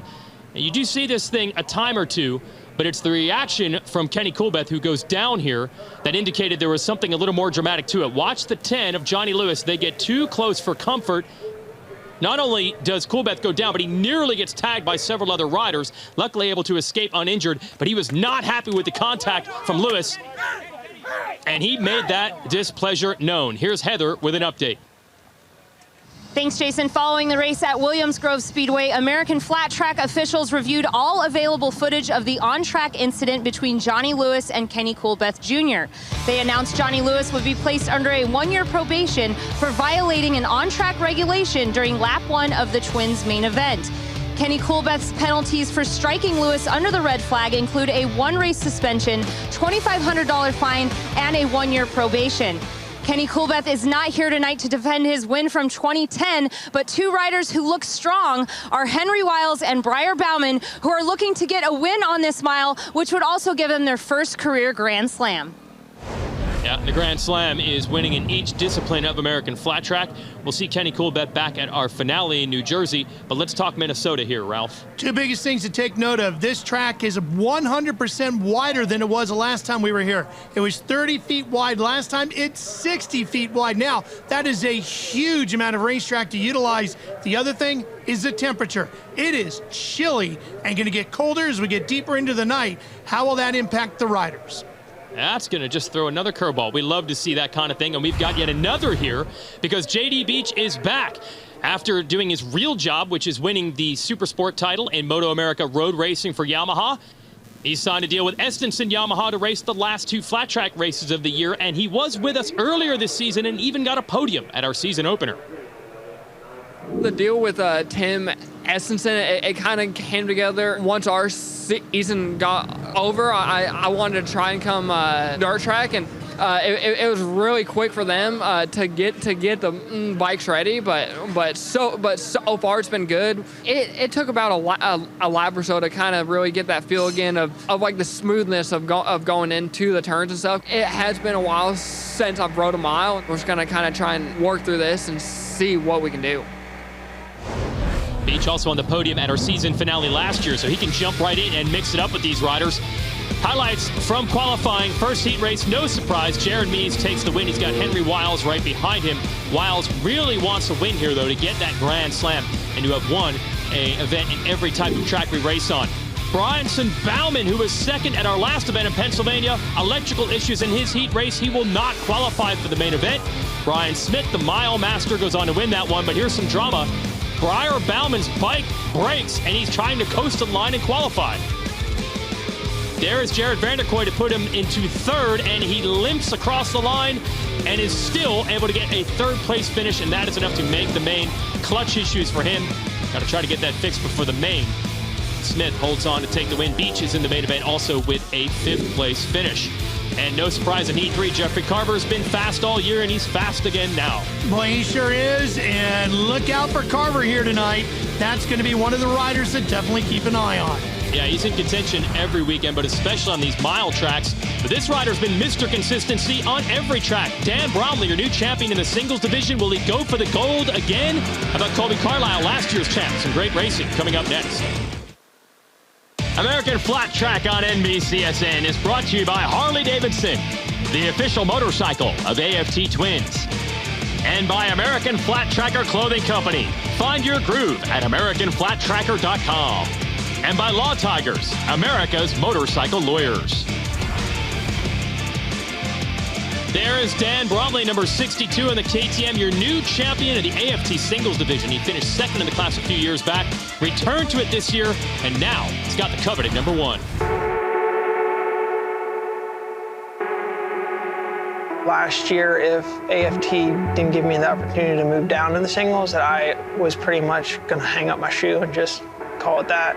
Because, you know, when you get to a point and you just don't have fun in racing, why do it? To be able to say that I was able to find my love for racing and win, just amazing. Here it is, Dan Bromley takes the win here at Daytona. Bromley wins his 2nd race of the season. Checkers are out. Bromley wins again. When it's your year, and it certainly looks that way for Dan Bromley. Another checkered flag. I knew I could be up front and that I should be a top 5 rider, where I know a lot of the racetracks I should win. Some races, even a mile, Oklahoma, I didn't even think I could get a top 10, and I went out and won. A big thing too is when KTM stepped on board to help me out with a little bit faster bikes. Prior to this season, most of the bikes I ran were stock, so I could only ride them to a certain point. After that, I didn't really have much left. For this year, it made it a little bit easier for me, knowing that I have bikes that are competitive and that I can be competitive on them. Dan Bromley, who finished 2nd in this series back in 2015, has claimed the championship. As an amateur coming up, everybody wants to be the number 1 plate rider in the professional ranks, and it was definitely very special and very emotional behind the scenes, because it's hard to talk about. Just to see everybody that put everything into my program. This is hard. Yeah.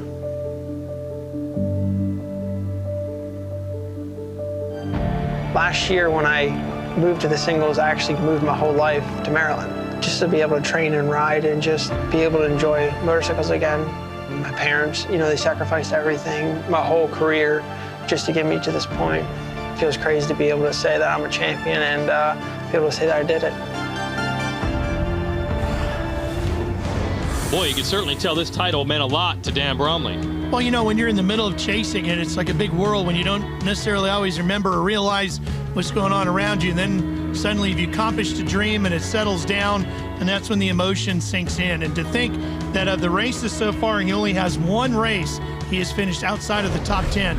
Consistency was his key, along with 4 wins. Let's get into qualifying highlights from earlier today. Colby Carlisle takes the win in singles heat 1, gunning for his 3rd mile main event win of the season. He won the title last year without winning any races, so he's been quick this season. And you always know the 52 of Shayna Texter will run up front at mile races. She wins heat race number 2 over Brandon Price and Ben Louse, so she'll have a good grid position come main event time. And in heat 3, Dan Bromley again showing he can get it done even on the big mile tracks. Surprised himself earlier in the year by winning in Oklahoma, but it's not a surprise any longer. And one other thing we can lock in, it should be a great race. It has been so dynamic, the singles division this year. Riders getting ready. That includes Kevin Stallings. He has won in this division before. And there's Shayna. She has certainly become a crowd favorite. And at these mile tracks, expect her to be gunning for the number 1. There's Carlisle. Again, would be the 3rd win of the year for him if he can get it tonight. Here's your starting lineup. Yes, Bromley has been consistent. He's already won the title, but that kind of belies the point that this has been a pretty wide open class. Oh, it really has been. We've seen a wide variety of riders winning races. The key for Bromley, though, was that consistency. When you're finishing in the top 10, you're racking up good points. You can see the wind blowing right there. We mentioned the temperature is just getting colder and colder. How will it affect the motorcycles, the track surface, and the riders? Here we go, our singles main event at the Minnesota Mile. Bromley on the inside. Let's see if he can hold it. Battling it out with Carlisle. Carlisle, the number 1, the Estenson Racing Yamaha to the lead. Well, Shayna got off to a really bad start. Meanwhile, Carlisle, who said he's going to go for it all year, went for it on the start here, and to the lead he goes. Brandon Price of the 92 down to the inside on Bromley, looking to take over 2nd. Now we're going to get a look at the different grooves on this track. Is inside better than outside or vice versa? Bromley able to hold Price off. And here we go in front of the grandstands here. Carlisle going to try to break away, drafting a huge part of these mile tracks. He wants to get a gap. Bromley wants to stay there, and Price wants to pass Bromley. And these 3 already marching away a bit. Jesse Janish 4th.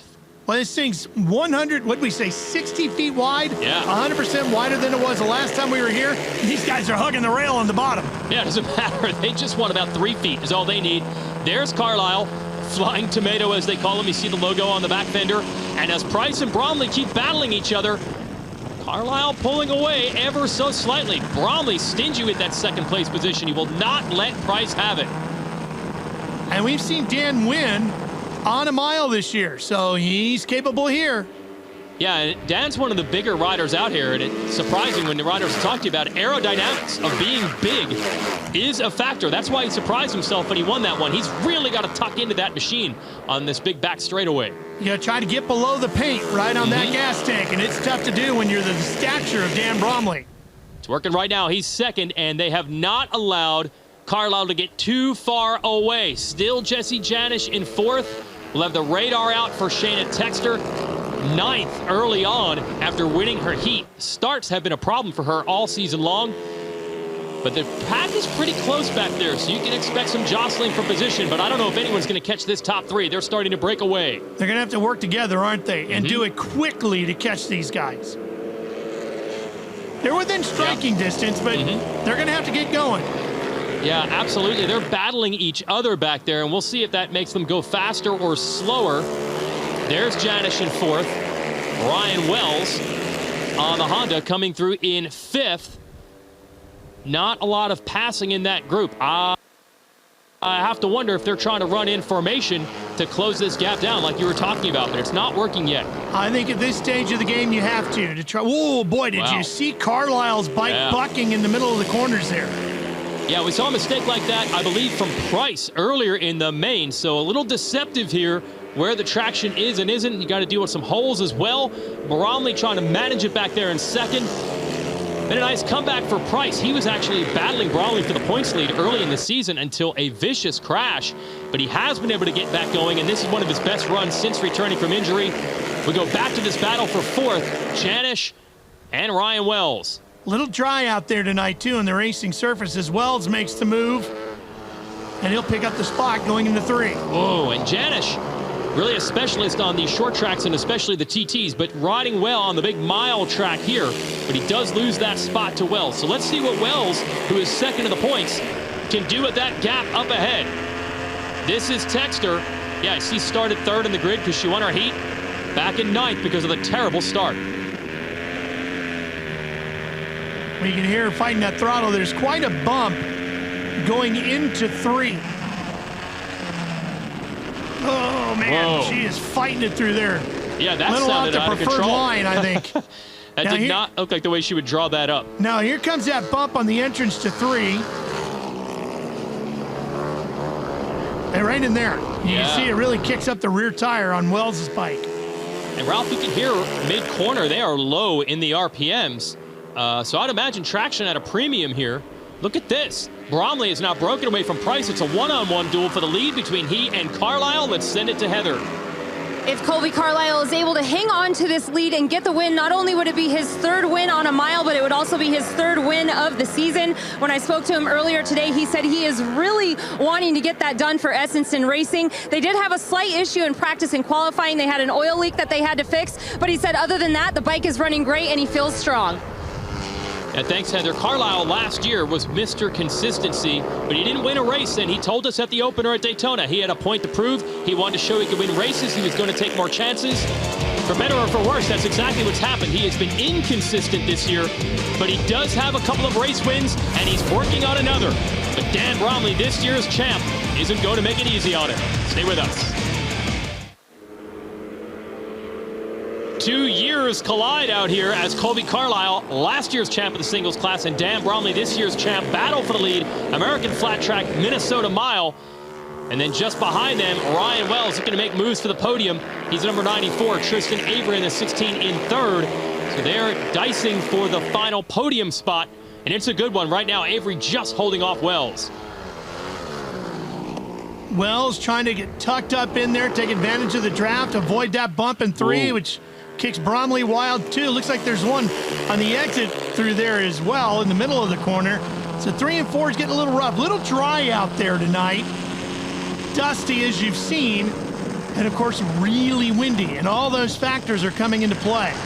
Yeah, just little mistakes here and there. Bromley gets a run on him, then hits that bump. Now you see a little gap for Carlisle. Bromley's been able to reel him in before. Let's see if he can do it again. But a great setup between two championship-proven riders right now. And I'm sure for Carlisle, it'd be great to beat the rider that took the #1 plate away from you for next year. There is Avery and Wells. And if you're wondering why all that is flying around, it's not necessarily trash, but it's racer trash. It's tear-offs that have come off of the helmets that the riders have to layer on so that they can always have clean vision as the night wears on.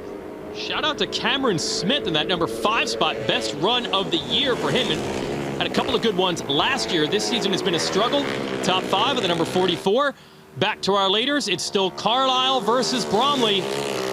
Well, those rear tires are really skirting around, aren't they? You can see these guys fighting for that grip coming off. And look at Bromley trying to whip the horse down the backstretch, trying to get a little more out of himself. Okay. Yeah, that's what it takes. These singles bikes, these are 450cc motocross machines converted over to flat track. Now, Bromley, I believe, does have some factory KTM parts from their Supercross and motocross team in that engine, but he apparently wants a little more. 2 to go, and here's why. Because he's trying to overhaul Carlisle for the lead. Well, the 450 has more power than... Whoa, boy, that was tight. A 450 has more power than you need on a Supercross or motocross track, but on a big mile, any good racer always wants more get up and go, and Bromley is looking to put the spurs to it. Here it is, a lap and a half to go. So what do you think? This is the closest Bromley has been. That was an aggressive pass attempt. Do you think he's been waiting the whole time to unleash this? I think he's giving it everything he's got. The door just about open there as Colby slipped, but Dan just wasn't in a position to take advantage of it. Okay, so it's going to be a little chess match. Does Bromley have something saved for this last lap? White flag is out. Carlisle gunning for his 3rd win of the season. Bromley's going to start this corner on the outside. Let's see if he tries to go back to the inside of the exit. He's right there. He's always good through right here. The challenge, wow, look at the bump. That is, speaking of motocross, supercross, that's a pretty good kicker. Whew, lucky to hold on to the motorcycles there. Avery still clinging to third behind them, but here it is. Turns 3 and 4. Bromley's going to try to make the big run. He's going to come in hot around the outside. No room. Carlisle maintains the line, manages that bump as well. And another. Now we're on to the back stretch, the front stretch in front of the fans. Full tuck for Carlisle, and he's going to hold off Bromley to take the win. Great racing all the way through. Tristan Avery will hold on for third. Backed by Ron Ayers and Mr. Sign on his Honda, but it's the Estenson Racing Yamaha of Carlisle. Bromley had a couple shots at it, but it wouldn't materialize. Well, the difference was the entrance and the exit. And the start. Look at this. The start for sure is where Colby got out front. And then at the end of the race, it was Bromley who got into 3 better, but Carlisle got off of 4 better, and that was the difference. Flying Tomato with the win. Colby Carlisle with the win here at the Minnesota Mile. Not only is it your 3rd win of the season, 3rd win on a mile, but you just told me you were having bike issues there at the end. What was happening? Oh, yeah, I was started to freak out there with 3 laps to go. You know, I thought I had an electrical issue, and then 2 laps to go, I'd let off the gas, and the bike would completely shut off going into the corner. And I knew that there was a wire there broken, so I just had to hold it wide open, and that would kick the bike sideways because it go from blah to wah, so it wasn't good, but I'm so happy we got the job done tonight. You know, the Estenson Racing Yamaha YZ450 worked so good. My team, you know, we worked really hard these past 2 weeks. We weren't just sitting around, and obviously it paid off. You know, thanks to my whole crew, the team, my dad, my mom, everyone. Happy birthday to my dad. It's his birthday tomorrow. Whew. Bike cutting out and under pressure from Bromley, and still gets it done. As we mentioned, Avery, a great job holding off Wells for 3rd. And Cameron Smith does hold on to that top 5 ahead of Price, Shana Texter 7th, Whale, Janish, and Lau rounded out the top 10. A 2nd place tonight for Dan Bromley and yet another podium finish. Dan, I thought I saw you giving your bike there a little giddy up to catch up to Colby. Was that what was happening? Yeah, a few times, you know. I'm out here, KTM provided me an amazing motorcycle that we were able to ride on short tracks, TTs, half miles and miles, and it's kind of an all-around bike, and following Colby out there was a little bittersweet because I knew I can get him in the corners, but on the straightaways, they purposely built that motor just for miles, and I just didn't have it for him. So I was trying to give myself a little extra, little giddy up, get it going a little quicker, but I'm trying to go out with a bang, you know. I've been on the podium most of this season, and I want to go out on the podium again, and hopefully with another win in front of a hometown crowd. And there's your podium shot. Avery celebrating along with Carlisle and Bromley. Our finale in New Jersey. Yes, not too far from where Bromley calls home most of the time, which is in Pennsylvania. This guy also has Pennsylvania roots and championship roots. Jared Mees has dominated the Twins division again for 2018, and he is once again your American Flat Track champ. We'll talk to him about it when we return. American Flat Track on NBCSN is brought to you by Indian Motorcycle. Be legendary. By E3 Spark Plugs, the official spark plug of AFT. And by Vance & Hines, the presenting sponsor of AFT Twins. Just about set for the Minnesota Mile, brought to you by Indian Motorcycle. But first, here's Heather with the Dunlop Tire Tech Tip. Due to the colder weather and minimal tire wear, riders and teams will not have to worry about tire fall-off or tire temperatures. So all the riders in the main event tonight will be running the R8, which is the softer of the 2 compounds provided by Dunlop here on the mile tracks. Well, this is awesome. Brad Baker joining us as the Grand Marshal for the Minnesota Mile. Superstar and former champ of the series, injured at midseason at X Games. Always good to see him at the races. But this man has been the man this year. Jared Mees absolutely dominating in 2018 and starting to climb the record books as well with this type of performance.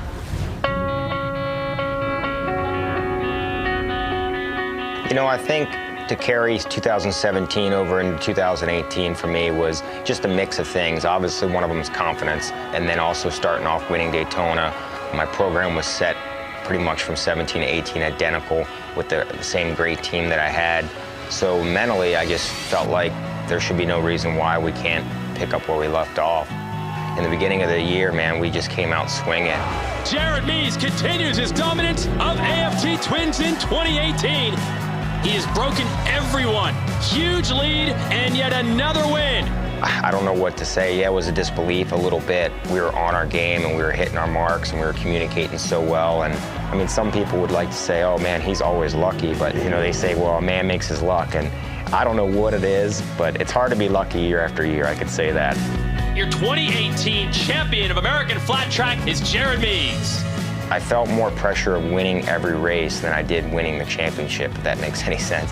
Like I just came into every race and I was just focused to win this point in time right now. So the championship was just like, I knew that if I brought it every race and if I were to go there and win every race, that the championship would just fall in place.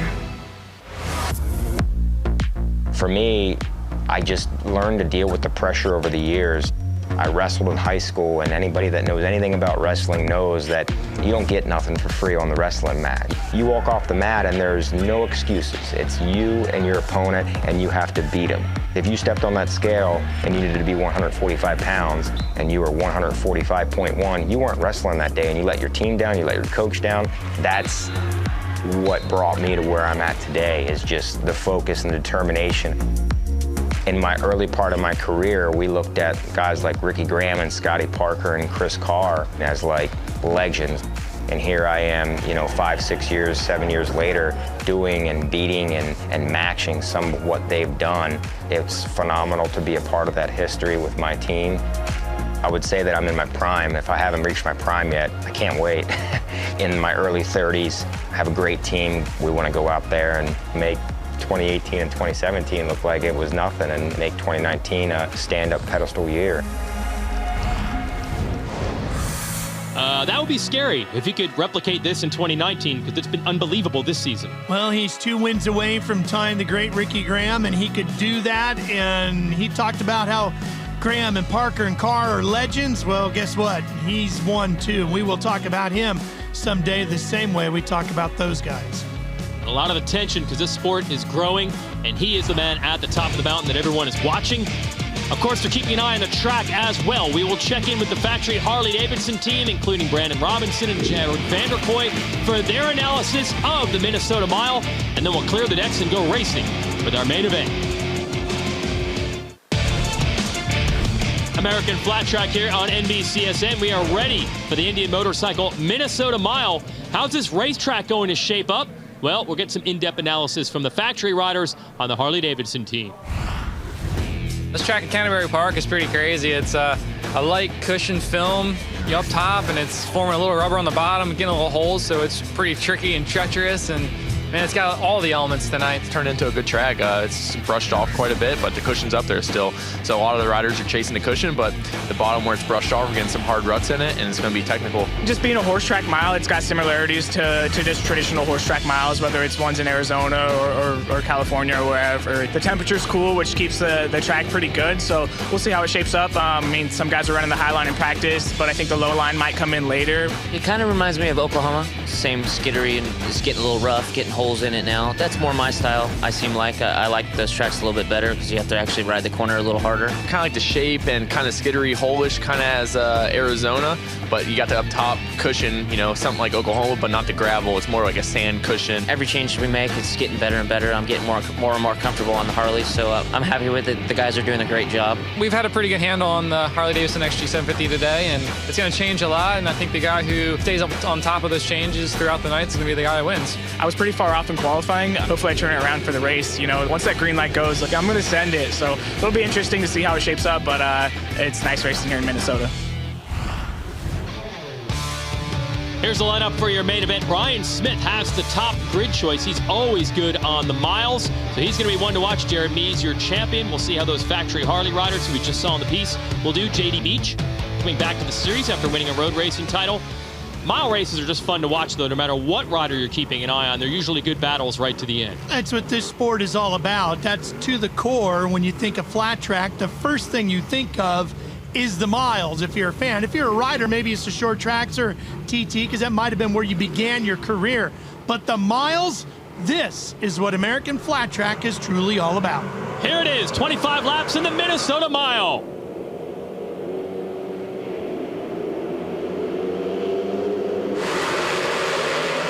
Mees on the number one has been so good off the starts this year, but not this time. He's around the outside, though. Whoa, he's still going to make up ground. Chad Cose has the lead. Mies on that number 1 up in the cushion. That soft dirt wide. And it looks like Mies is in second, so Cose is going to clinch the K&N Hole Shot Award. Shuffling into third is Brian Smith in the number 4, and he's going after Cose. And Mies already to the number 1 spot. That was a quick pass. Boy, it didn't take long, and it looks like Smith has decided that he and Mies are going to be the two to decide this thing, and they're going to try to break away here and settle it between these 2 mile masters. Cose still hanging with Smith, at least for the moment, but he's been shuffled from first to third in a hurry. Let's see if Mies can break away like he was able to do at some of the mile races earlier in the year. But only a few weeks ago, Brian Smith was able to get a win from him on one of these mile tracks. So Smith looking to hang with him, and now Briar Bauman in fourth, trying to pass Cose for third, and he has it. No, Cose comes back.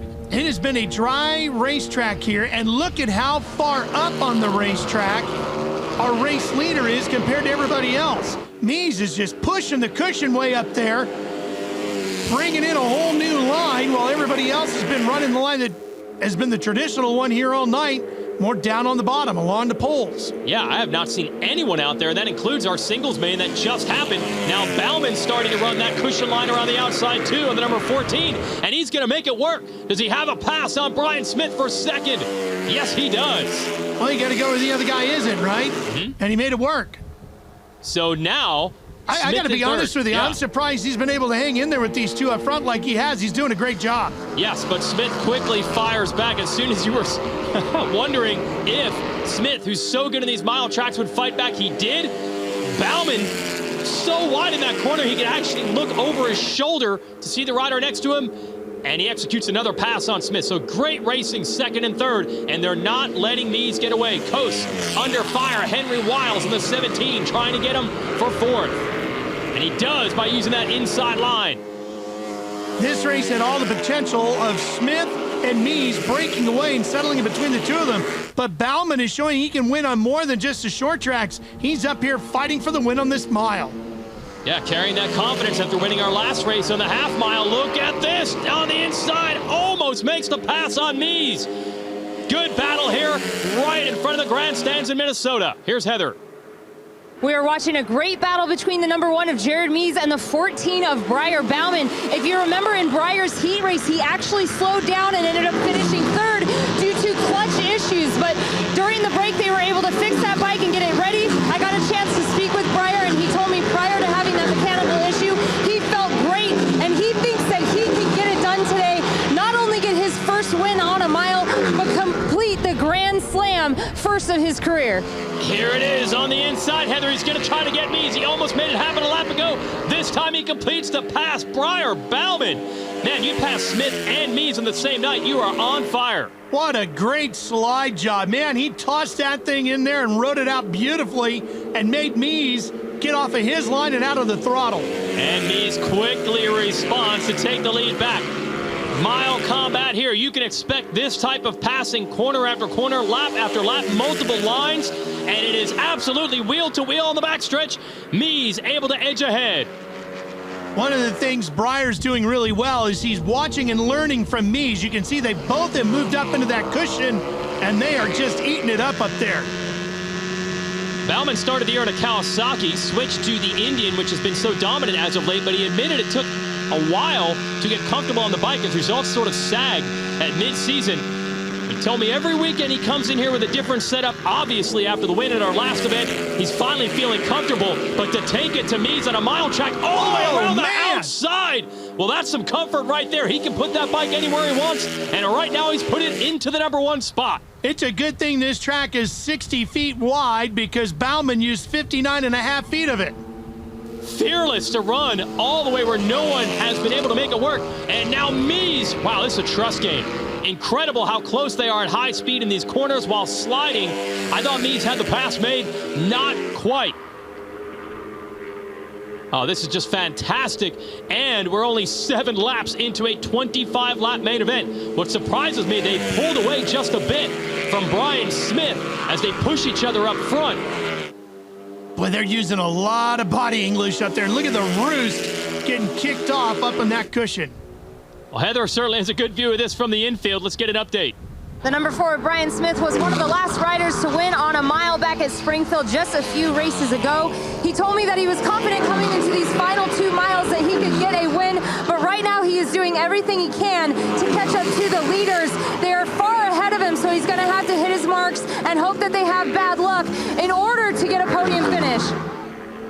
He's in no man's land right now. 4th place, not close to him, but nor is 2nd. I think Smith's starting to pick it up here just a little bit while those two are trading paint up front. Now, Bauman, dare I say it, edging away just a bit from Mees. Although Mees, obviously, this year's champ is a cagey one and very strategic. Yeah, but look at how much speed Jared carries into the corner. Then he drifts wide, and Bauman pulls away a little bit right through the middle. Now let's see if Jared's closing back in again. Yeah, I've got to wonder if he's going to school back there on Bauman and trying to figure out a new line to make a pass. Or is Briar Bauman looking at 2 wins in a row? Stay with us from Minnesota. American Flat Track on NBCSN. There is Brian Smith, the master of the miles on the number 4. But he has been outmastered tonight. Up front, Briar Bauman putting in an incredible run. Wait a minute, that's second place. That is Jared Mees. Going slow down on the apron. I can't believe this. Sounds like, well, he's got a little power going. But this Kenny Tolbert tuned Indian has been so mechanically sound this year. They've lost races, but not due to mechanical issues. No, honestly, ever since he jumped on the Indian last season and then this one, virtually 0 mechanical problems for Mees at all, but he has come to a stop on the racetrack. Second place is out now. This is a shocker. Just mechanical problems have happened to others, but you just don't see this thing with Mees. Yeah, Jeffrey Carver's the one that comes to mind. He's been troubled by it, but boy, Tolbert and this Indian have been so mechanically sound. I'm stunned, as I'm sure Jared Mees is. Okay, so Mees was in a huge battle for the lead with this man, the 14, Briar Bauman. But now that Mees is out, Bauman has been handed a gigantic gap. And you just don't see leads like this normally at a mile race. But look at the lead he does have. This is Brian Smith in 2nd. Well, and look, he's earned every bit of this, right? He's been right there with Mees. In fact, he's been showing Mees the way around all night. So Briar is doing a fantastic job here tonight. Smith in 2nd, still digging on that factory Indian to try to catch back up. Well, Brian's having a really good night, too. I mean, the gap between Brian and Henry Wiles is just about as big as the gap between Bauman and Smith. Man, this track getting rough. They played a factor in our single. Smith just trying to figure out a way to close back up on Briar Bauman. Well, he's riding hard, too. Yeah. And fast. Just Bauman is that much faster. Bauman is having a night on the mile like we're used to seeing with Jared, certainly earlier in the season, where he would just get way out in front, dominate. This is Brandon Robinson here on the factory Harley. You see the bad getaway for him. He started 14th, now up to 7th. Brandon missed a few races at mid-season with a foot injury, so he is definitely starting to find his race pace again on the number 44. He's engaged in a big battle, though, right now. No battling up front. Briar Bauman, there's really 0 communication that you can get to a rider. I would assume maybe he saw Mees off to the side of the track. He's going to figure out for himself what happened and how big of a lead does he now have. Because even if he looks over his shoulder, he's not going to see Smith. No, but he certainly knows that Mees is standing onto the inside of the racetrack. Yep. Because one thing is he hasn't seen a tire come up alongside in about a couple of laps. So he knows Mees is gone, and I'm sure he can see him standing over there on the inside. Now he's just trying to hit his marks and get to the finish. Well, incredible performance here by Briar Bauman with 5 to go at our last race. Not only did he win, but his brother Bronson finished right behind him in 2nd. So the brothers went 1-2. Here's Smith coming across the line for 5 to go. Henry Wiles, trust us, that's the number 17. The plate is covered, but he's looking for a podium finish now that he will inherit because Mees is out. And this is the type of season it has been for Henry Wiles. Very consistent on all the surfaces, always good in the TTs, and got that win at the Peoria TT, where track he basically owns. But even on the mile tracks, he has been very strong this year. Yeah, we've spent so much time talking about the dominance of Mees and great runs by others. Henry Wiles has just kind of been in the shadows, just cranking right along, having a very solid year, and probably not earning the credit he should get for the quality of season he's had. Yeah, he's actually second in points. Maybe all of the wins haven't been as spectacular. He goes to Peoria and wins. That's almost expected. Other riders have had great individual rides. Jeffrey Carver won the Springfield Mile. Brian Smith won our last mile race, and we mentioned Bauman winning the last event we had, which was a half mile.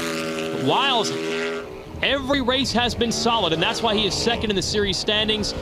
But when anyone talks points, it's already over. Jared Mees has the championship because this type of bad luck. He waited till very late in the season to finally have one of these DNFs.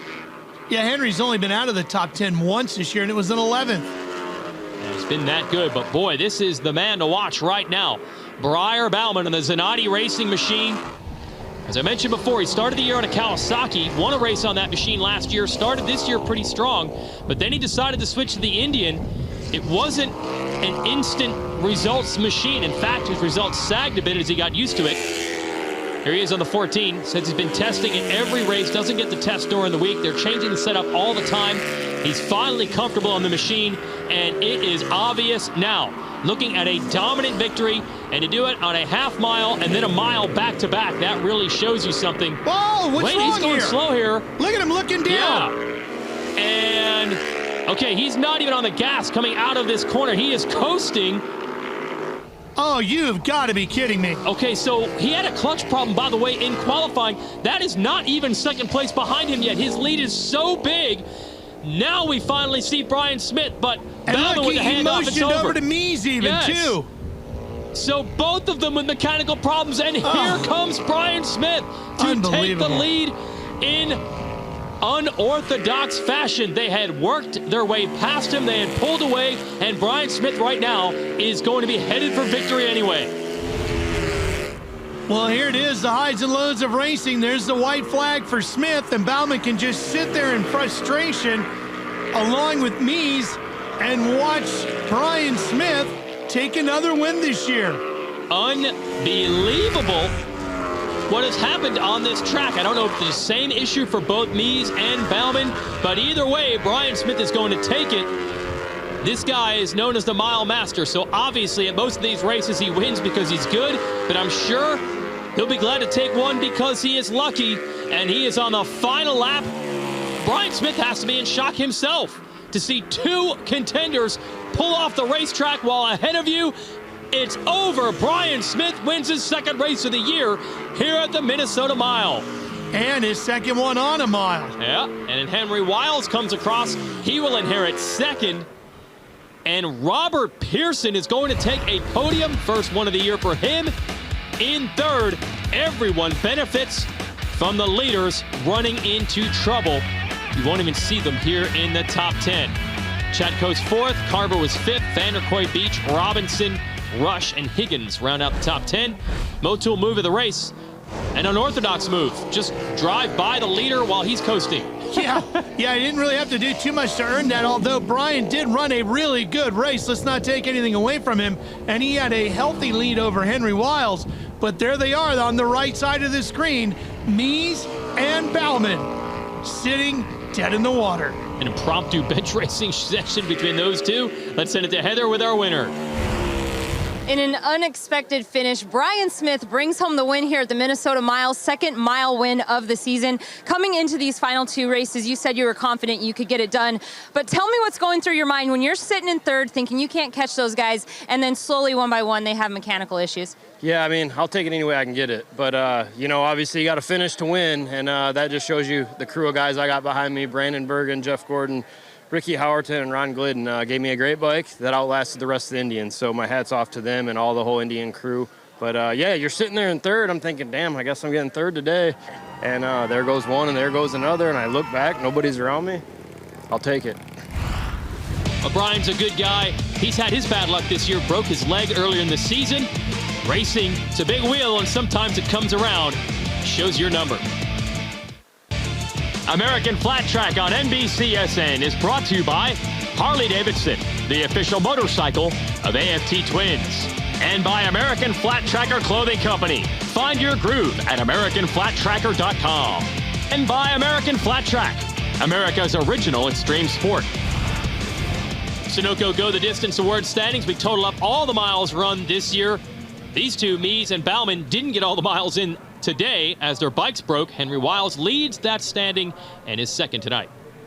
Finishing second tonight and his 6th podium of the season is Henry Wiles. Henry, you're deep in the field there. There was some roost tonight. Just how treacherous or challenging was the race tonight for you? Oh, it was definitely a challenge at first, and I thought I was going to nail the start, and I got a little bit cross-rutted in my rut and got a little squirrely coming off the line, and thankfully I was able to get through a few guys and didn't even know that I had the second place spot until after the checkered flag on the back stretch. I saw Jared first, and I thought, sweet, I think I got a podium finish tonight. And then I saw Briar a little bit further down the straight, and I thought, wow.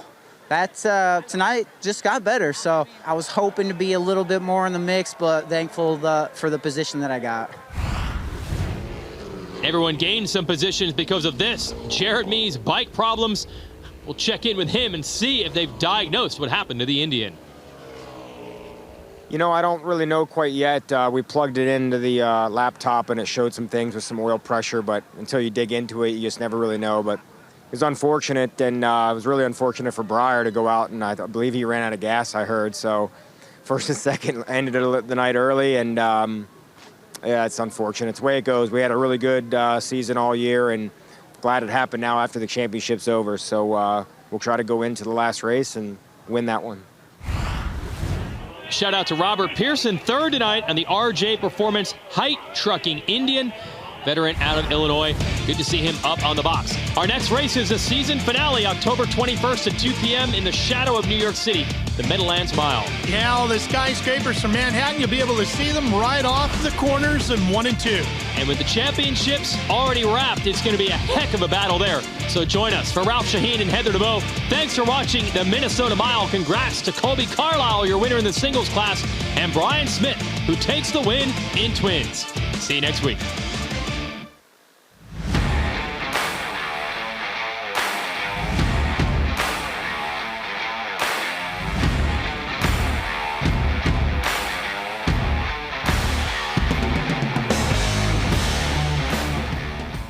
No one told us to become America's first motorcycle company back in 1901.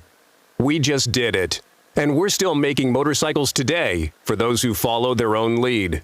Explore the full 2019 Indian motorcycle lineup, including the new FTR 1200, the flat track inspired bike for the street. Experience it all at IndianMotorcycle.com. Always wear a helmet, never drink and ride. We've always believed there's a right way to make something. It takes craft and dedication and working till it's your best. That's our standard, and we build motorcycles for people who share it. The open road. To those who understand what it offers, it's a call that has to be answered. What lies ahead? Who knows? It's in our nature to explore the possibilities and embrace the unknown. We round the corners of the journey, ready to take in the full beauty of what we see. We travel the same road, knowing the unexpected may occur. When you need us, we'll be there with the strength and experience that makes us who we are. The Law Tigers. If you're injured in a motorcycle accident, call 1-800-LAW-TIGERS, America's motorcycle lawyers.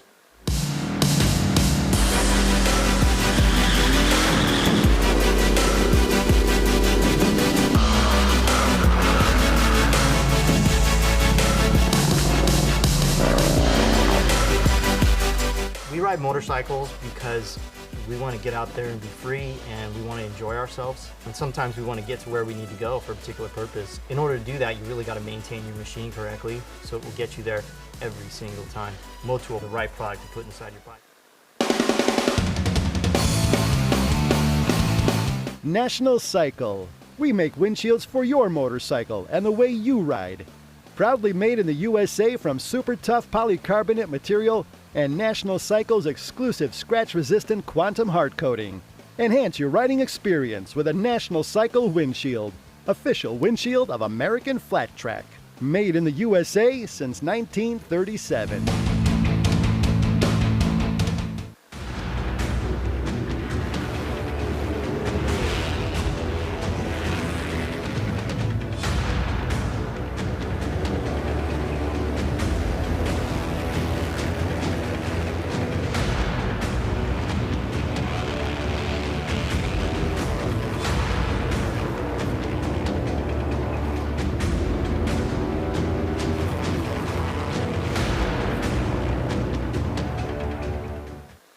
Over 40 years ago, Russ Brown set out on a mission to help injured riders.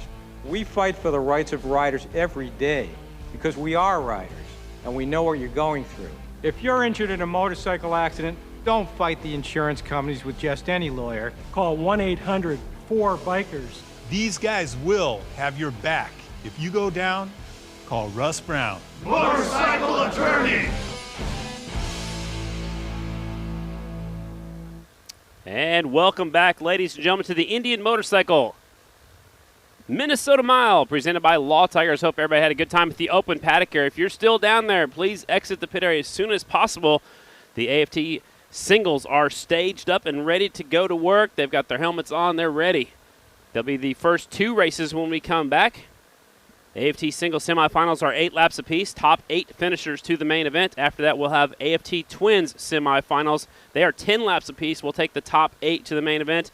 And then after that, we have 3 main events here tonight at the Minnesota Mile. Canterbury Park, we're just outside of Minneapolis, Minnesota, right outside the Twin Cities in a small town called Shakopee. The wind is dying down just a little bit as the sun has set behind the grandstands. They're still doing some more track maintenance. You can see the tractor is still on the track in turn number 3. So when we get back on the racetrack, AFT singles semifinals are up next. The band that was performing during our break in the action was Pork Tornadoes. Pork Tornadoes is the name of the band that was performing for you folks live here. They're still, looks like they're still hitting the drums down there, having some good times out here. Also, the drum line we've seen a couple different times are the Viking Skull drum line. Obviously, for the Minnesota Vikings here in the Twin Cities area. For you folks that have not been here, you got to put this on your to-do list. Come out here and check out the Minnesota Mile. It's our 4th time we've been here. We raced here back in 1997, 2010, and last year, of course, 2018, where we just watched that race up here on the big screen. So we have been here 3 times before. This is our 4th time out here in the 2019 season. There's just one race remaining on the 2019 schedule. That is next weekend at the Meadowlands Mile, just outside the Meadowlands Stadium there in New Jersey. So one race remaining after tonight's racing action. We possibly could crown some champions here tonight. Singles class is up next. Dalton Gauthier is in the lead with in the point standings by 15 points. He has 266 points. Sitting in second is Dan Bromley with 251. Mikey Rush third in the point standings on this Honda with 230. Jesse Janish, he's unable to continue on tonight. He is done for the day, the 132. He is all done. He broke his main bike, his primary bike, and he does not have a backup motorcycle, so Janish is out for the rest of the day. Tough break for him. Sitting 4th in the point standings. 5th in the point standings is Chad Coast. The California kid can possibly move up a position. Just a little less than 2 minutes away from getting this thing back underway. The AFT singles are staged up and ready to go. Singles semifinal number 1, the 122, Dalton Gauthier. He had mechanical issues in his heat race as well. He is on his B-bike, which is his backup motorcycle. Dalton Gauthier still on the podium on the 122 bike. As a Husqvarna, the 94, Ryan Wells will start second from Albion, New York on the Estenson Yamaha. The 1, Dan Bromley, defending champ, Warrington, Pennsylvania on the Red Bull KTM with help from Roof Systems of Dallas, Texas. 163. The Rising Star Award winner already picked it up this year in the singles class. That's Dallas Daniels, 163 for Mattoon, Illinois. 16 years old, has already won his first Grand National in the singles class. 69, Morgan Mishler is the last bike on the front row from Beaver Dam, Wisconsin. That's the Waters Auto Body Racing KTM. Row 2, 105, Brandon Kitchen, Clifford, Michigan. 11, Andrew Luker, Concord, California. 41, Jake Fell, Galesburg, Illinois. 61, Matthew Gunther, he is on board the Pro Beam Black Hills Harley-Davidson Yamaha. 61, Matthew Gunther filling in for Dawson Schieffer. And the 102, using a provisional start, is Hunter Evans, so he'll start the back of the pack in this one. We also have a provisional start in our next semifinal, the 76 of Jacob Walter And the bikes are rolling to the track. They're going to get 1 lap to check it out, so here they come again. Gautier, I think this sighting lap will be good for him. He gets 1 lap to check it out. This is his backup motorcycle. So this is the first time this bike has been on the racetrack right now. Brad, you're just making your way back up here from the open paddock area. Did you sign some autographs and meet some fans down there? Yeah, I sure did. It's awesome. There's a great crowd here. Thank you guys all for coming out. It's awesome. Lots of kids. It's fun meeting and all you guys. And the track looks like there's a lot of maintenance done to it. Ready to see some racing now. Absolutely. So it looks like it's packed in pretty tight. They did grade off the deep stuff in the corners. They wheel packed it. They added a lot of water. They wheel packed it some more. So it's a totally different racing surface than we had earlier today. I just mentioned, Brad, Dalton Gautier, our points leader. He's on the pole of this one. He's on a backup motorcycle. How hard is that to jump off your primary bike and get on a backup motorcycle with no laps on this track today? It's definitely a little difficult, but they had a lot of time in between the heat race and now the semifinals, so I'm sure they took everything, all the notes, all the setup, even say if there's different settings in the shock, the forks, everything they possibly could take off the A bike to put on the B bike to make it as close as they possibly could to the A bike. I'm sure that they did. So this bike is probably pretty similar to what they were riding earlier. I talked to Robbie Bobby in my pit walk on Facebook Live. They didn't bring any tools. He flew in. The bike was brought here by Vance and Hines, so they had to borrow tools just to change the rear wheel earlier. It looks like they do have the rear wheel from the other bike on this motorcycle. So he's out there getting set to go. So again, Hunter even used that provisional start. He's on the back row. Semi-final action. Here we go, ladies and gentlemen. 11 bikes going to make the start. Only the top 8 go to tonight's main event. It is the Roof Systems AFT Singles presented by Russ Brown Motorcycle Attorneys. Light is green, clutches are coming out right in the middle. Dan Bromley gets a good shot. Right beside him is Ryan Wells, the 94. Here comes the inside rider, the 69 of Michelin. He slides into that 3rd spot. Looks like Ryan Wells is going to get the hole shot. He had an awesome launch there out of the hole, wheeling, that thing was hooking up. Gautier now puts himself in 2nd again on his B bike, his backup motorcycle. Bromley right there in 3rd. Down the back straightaway they go. Little bitty guy up there in the 4th spot. That's going to be Brandon Kitchen, the 105, I believe, is already up to the 4th spot on the 105 motorcycle. Little bitty guy. Hard to spot out there, but he's got white on top of his helmet. Makes it a little bit easier. For sure. Now he is definitely probably all of 125, 130 pounds. So definitely helps him out on the Moped with weight horsepower. Here they come off of turn number 4. Lap 1 going in the book. Semi-final number 1 for the AFT Singles. Out front, flying Ryan Wells. Here comes Gautier. Gautier to the front. Wells in 2nd. Bromley in the 3rd spot. Kitchen still in 4th. Now on the bottom of the racetrack in 5th. That'll be Dallas Daniels, the other Estenson Yamaha. Looks like the B-bike's working out just fine for Gautier. Taking over the lead. Look at Ryan Wells. That's that Dan Bromley that went out now. Say Bromley, yeah, took the outside line, carried the momentum right around the outside. Look at this. Bromley will take him down the back straightaway. Here comes Gautier. Now Wells sneaking a peek up the inside. Wells, not able to make a pass. I thought he was going to go up the inside, take away from both of these riders. You can tell the track is definitely different. They're running right in the middle of the racetrack. Now they start going up the track just a little bit. It's packed in a lot higher than it was. It is, but it's already breaking apart. So, I mean, it's going to slowly start to work its way back to what it was. But, I mean, think of how many laps it took through, like, practice qualifying and heat race to get where it was. It's actually looking really nice. So they're starting to get tilted back up a little bit. Oh, Nelly. Around the outside it goes. Man, does it again. He got that line down. He likes the outside. He was trying it earlier when it was still deep, and he just didn't like around the bottom of the line. Now here comes Wells coming back on the inside, down the back straightaway. Now Kitchen's getting a drive. He's going after Daniels. Now we got 3 riders battling for the lead spot. Bromley, Gautier goes to the high side. Wells goes up there with him, trying to follow him around. They're trying to go around the outside of Bromley this time. Bromley went around the outside in the other corner. I was about to say, he has like flip-flopping on the corners here. Gautier has it down going through 3 and 4, and Bromley has it down going through 1 and 2, but see if he's able to get by before the start-finish line. Almost. Really close. Now up the inside. Wells gets a double draft pass through the start-finish line. He leads him across the line. We'll wait till the timing and scoring updates. It hasn't done it yet, but Wells is out front now as they got by the finish line. Maybe he got by as they got past the start-finish line. So Wells out in front, Bromley in the 2 spot, Gautier. Here comes Dallas Daniels, Brandon Kitchen. Looks like Morgan Mishler's working his way up towards the front on the 69 KTM. Look at Dallas Daniels go all the way down to the bottom, see if he's able to take the short way around, cut off a bunch of real estate to get underneath these guys. He is trying, still on the very bottom of the racetrack, down there. Shorter way around the track, Daniels slides up into the 3rd spot behind his teammate. Out front, though. Actually, he's not behind his teammate. His teammate's out front. He's leaving behind Gautier. Ryan Wells had a 3-4 bike length lead that time. pick up some momentum here. We've been expecting this all season long. It looks like Wells has been struggling a little bit this year. He looks like he's very comfortable out here today on the Estenson Yamaha. Now his teammates right behind him. Here comes Kitchen. He caught up to those guys right there in a hurry in turn number 2. He was able to close up on them coming into the corner, but then loses them coming off. But look at Dallas Daniels. He drops right down to the bottom, but looks like that high line's definitely still, up in the cushion. There's a lot more traction up there. Keeping momentum up. These guys are probably wide open the majority of the way around the racetrack. Maybe letting it breathe just a little bit in the middle of the corner, but for the majority of the time, they are wide open. Gautier still in the second spot. Dallas Daniels, he's not giving up on that low line, and that might come in a little bit later on, especially when we get to our main event. This semifinal is 8 laps. The next one's 8 laps when the AFT Sprints come out. They're 10 laps apiece, so we got a lot of laps still left. So that track could go back away. We'll have to wait and see. Looks like they're trying to break the draft down the back straightaway. Now Bromley sneaking a peek on the outside. That's a great shot coming right towards you on that back straightaway. Yeah, it sure is. Ryan Wells to say he's definitely wide open, just letting it. Well, look at Gautier goes up underneath him. That's a slide job right there. Gautier's going for it. Go time to the front. Here they come off the 4, 2x2. That didn't last very long.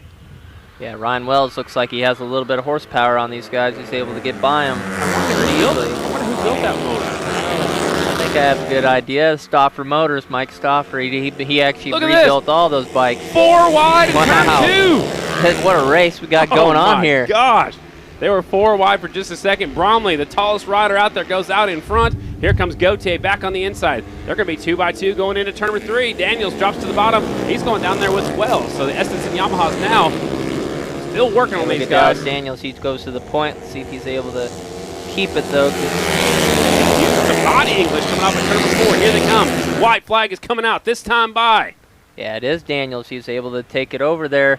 Let's see. Oh, Bromley was close at the line there. That was so close. Gautier was on the inside. Bromley was on the outside. So now Gautier goes to the point. Bromley up there catching all the roost. They are 2x2 again, just like the start of a sprint car race. Here they come off of 2. Gautier gets the drive. Daniels has trouble getting up to turn number 2. Now they're 3 wide for second. Hey, whoa! Bromley had to back off. He got up in the loose stuff. Had to let off. Look who's coming up there. Yeah, Morgan Mishler. Mr. High, Wide, and Handsome himself. Man, that was close, though. Dan Bromley almost high-sided. I don't know who he got into, but almost high-sided. They're coming off of turn 2. Here they come off of turn number 4. Checker bike coming out semifinal number 1. At the point, let's see if Dallas Daniels is able to get underneath him. I think he's going to. They touched right there coming off. Look at this. Double draft pass. Here comes Wells. Estenson Yamahas 1 and 2 possibly. That was definitely Dallas Daniels that took the lead. And Ryan Wells. Yeah, how about this kid? 16 years old, ladies and gentlemen. Puts it in the main event. Dallas Daniels wins by .043 second. Ryan Wells is second, the other Estenson Yamaha. So Estenson Yamaha is 1 and 2. The Husqvarna of Dalton Gautier is third. Morgan Mishler, using that high line, gets all the way up to 4th. Dan Bromley had a scary moment on that last lap on the back straightaway. Yeah, talk about a moment there. I want to see here's the replay. Yeah, let's check this out. Watch the one bike. Way up in the loose stuff. He's up on that dirt berm right here. He has to check up. Then when he comes back down, he just clips the backside of Ryan Wells. He put his foot down at 100 miles an hour, Brad. Wow, and then Mishler was like, whoa, he had to go way to the inside. Look at this. Watch Bromley. He's on the right. The third one, he's on the very right. Now he's up on the dirt berm. Now he's coming back down, hits his back tire, man. Oh, my gosh. His heart has to be racing. I could only imagine. I don't think I can imagine how fast his heart rate went up. Here's a look at the finish. Daniels just had the run and squeaked right by. Look at Wells, though, using that double draft. I think he kind of screwed him up because he wasn't quite in line, but he still hangs on for a second-place finish. Moving on to the racetrack, here they come. We'll let them all go by, then we'll give you a starting lineup. Semifinal number 2 is the Roof Systems AFT Singles presented by Russ Brown Motorcycle Attorneys. We'll take the top 8 finishers out of this into their main event. On the pole from San Jose, California, it's Mikey Rush, the 15 bike.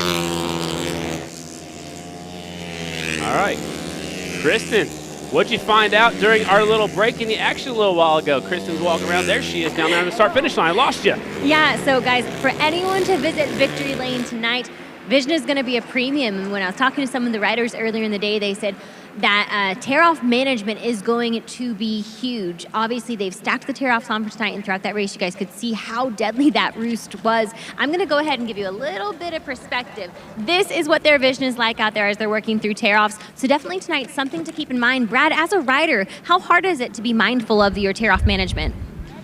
It's pretty hard. I mean, sometimes, 10 to 14 is about max of how many tear-offs that you can stack on your shield before the post on the shield. This won't allow you to stack more on, and then you get that many on there, it's already blurry. So you got to be mindful. Right now, the roost is bad. I mean, it could also obviously be worse, but you really just got to, use them as you need them. And sometimes you need one or two in the middle of the corner, especially like right off the start. So, and it's super hard. You just got that little tiny tab up there, and you got to be very careful to just grab it because you don't want to grab all of them at once. Do you think Bromley went up there that high because he maybe couldn't see where the racetrack ended? It's very well possible, but I think he just kind of got pushed up there. He was going for it. Nobody wanted to let off, but there has been times where guys have gone off the racetrack or ran into the air fence because they couldn't see. Semifinal number 2 on the pole, Mikey Rush, Chad Coast, Trent Lowe, Shayna Texter, Oliver Brindley, Michael Inderbitz, and that's your front row. Here we go. They're off. Chad Coast on that American Suzuki. He's got the American Honda, the RMR Honda, right beside him. Here they go into turn number 1. Coast. The two California guys, every time they've been on the track, they've been right there, first and second. Yeah, they're both going really good tonight, and they're comfortable riding with each other. Also on the racetrack, the 99 Kevin Stallings, the 66 Drew Hart, 51 Cole Zabala, 44 Cameron Smith, and the 76 Jacob Walter using a provisional start. Down the back straightaway, the two California riders, first and second. Rush goes to the bottom of the racetrack. Chad Coast goes to the high line. He goes to the high line, but then he cuts right to the middle. Yeah. Does a slide job on Mikey Rush. Nice move right there by the 49. The two California riders sneaking away already on this first lap. I don't think that's going to last very long, but maybe it is. Look how big of a gap they have back to 3rd, 4th, and 5th. Yeah, Shayna Texter did not get a good start. Now she's back there with Trent Lau. Lau's going really good in this heat race, so let's see if he's able to step it up here. All right, so Shayna, she's back there in the 4th spot right now. That starts all day long. She'll have to get that figured out if she wants to battle for the win. She's actually back there in the 5th spot. Here comes the battle for the lead into turn number 3. Chad Coast sneaking a peek on the outside. He goes back to the high side. We'll see if he can do the slide job like he did last time. He sets him up. Now he goes drops to the bottom. Yes, that's working really good for him. That's a perfect line down there, especially if Russ keeps doing what he's doing. These guys are in a hurry, especially in 3 and 4. Chad's coming in higher and getting it turned sooner, where Mikey Rush is coming in lower, but then that makes him, when he gets into the center, he's having to pinch the bike and not getting it turned. He's getting it turned way later in the corner, which Chad, being able to get off the corner to the start-finish line is where the race is won. How about Oliver Brindley hanging tough right there in the 3rd spot? He's getting more and more used to these mile racetracks. There's nothing like this over in England, so he's got some speed. Look at him pull down the back straightaway, actually pulling away from Trent Lowe on the 148. Shayna Texter's right there in the 5th spot on the number 52 KTM. Now look at this, Chad Coast and Mikey Rush, they definitely flip-flop lines there that lap. Now look at Mikey Rush getting the run on Chad Coast this time. They're just going back and forth a little bit, having some fun. Kind of like those last guys do in their heat races. Here they come. Off of 4, it's Coast and Rush, 1 and 2. Back to Brindley in the 3rd spot. Then you got Trent Lowe, Shayna Texter, and then a big group of 3 more riders back behind them. Again, the top 8 spots up for grabs. Chad Coast dropping to the bottom of the racetrack in turn number 2. Yeah, they're definitely flip-flopping lines. Just kind of look at Chad. He's hanging his foot all the way off there. It's getting pretty choppy coming off of turn 2, and definitely getting some braking bumps here coming into turn 3 as well. All right, so Chad goes back to the high line. Mikey drops to the bottom of the racetrack, then he drifts up in front of him. So I don't think Chad's close enough to make the pass right here is where he was going to do it. The last couple laps, he's not able to make that pass. So now he'll get back in line, try to use the draft, get back up here and catch up to the 15 bike, RMR Honda. Here they come off of 4, and Chad's not able to close the gap right here on the front straightaway. Now Mikey Rush is able to lead it to the line. No problem that time. Inderbitson gets by Drew Hart, and I believe he's trying to get by Kevin Stallings battling again. That's for that last transfer spot right now. So right now on the bubble, it's the 66 of Drew Hart. He's riding the Husqvarna. I don't remember him riding the Husqvarna all season long, so he's made a switch in the last couple of races. Drew Hart, the 66 bike. Battle's heating up for the lead again. This time Chad drops to the bottom of the racetrack where Mikey Rush is won. He wants to see where Mikey Rush is running, what that line works like. Yeah, I definitely think that he's going through the high line, maybe he's thinking it's a higher way around, but I mean, it was working for him earlier on. I'd like to see him bust that back out, because obviously can't be a follower. You gotta make some different lines to be able to make the pass. And Texter has got by Oliver Brindley and now has moved into the 4 spot. One more position to put her on the front row of the main event, so she's got to catch up to Trent Lowe, the 148, who's having an excellent day today. Down the back straightaway they go. It's the 15 bike showing the way. Here comes the 49, Chad Coast. Down the back straightaway. Chad's caught the draft. He goes in. He's going to go back to the high line, just like you said, Brad. Going to try it this time. Let's see if he's able to make it happen in the center of the corner. He does. I'd like to see him continue that, because he knows that, well, Mikey Rush might still have the run around the outside because he's up in the cushion. He does.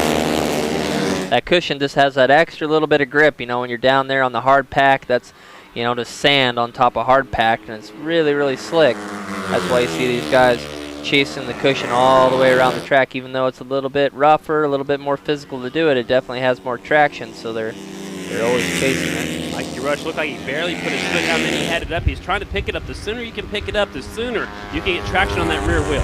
Yeah, the sooner, like I said, the sooner you get your foot up, the more weight you get on the rear tire, the more traction you're going to get. Chad Coast, see if he's able to make it happen there again. There he goes. It's underneath him. Sliding up in front of him. Whoa, what a race, man. That looks like so much fun. Oh, it is, man. It gives me goosebumps. Chad Coast out in front. White flag's going to fly this time by. Mikey Rush retaliates on the front straightaway. They just about touch. Right here at the start-finish line. Rush goes back to the bottom now. Chad a little bit higher down here in 1 and 2. So Chad's strong suit, definitely 3 and 4, but he's right on the back fender right now in turn number 2. It's Rush, then Coast. A little ways back, Shannon Texter has got the 3rd spot away from Trent Lowe. That will put her on the front row of the main event. It looked like Chad had to back off going down the back straightaway. I don't think Mikey Rush wanted to give that spot away. I don't think he wants to pass Mikey going into the corner, going on the inside. I think he wants to go wide. That way he gets, he got his foot hung up there. Wasn't able to make the pass this time. Well, maybe his only hope is going to be trying pass. to draft pass. Yeah. I don't think he's close enough, though. No, he messed that corner up. Here they come to the checkered flag off turn number 4. So Chad has a bad turn 3 and 4. It's going to give Mikey Rush the easy. I say easy. Yeah, easy, but not easy for anybody. No, but now Chad, you see now he caught his foot there and wasn't able to make that pass go through the center like he has done in previous laps, and that's just the thing, man. I know the feeling coming down to that last lap. You gotta execute it perfect to be able to make it happen, and you just make one little mistake like Chad did, catching his foot. That's all it takes to make the difference between winning and losing.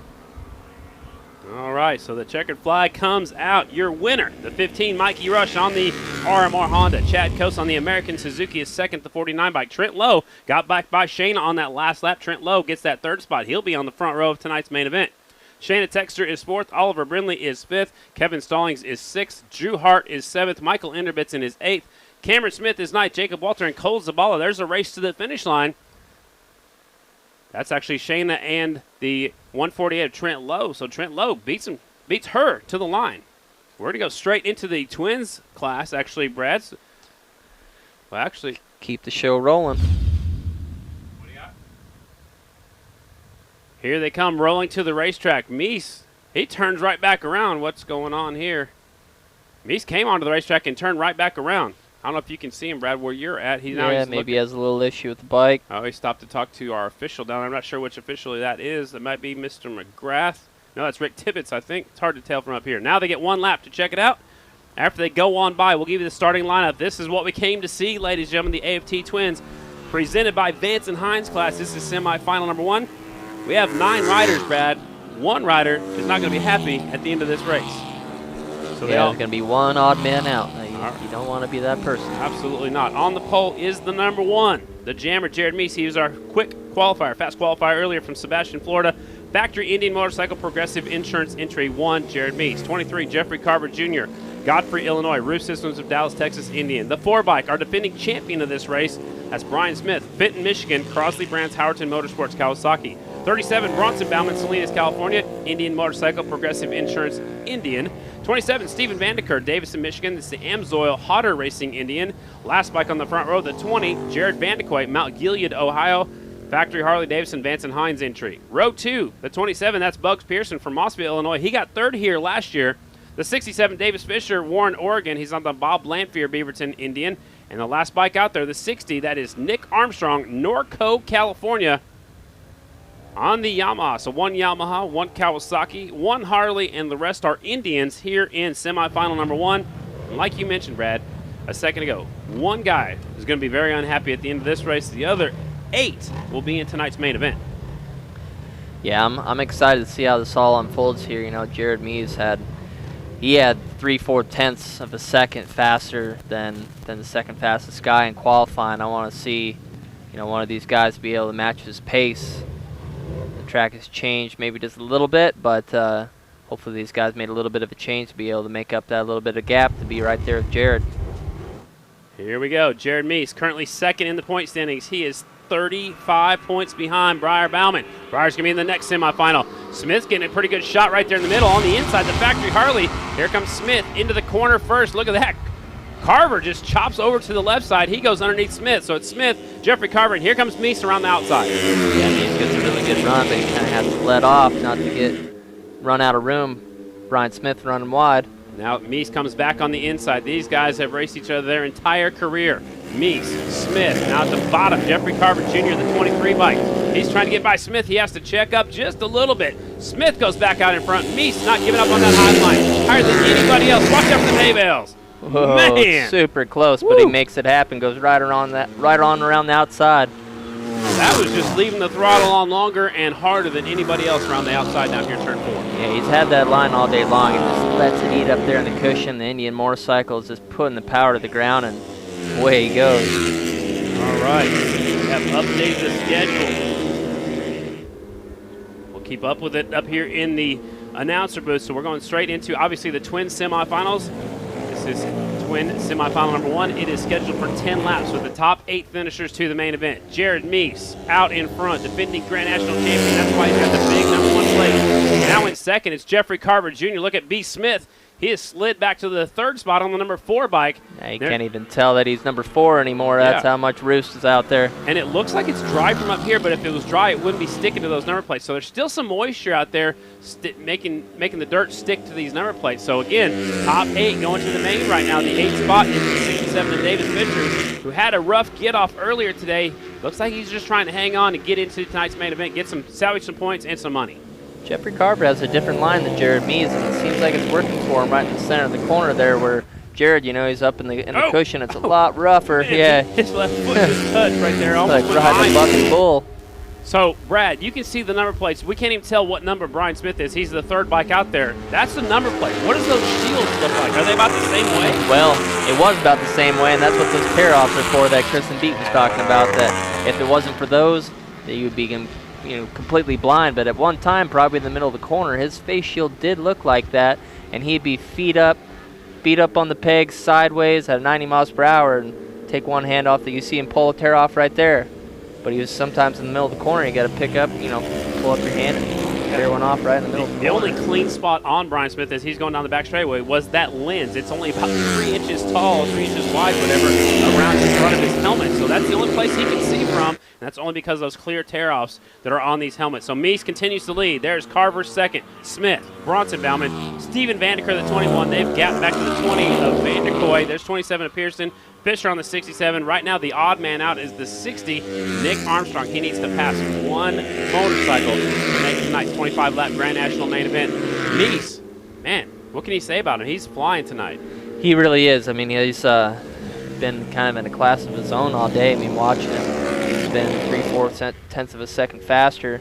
You just see him up there in the cushion, just letting that thing eat all the way around the outside. He's the only one up this high down here, especially on the exit of turn number 4. It's crazy. That would have been my line back when I was racing. Maybe he learned something. Oh, look at Carver going way high into turn number 1. Now we say that God. Carver's yeah, look at I think that's Bronson Bauman all the way up there too, but Steven Vanderkoy is getting right underneath him to take over 4th. So why are they going way up there that high going into turn number 1? Just looking for a smoother way around? Because, yeah, smoother way around, because you see it like where it's slicked off underneath and you get right to where the cushion is, man. It's super rough. So if you go up there and you're already in it, it's smoother, but it's just such a long ways around. And these guys are wide open because to make the longer way around, you got to keep up that much more momentum. Meese into turn number 1. There is Carver in second. Smith still in third. Bronson. Vandeker's right there on the back tire of Bronson Bauman. That fourth spot. That's actually third, fourth, and fifth. Yes, that was correct. Everybody has made it across the start-finish line. 4 laps remaining, actually 3.5 for our leader. He's already checking out down the back straightaway. Last time by, he was leading by 2.4, almost 2.5 seconds between first and second.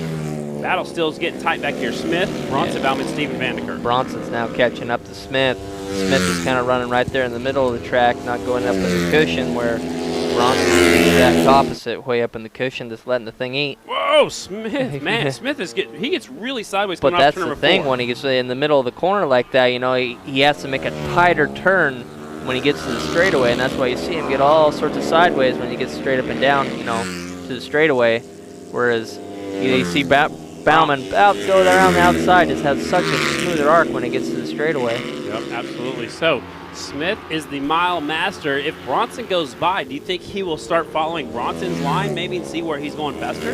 Maybe a little bit. You know, I actually had dinner with the Howerton team last night, and you know, it's just now he's squaring them back up, getting underneath. It's a hard feat to get to race against these Indians. Man, that is close to the hay bale. Those hay bales are just right there. Meese has been close to him lap after lap. Now Smith, it goes up there and gets really close to him. Now Bronson goes into turn 1 way up there. He's actually tiptoeing with the left foot. He goes around Smith right there in the middle of turn number 2. What a turn 1 and 2 for Bronson Bauman. Yeah, just leaves it on the gas and goes right on around him. I mean, it's just a little bit smoother line. I mean, you're right close to the air fence. I mean, you're threading the needle, that's for sure. Man, that had to have been fun right there. That looked like it was awesome. Bronson's running the high line. He's driving it down here in 3 and 4. Smith trying to retaliate up the inside. You can see how far sideways Bronson is using that rear wheel. They're racing him to the white flag. 1 more mile to go in semifinal number 1. There is Meese. Here's Carver. Yeah, Flat Track used to have this shirt that said Flat Track, the original drift racers, and I mean, this is it. I mean, you're steering with the rear tire. That's how they're turning the motorcycles. Just basically speedwaying the bike around here. Last lap, 1 mile remaining now for all of the competitors. There is Nick Armstrong back here in 9th spot. Your leader's already in turn number 1.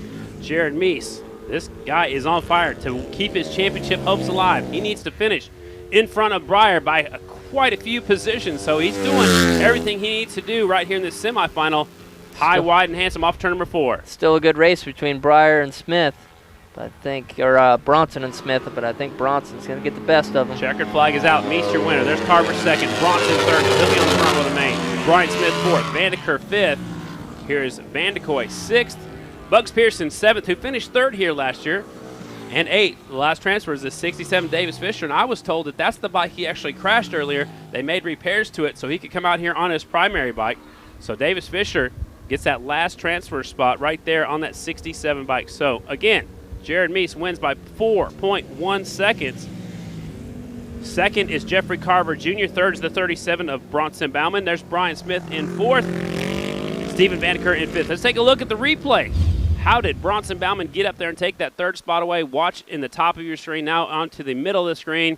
Bronson goes way around the outside and just leaves the throttle on longer and rails around the outside of Brian Smith. That puts Smith back to that 4th position. So that was a great move down here in turns 1 and 2.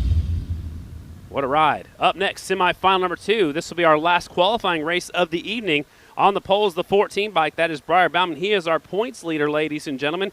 And he was in control of this main event. Ran out of fuel with a lap and a half to go. So 14, Breyer Bauman will be on the pole. 192, Brandon Price will start 2nd. We're going to let him go on by, and we'll continue our starting lineup here in just a second. 9 bikes going to make the start of this one. 8 of them going to the main event. Again, we mentioned Breyer Bauman's on the pole. Brandon Price, our Mobile View Rookie of the Year winner this year, already locked it up from Whitehall, Maryland. Will start 2nd, 192. Slam and Sammy Halbert, the 69, will start 3rd. 17, Henry Wiles will start 4th. He got 2nd here last year. 44, Brandon Robinson. He's back on the factory Harley-Davidson Vance & Hines bike today. The 44, Brandon Robinson filling in. Actually, got a ride for these last 2 rounds, the 44 Robinson. 22, James Monaco, Modesto, California, Pure Crop 1 Indian. Last bike on the front row. The 12, Jay Maloney, Indian of Charlotte, will start first spot on the 2nd row. Jake Johnson, Coatesville, Pennsylvania, Estenson Yamaha. And then the 101, Mac McGrew, Hawley, Minnesota. It's the Pit Road Trucking Honda RS 750. He was having some mechanical issues earlier in the day. Hopefully he'll have those fixed. There's the 14 bike pulling up first. Our points leader, Briar Bauman. He has 5 wins this season so far. 14 podiums out of the 16 races, so he's been Mr. Consistency. Right beside him on his left shoulder, the 192 Brandon Price, who got second at Williams Grove a couple of weeks ago. Sammy Halbert, the 69, 17 is Wiles, 44 Robinson, the 22, pulling up the inside. That's James Monaco. 10 laps the distance, last qualifying race of the day, ladies and gentlemen.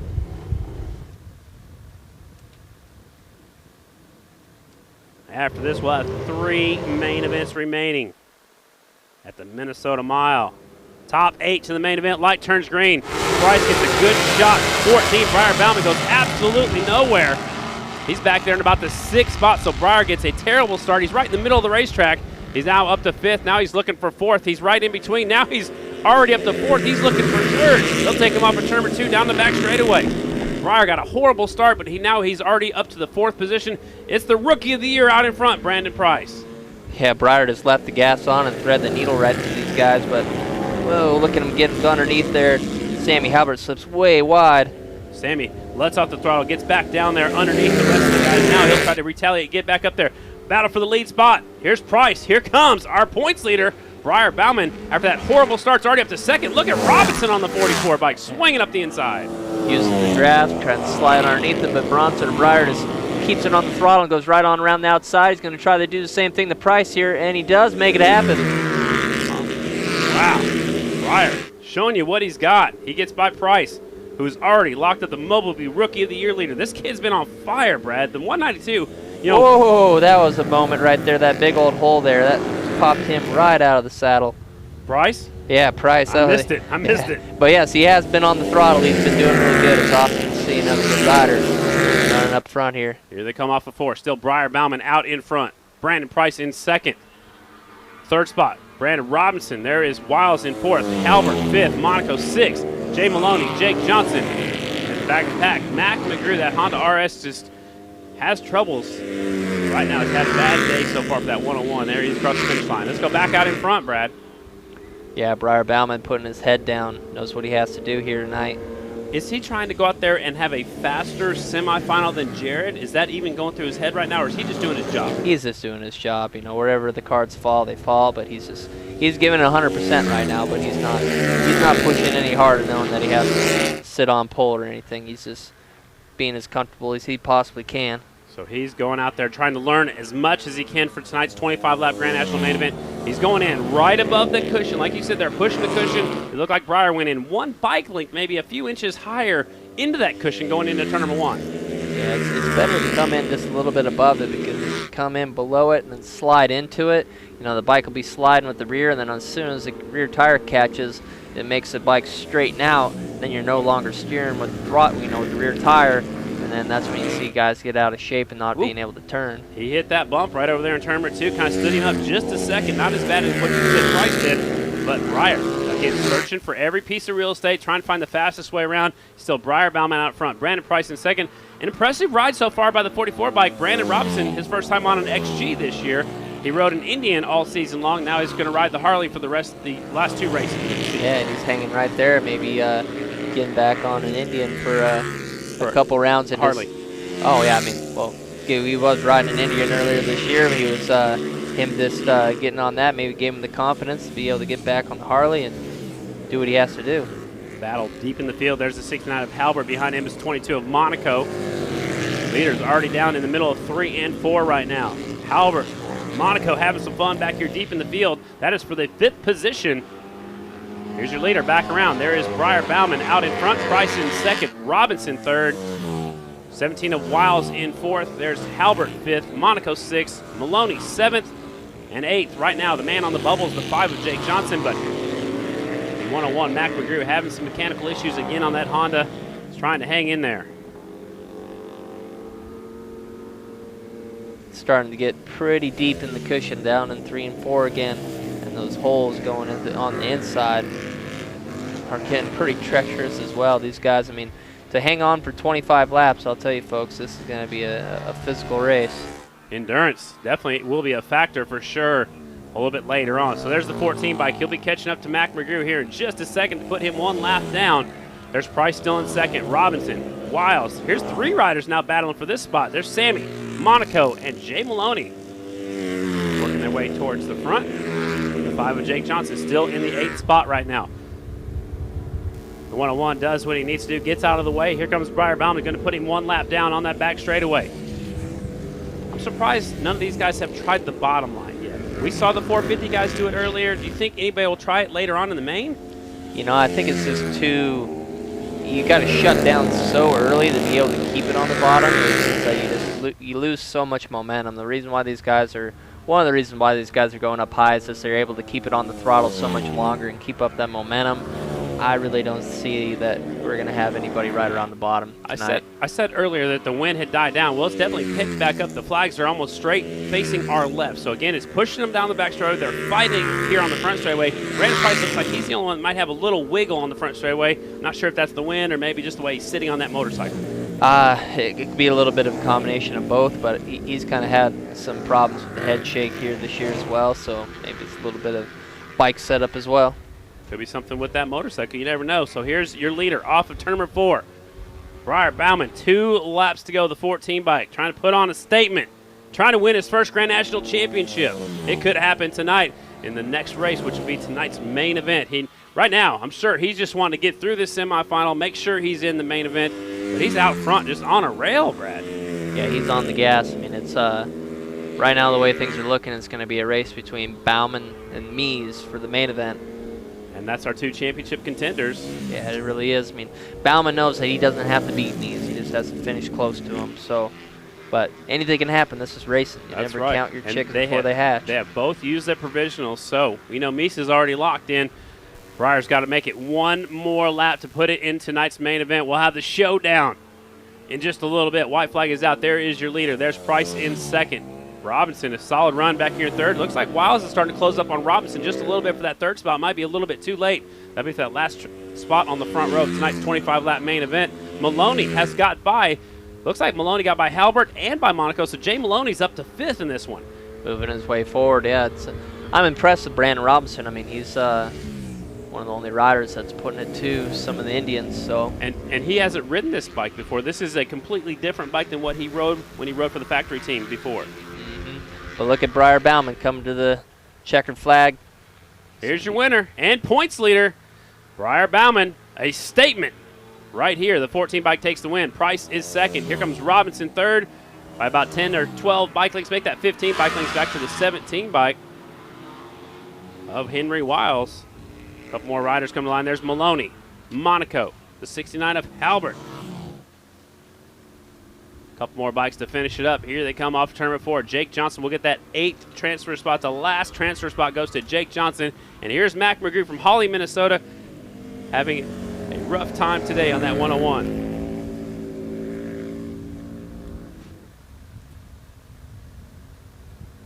Let's take a look at some of the replays from semifinal number 2. First off, let's start for the 14. Watch the left side of the screen. Briar just goes nowhere. Like, it's all kinds of wheel spin, Brad. Yeah, just let the clutch out a little too aggressive, and that thing just spun right off the line. But he's Brandon Price, you can tell by ripping a wheelie, that thing was hooking up, and he was going forward. All right, let's take a look at our next replay. Watch the 192. This is the moment what I missed, and you saw him right there. Look at that. He caught all over the motorcycle. Air. Wow. You don't want to catch air on a mile. No, it's not a very comfortable feeling by any means.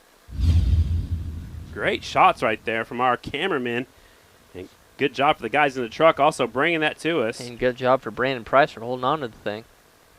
All right, we're going to keep on rolling with the show. Coming up next will be our first main event of the night. Production Twins main event's coming up in just a few moments. So are they coming to the tunnel? Like normal? Okay, lights are rolling. Just keep talking. All right, coming up in just a moment. We're going to keep on going. We had some track maintenance scheduled, but they're already rolling out. Our first main event's coming up in just a second. How about if you want to be part of it, you want to make the NBCSN show, come on down here where our victory podium is. Our riders are going to come out of this tunnel, and you can be right here in front of the camera for NBCSN and be part of the backdrop.